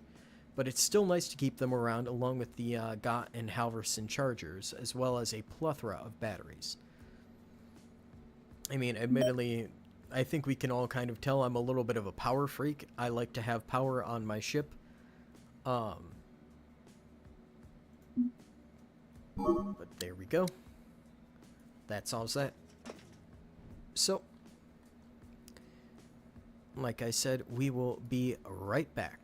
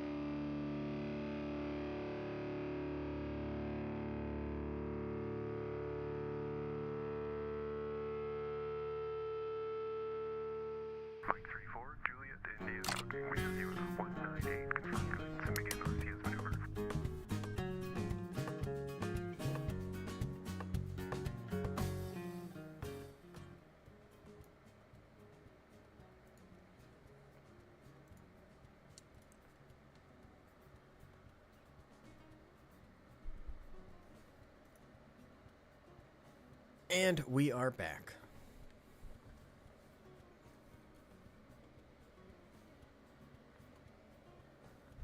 Now, the reason why I reloaded the game, for people who are new, pretty simple. This game is in early access. It has a little bit of a known memory leak problem, where if you leave the game running for long enough, it just starts to fill up and flood your RAM with nonsense, apparently, or something like that.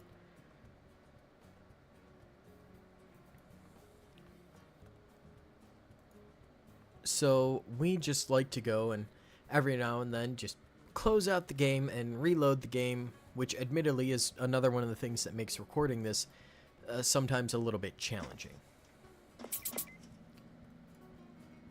Due to the fact that I love to just sit down and binge play this game.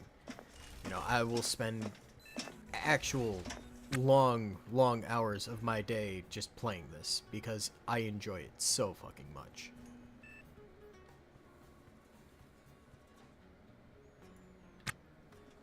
But here we go. Now we can actually get our guy properly equipped.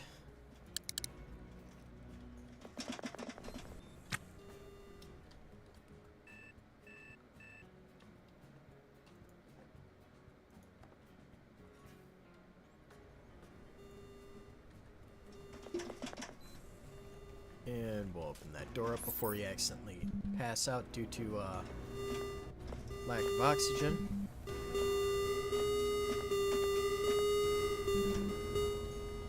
Try to get us away from those real quick.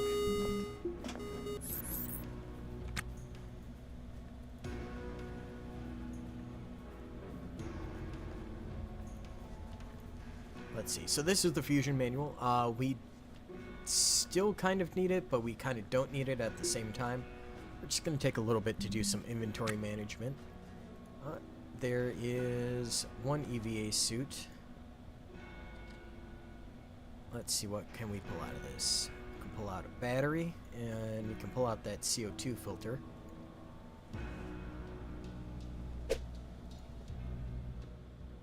And you know what? I think we might actually start to make a bag or something that is just for the EVA suits. Because we have a lot of these just laying around. Eventually I would love to go and I'd love to set up a locker full of them. But that's just one of those things that it'll happen in time. But for now, we'll call this EVA wear. Oh. There we go, fantastic.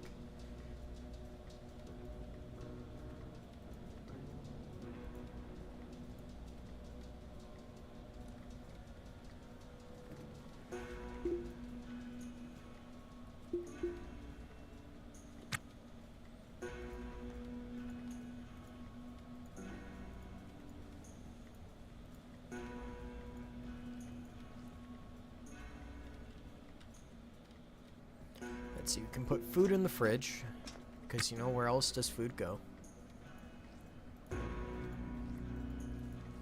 Try to stack this up, you know, try and keep things, you know, a little bit organized on the ship. Or at least as best we can for now. I guess we'll dump that on the ground. Technically, we don't need it. And for now, we'll name this to empty.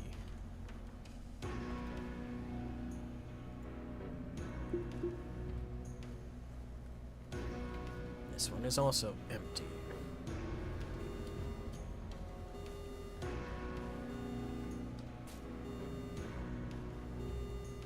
Alright, so we've got empty 1, empty 2.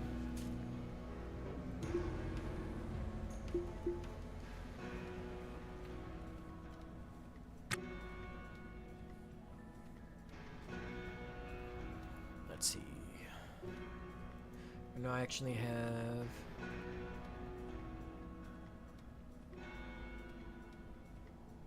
lighting. Yep, right there. Perfect.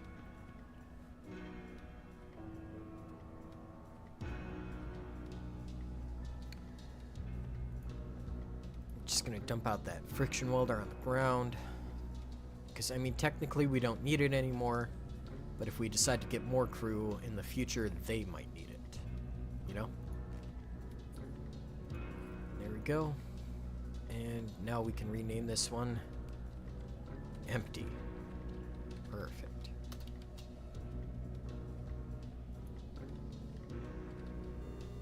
And for now, we'll put these, I guess, over in here. Makes sense.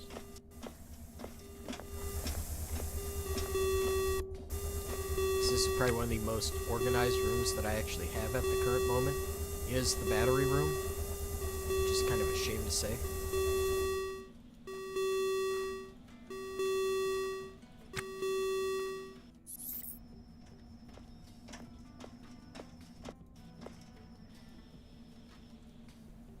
No, you're fine. You have enough nitrogen. I'm not going to worry about it.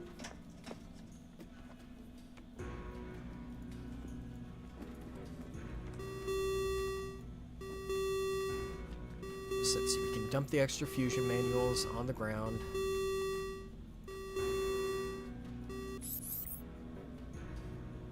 And that's all mechanical parts, so we'll rename this one to Parts.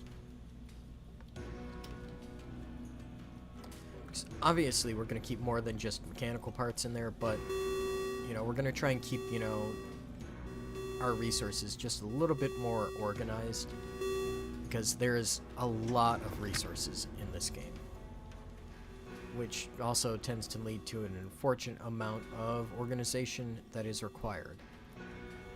Now, I know unfortunate might seem like a strange term to use, but that's only for my case. As I am a little bit of a loot goblin, as we discussed earlier in the stream, and I happen to love just picking stuff up way too much, and I love to carry, you know, big old pockets full of crap. Oop. Okay, so that's the parts backpack. We don't need that right now. We need... what's this one?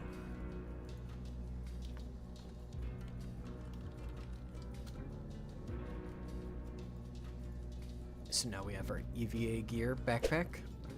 There we go.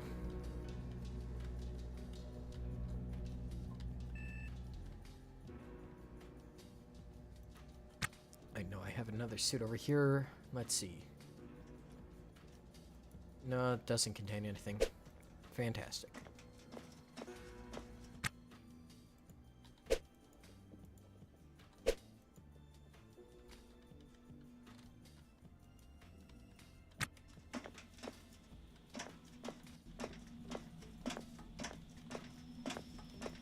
Now, if there are any questions about, you know, what's going on and, you know, what's happening in the stream, you know, feel free to ask. I would love to sit. I would love to explain and tell you guys what's happening and help you understand, you know, a bit more about the game. As, you know, while you can learn a lot by watching, there is a lot that still needs to just be, you know, said about the game. Because some of the mechanics aren't exactly the most straightforward. I think we're going to put the EVA gear right by the medical bed.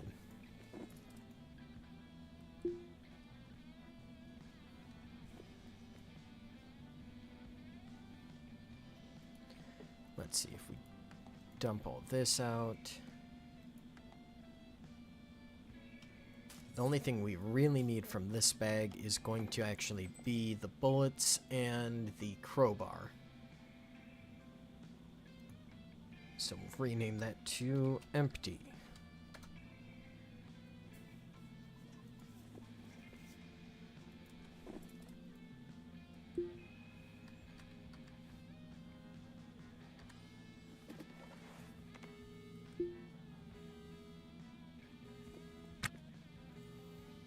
Here's a PDA we missed earlier.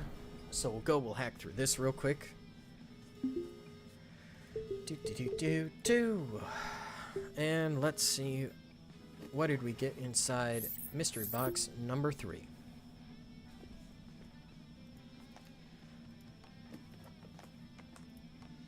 We got another power viz, so that can go in the PDA bullshit. And if we head to our little app right here,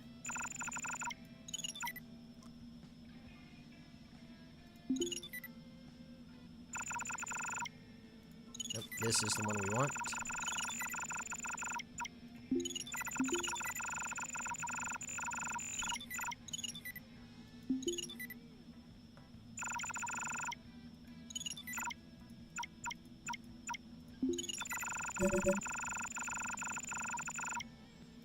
And we can just go, we can start to transfer all the data files that we have on board over to the PDA that we use as our main PDA.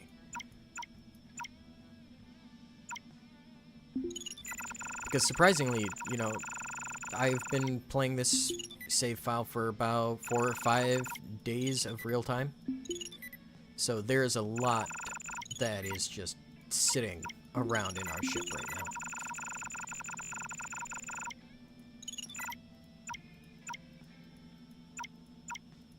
Like Andrew Grossman, he should not be carrying crypto bins in his PDA. That should be empty. And I want to believe all the ones in the rack are empty as well. So I think that'll do for now.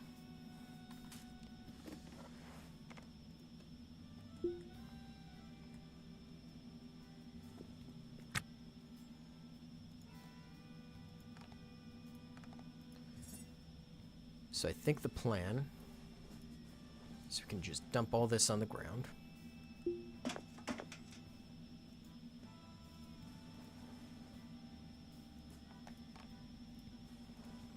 we're going to keep the lights on us because it's always good to have lights.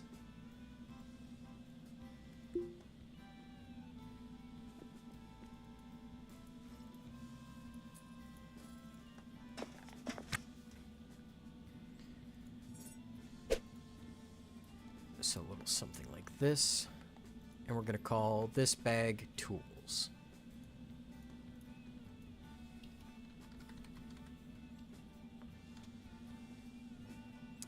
There we go, fantastic. So now we can keep all of our tools in this bag, and we don't have to worry about our organization as much.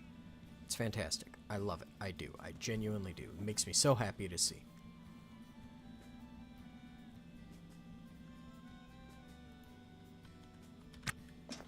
Come back here real quick for a second, and we're gonna keep the spare CO2 filters in the EVA bag just to make sure that we know where they are, because admittedly they are only 1 tile big, so it's a little bit harder to find those when you have, you know, 20 what is it, I have like 400 or 500 square meters full of just crap to sort through. I did the math at one point to figure out exactly how big the ship was in square footage, and it is a ridiculous number. Like, look, we got so many different toolboxes just floating around for no good reason.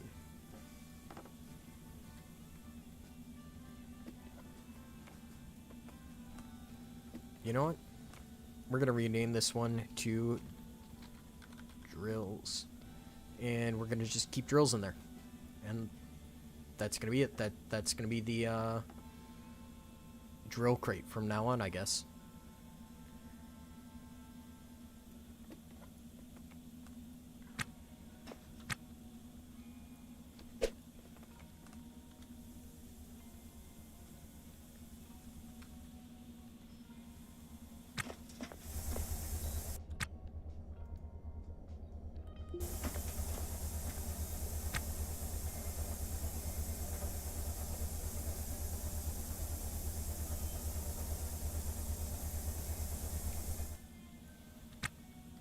You know, honestly, I don't think I'm going to need to buy very much of anything ever again for this ship, really.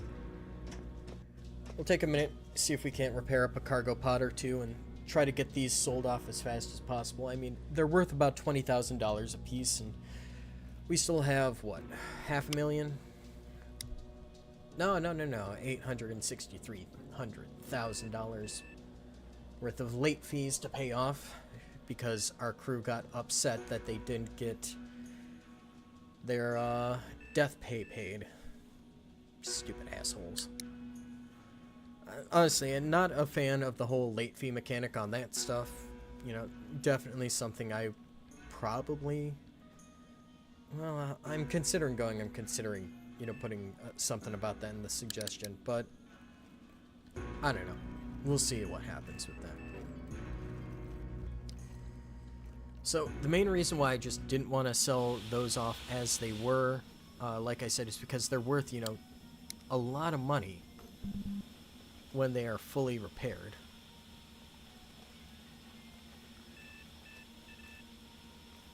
Same with, like, this liquid helium canister. Like, this, the reason why I don't want to sell this off is because I want the liquid helium in this. If I could, or actually I might, if I do it right, I might be able to pump the liquid helium into here. I'm not 100% certain how, but I have a vague idea of how.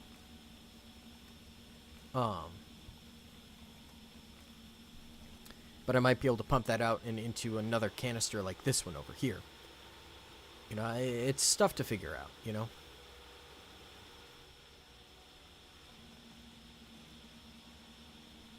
But for now, I think we are going to try and prioritize repairing these cargo containers.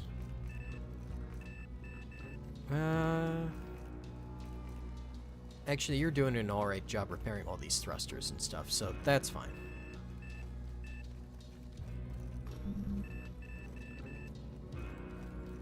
Okay, you can see essentially how, you know, relatively overpowered compared to these two that our captain is, you know.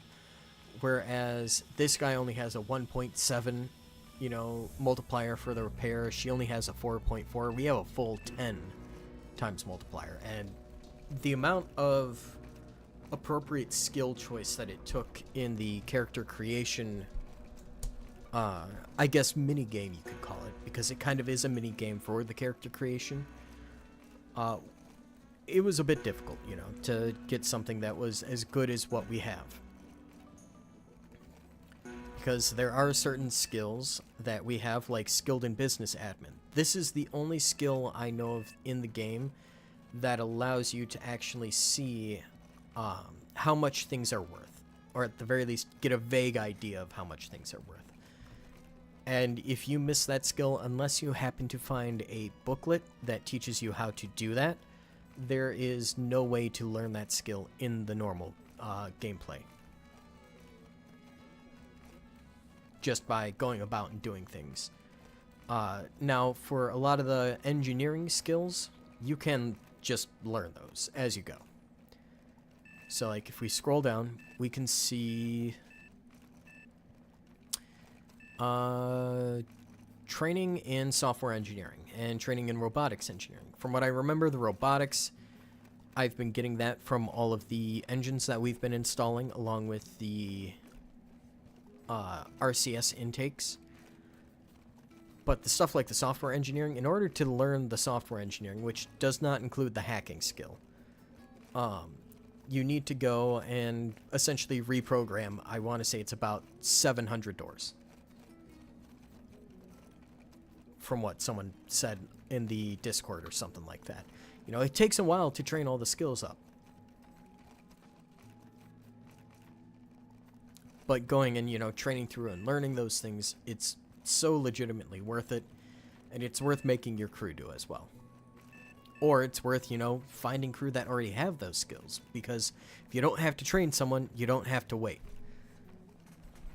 Now, ideally, I would love to go. I'd love to see about finding another crew member out of everyone that's over here on OK-Leg, but I just got the death penalties paid off for these two, and I don't want to have to sit through the negotiations to convince someone that, you know, they don't need the death pay.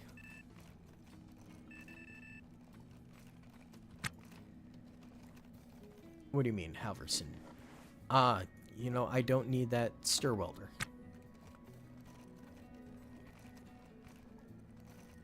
Or the soldering iron. Those are both absolutely useless right now.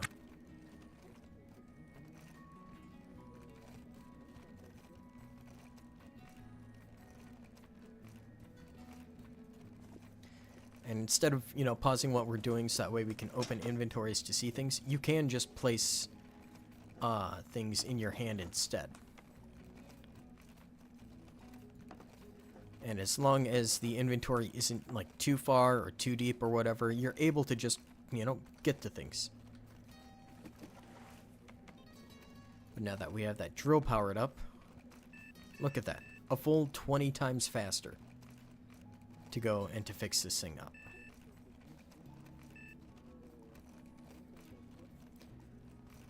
And soon enough here we'll be able to sell it off for a good chunk of money, which means we'll slowly be able to make progress on the debts that we have.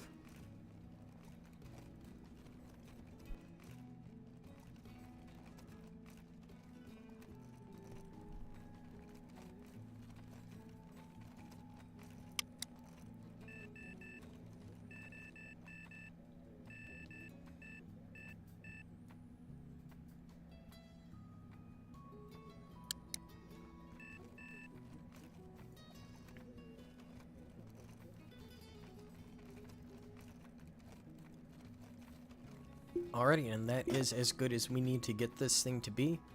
So for the cargo pods, instead of going and, you know, selling them at the kiosk or anything like that, we actually want to bring them right over to this, and we want to sell them directly to the system. Because this is worth 27... I mean, I don't know, maybe... Let's just try. Let's see about repairing it all the way. Let's see if we can get the full, like, 45 that they're trying to sell it for. I mean, no harm in trying, right? Because if I can get that kind of money for each one of these that we have left, that'll be exponentially closer to us paying off our debts completely. Okay, so now it is completely repaired.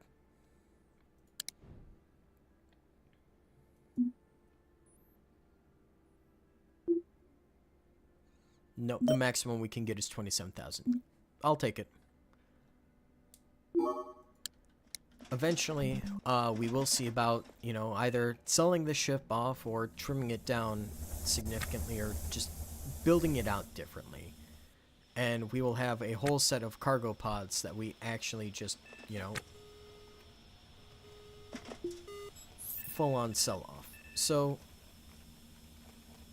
we'll, you know, pick up, say, furniture or trade goods or medicine from one of the other stations, like out over at Venus, and we'll bring that back here to OK Lake or to Flotilla or something like that. But here's another fun little thing, is you can repair right next to your crew. And this is just useful for speeding things up. But for now, I'm going to check out his inventory because, I was right, he had a stir welder on him. If I remember correctly, he does need a power drill. And his... Okay, so... let's get him up and let's get some things changed about for him real quick.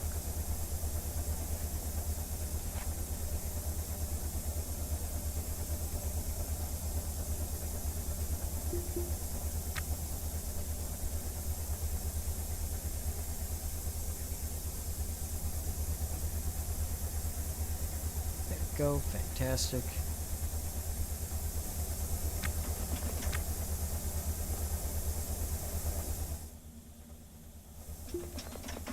And we'll send him to the drill box, and he can have these two.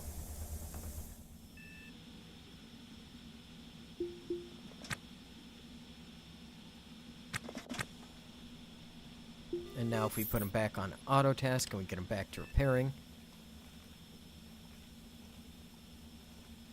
Ditch the screwdriver. There we go. We get a 3.3.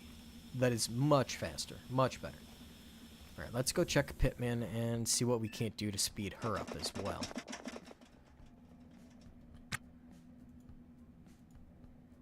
So if we drop this, we drop that. She can keep the crowbar.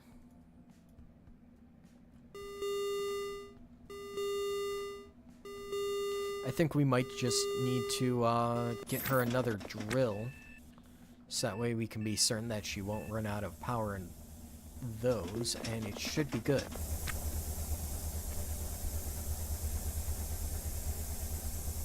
Yeah, so if we take this and we come over here, I think we have one more battery that should be good.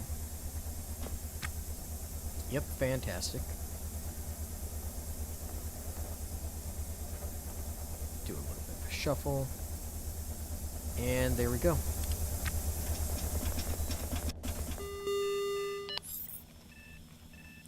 And now Pitman also has a...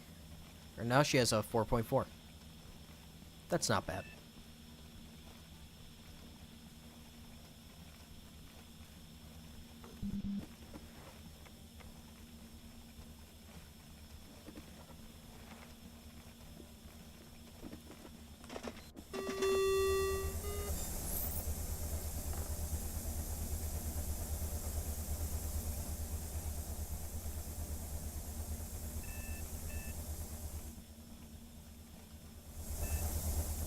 Don't know how or why he's restoring the cargo pod from over there, or why his repair speed dropped.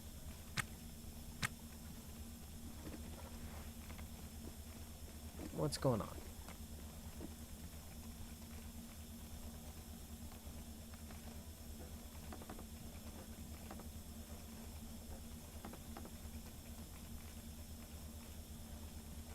There we go. I think we might have to end up going and dismantling or selling a lot of the old tools, but it would still be nice to keep them around just in case. So we'll probably find a nice middle ground where I end up building a storage cupboard, probably like right here, fill in the flooring and go from there. Well, actually no, I have a cooler pass through that and this wall, so I don't know, maybe we'll turn something like that into a small storage space where we have a few bins, a few storage racks, stuff like that. And what we'll do is we'll store all the old tools that we don't exactly want or need anymore inside of there, and we'll lock them away. Because if we don't need it, then we don't need it. We aren't going to worry about it.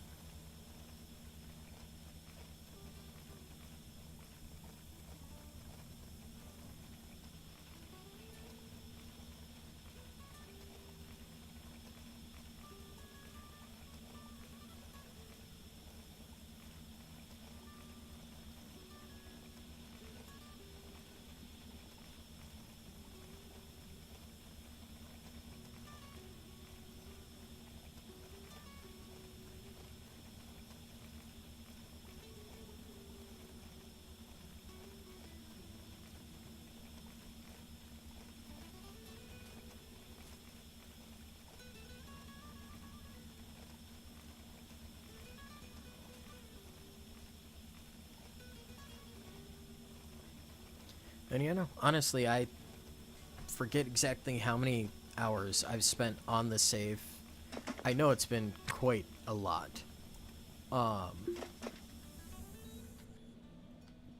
But I couldn't tell you the amount of time that's been spent just watching my crew do stuff like that. You know, where it's very, very boring. Oh, hey, just sit, watch them fiddle around and repair things.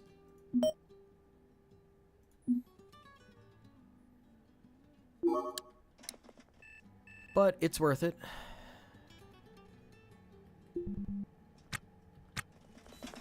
Because, you know, the stuff that we repair and fix up and bring back to full or like new, you know, it's worth a lot of money. And that allows us to get full tanks for our nitrogen for the RCS systems, so that way we can actually fly through space. Allows us to restore our atmospherics, because the downside of having such a large ship is you do need a lot of nitrogen to form a 75 kilopascal nitrogen atmosphere. Okay, so that is just the drama station on the TV making noise, which is kind of fascinating. I'm not going to lie. So we're going to try to fix up some of these laser arrays just a little bit, and some of the other stuff that's just actually broken around the station. Because if we can get those fixed up, I mean, it turns into real money eventually.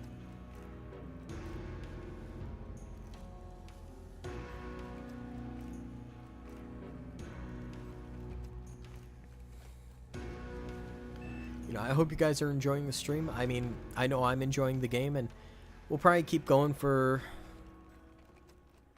I'm guessing, probably another hour, give or take, or so, and then that is probably where I'm going to end up calling it for the night. Might come a little bit sooner, it depends upon how I'm feeling, and we might end around the next hour mark, actually.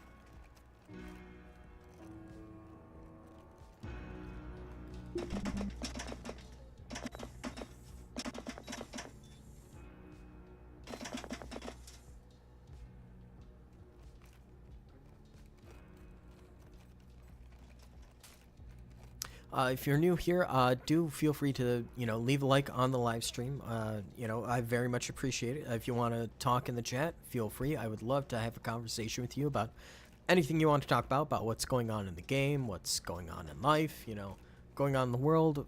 Not so much. I mean, no politics, please, is one of the things that I don't really want to get into it, because the world's just kind of fucked right now, and everyone has their own beliefs, and I'd rather not start a fight with people on the internet.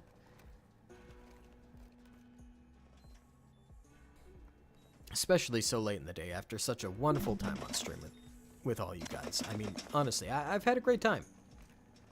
I've genuinely been enjoying myself, and I've genuinely been enjoying, just getting to spend time playing such a fun thing and showing it off to the world.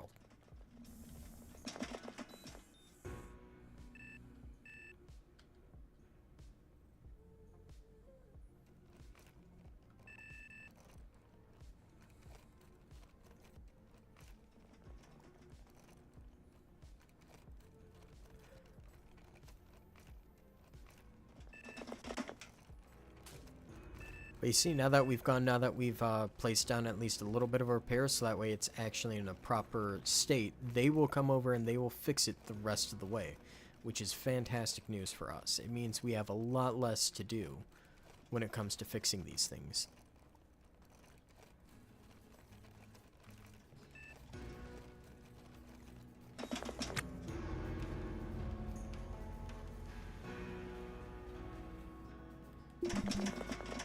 Honestly, I'm just glad that we actually have enough steel or aluminum or capacitors and motors to fix everything that we have on the ship, because admittedly, making sure I have enough components to fix everything on the ship has been a little bit of a struggle for me, as normally I'm just going through, and as you can tell, I'm grabbing the big ticket items, the stuff that's actually worth it, not exactly, grabbing all the nuts and bolts that I need as well.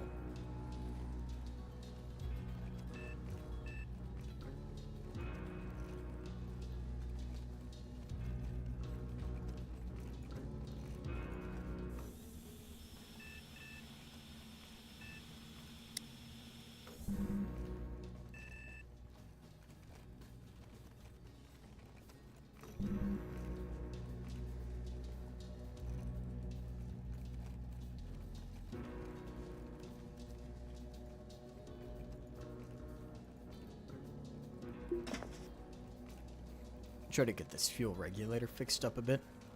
Honestly, I'm gonna see about dragging this thing over to the main kiosk and see if I can't just sell it off as is, because I feel like I should be able to sell off a fuel regulator right about now.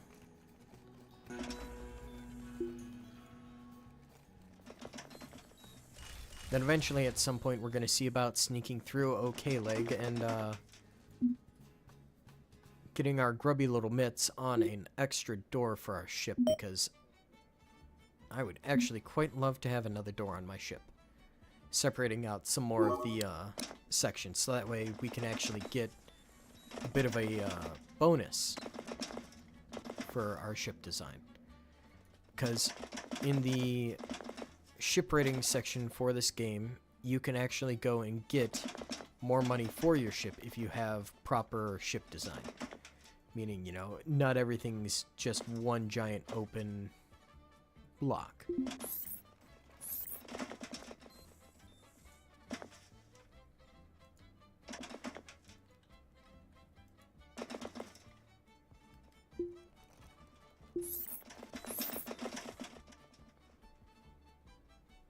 We do kind of want to be careful so that way we aren't... Son of a bitch. And we just added another outstanding warrant. It's fine. We'll take the door and we'll take the warrant.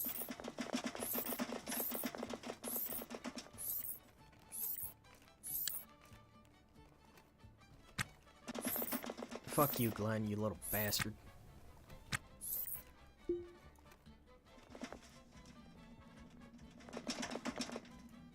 Look, I'll turn myself in, gladly.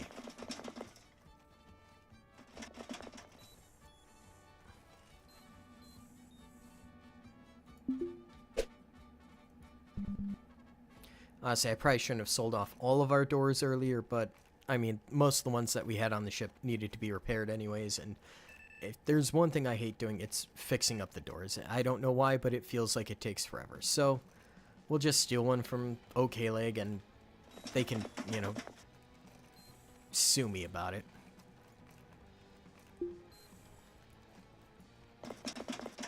Oh, and you know what, while we're at it,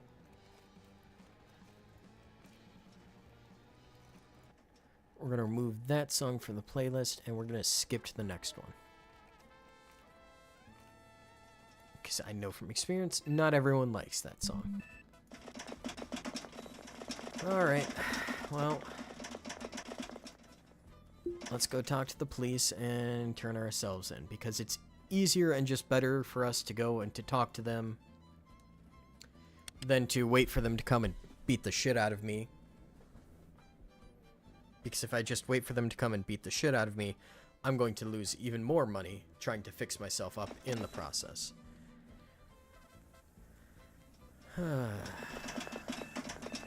Let's see. Should be a blue option. Oh. Yep, surrender for crimes. There we go.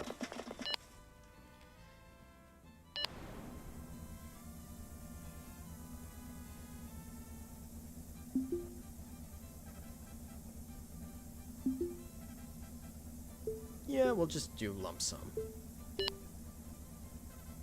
And that'll drop us back at port.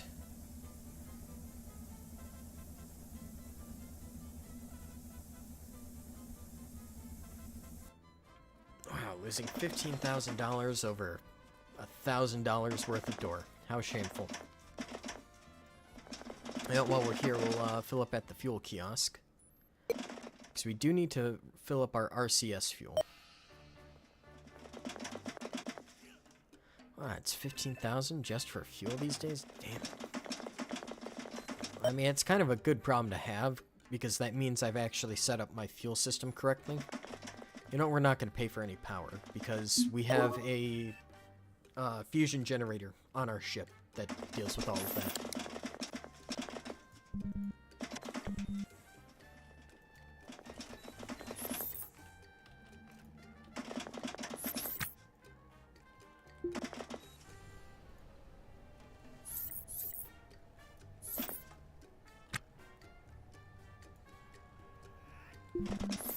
And there we go.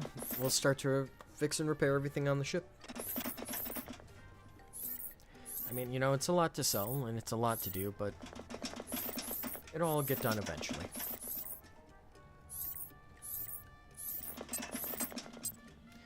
And the ship's gonna crab at us because we have everything open right now, and so our atmosphere's just kind of going a little bit crazy.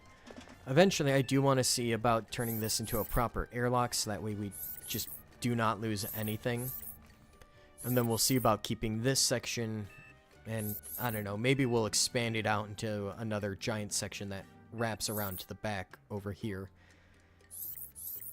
If I really want to spend the time redoing the entire engine room for the third time in a row.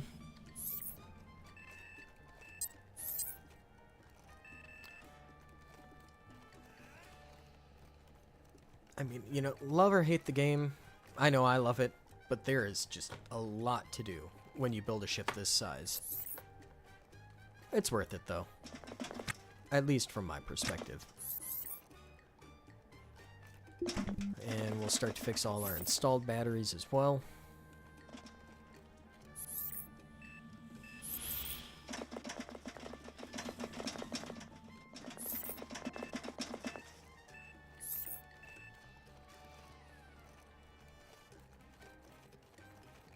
Oh, hey, look, more oxygen bottles laying about. See, it is going to take forever and a day. I'm okay with that. Just means we might be stuck streaming from OK Lake for a minute.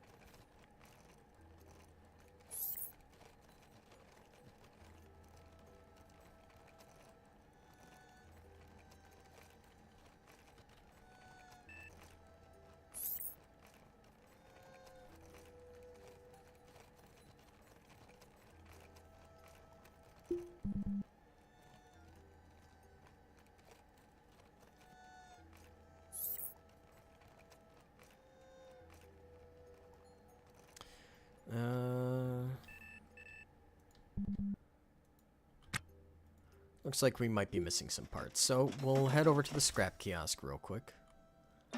And we should be able to get some parts from that, and...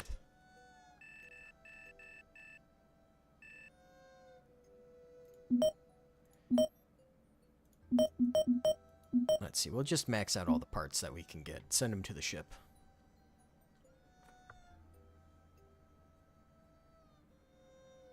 And lag spike.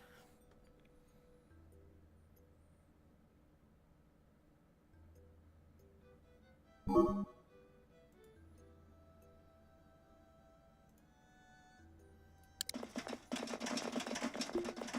we'll have the supply kiosk and see about doing the same over here. Oh no, I guess they don't sell any over here. That's fine.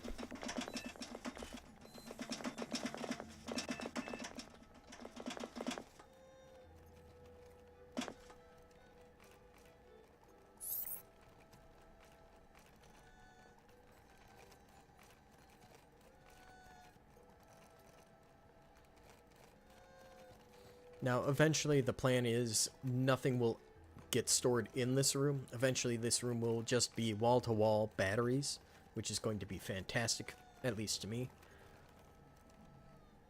Because that means we're going to have, you know, a couple million kilowatt hours stored up on our ship, and we won't ever have to worry about running out of power if we don't want to. Downside, we will have to keep the reactor running.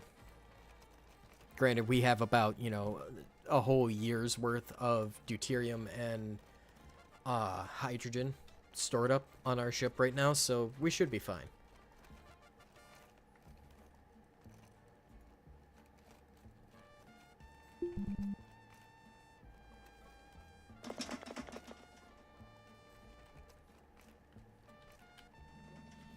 Let's see, where's Pittman and how is she doing? Look at that, we almost have a fully fixed up helium tank. Now, I don't know where we want to put this one. Because eventually we do want to get all of these installed on the ship.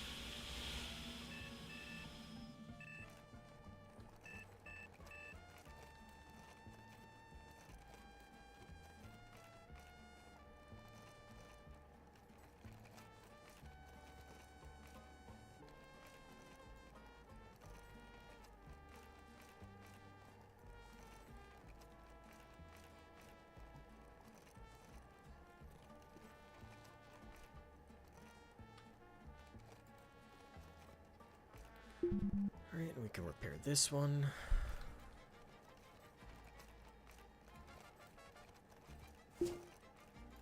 Let's see if we take out all of these. And there we go.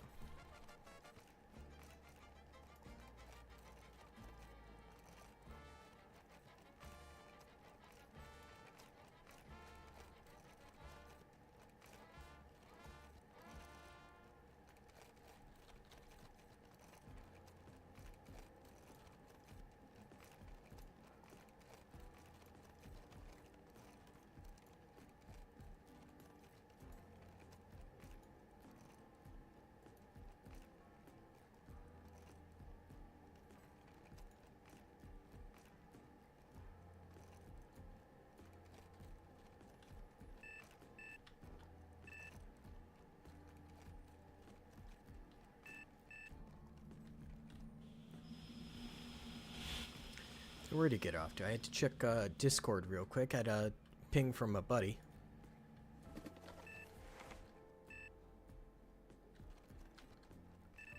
Oh, there he is. Gonna get to it. See what he does.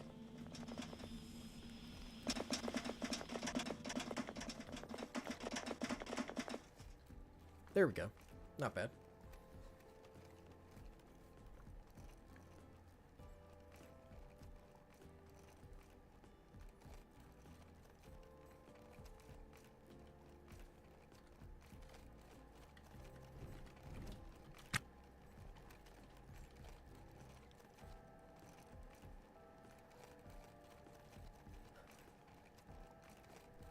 It's a long, long way from being done. It's a long, long way from what I want the ship to be, but we're getting there. And I'm very okay with that, you know. It's a day at a time, step at a time process, and eventually we're going to have something very magnificent on our hands here. And I could not be more than happy with what it's going to be.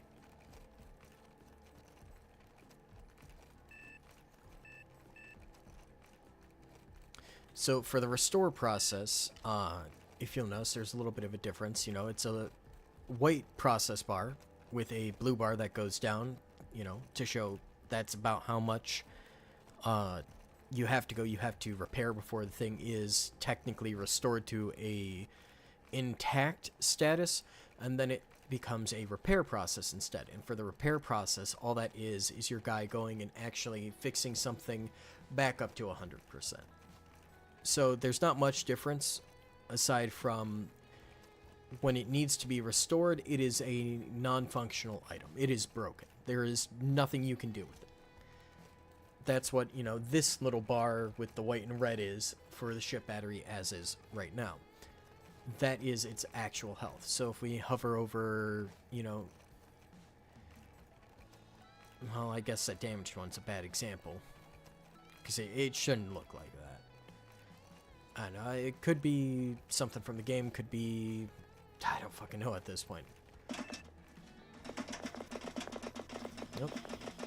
And apparently he is on his way to work on fuel regulator.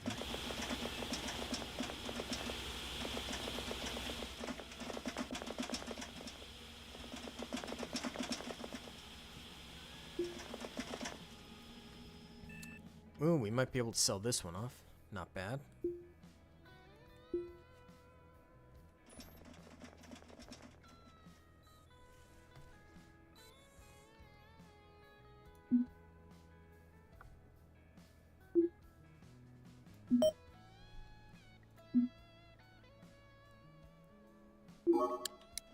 There we go, fantastic. And we'll smack that one with a restore, and we'll just keep going.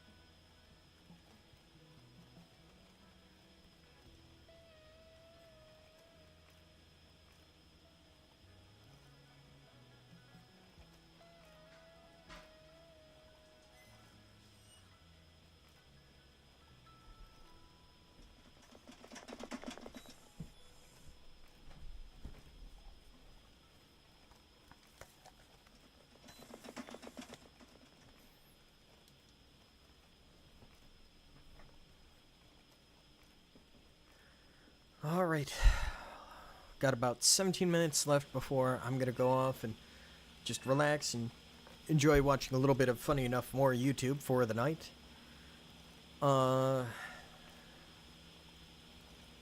Maybe we can see about finding some fun way to end the stream.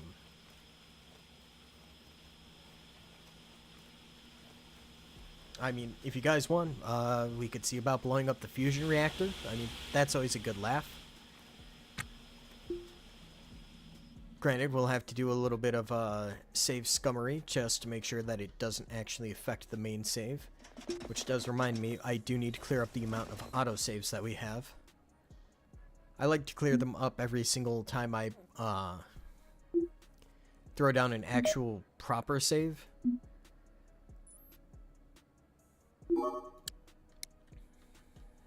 I don't like keeping the folder for all that too full.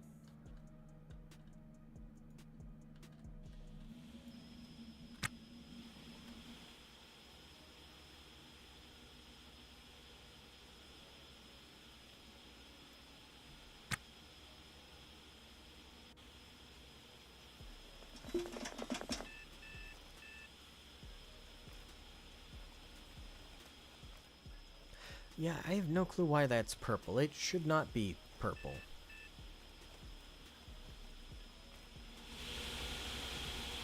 But yeah, this is our fusion reactor. It has a fuel regulator that is what enables our pellet feeder assembly to actually shoot the fuel pellets that technically don't exist in-game in.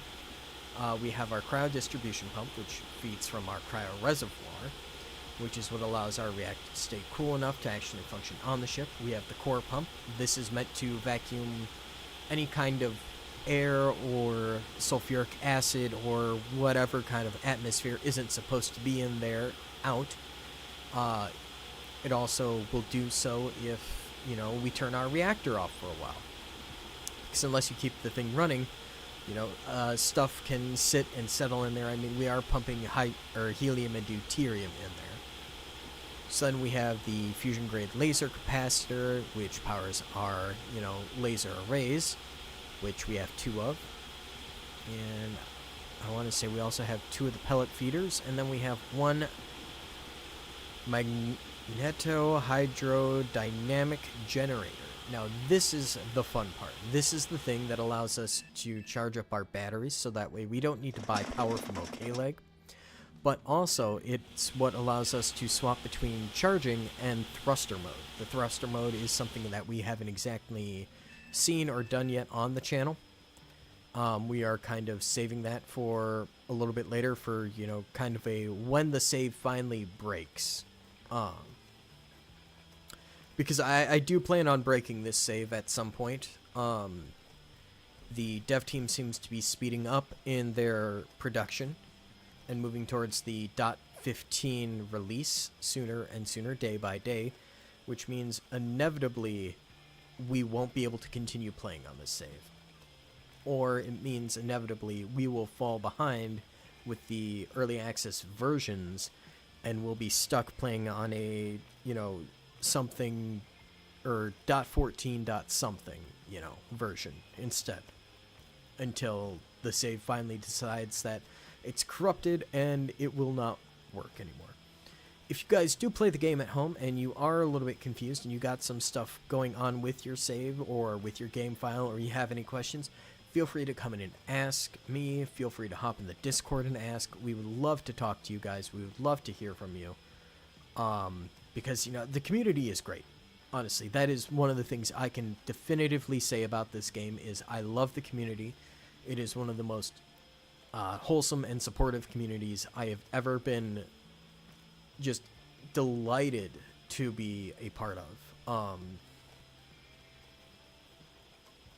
You know, just genuinely a lovely crowd to hang around with, a lovely crowd to be around. You could not ask for better people, in my opinion.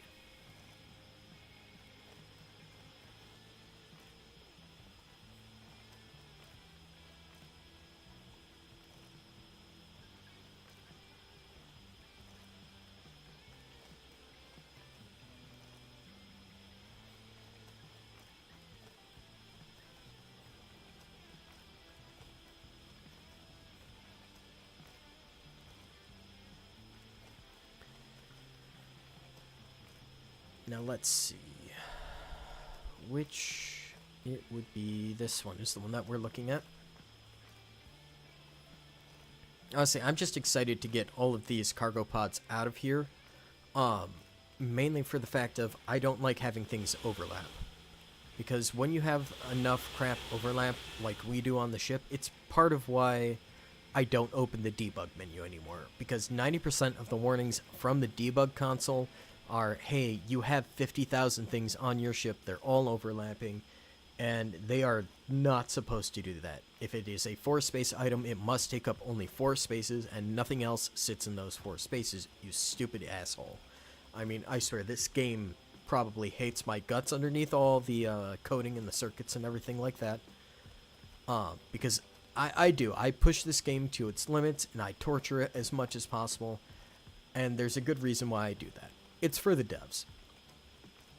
If I can go and if I can make this game scream and throw up gang signs because I pissed it off enough, I can create or find bugs that the developers did not know about because, the way I play is going to be very different compared to the way other people play. The hardware I use is going to be very different to the hardware that other people use. Like, I have the equivalent of a 3080, but it's not a 3080 Ti. It's a Radeon Red Devil. It's a 5-year-old card at this point. It's holding up strong, And I love the graphics card, and I love my motherboard, and I love the way my computer is set up, but I know eventually, some of the parts that I have installed are going to go, and they're going to fail.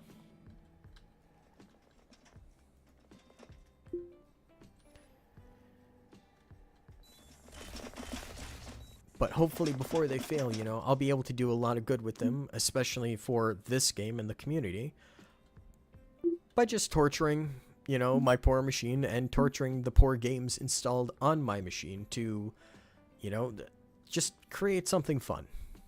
My biggest hope, and I said this very early in the stream, and I'm going to say it again, my biggest hope with doing all of this stuff is that I get to be... For someone, I don't want to be the next Markiplier or anything like that, though that admittedly would be pretty cool. My big goal is to be a clown on the internet and to bring some kind of entertainment and joy to someone else. I want to go and I want to be, someone who just creates stuff that other people can enjoy, because that's the whole point of this, This is something I love. I want to share it with you, and hopefully we can enjoy it together. And I'm glad that you guys are here. I'm grateful for all of the support, for, the likes, the subscriptions, the comments. I love having the conversations with you guys. I love hanging out with you guys, and I could not be more appreciative of every single minute that I get to do this, even just as a hobby. That I get to do this, and I know that there are people out there in the world who enjoy it, because, it's something fun. It's something I enjoy, and the fact that you guys get to enjoy it too, I don't know, it makes me more happy to do this, Makes me happy to spend the 12 hours sometimes it takes to get an episode done for this game. Now, admittedly, I do plan on trying to cut stuff like that down in the future. We won't be doing, super massive ships like this. Maybe when there is a full game release. We will see about creating the Cube space station. And we will see about sending that out and doing a full run with another Cube again. But in the future, I think what we're going to do is we are going to... try and prioritize paying off our debts first, and then, buying something like a frigate or a freighter, because, you can buy ships in this game. There are ships that you do not have to build and design, though you may have to tinker with them just a little bit. Because if you don't, and it's not that they have bad design or they have a bad setup. There's just, parts to them that aren't exactly set up correct, in my opinion. You might need, more RCS thrusters. You might need more batteries. You might need, to build out actual proper living space for your crew, because, having something like this, a proper luxury bedroom Or I think this qualifies as a luxury bedroom. Too warm. Doors opened. Doors opened. Doors opened. Oh. Why is that cooler off?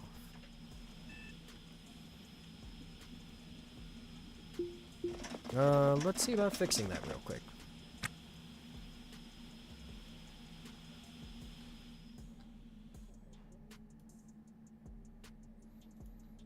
There we go.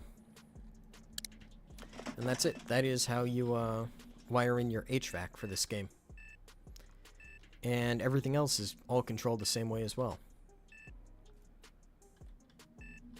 Got some fusion field coils. Those get placed under... Let's see if I have any on the ship still. Ah, yes, right here. Those get placed under these. This is your fusion core reactor. You take 4 of these, and you get 1 of these. However, you can't do that without having your field coils first, because if you don't have the field coils, there's nothing keeping the radiation in. If there's nothing keeping the radiation in, congratulations, you get super cancer. I mean, that's it. Like, legitimately, it's what would happen normally when you get blasted with, you know, oh, what is the term?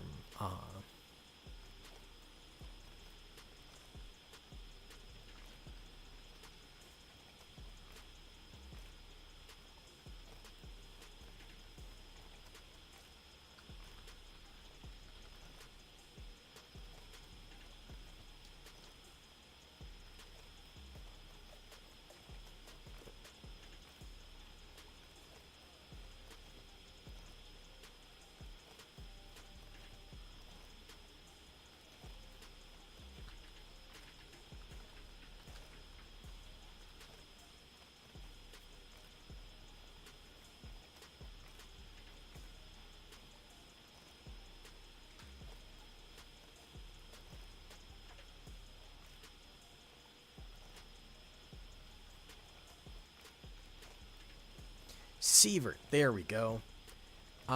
When you get, you know, a couple gigasieverts worth of radiation pumped into your system, your cells and your body, they tend not to appreciate it.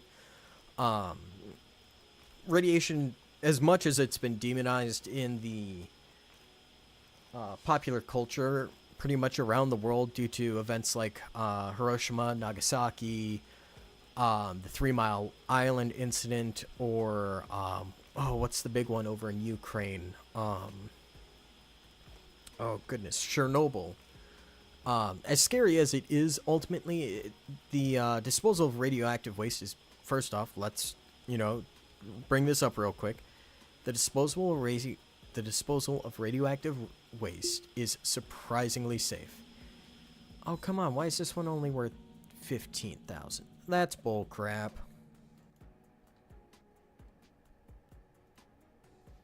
Yeah, there it goes. Okay, so it was just lying to me. Okay. But when you start to absorb that stuff, essentially it bumps into your cells and your DNA and all that stuff, and it just starts to knock stuff loose. And the way the microsieverts and the amount of that you get influences everything is just, it's fucking wild. I did a study, or not a study, because, you know, I'm not a scientist, and never be a scientist.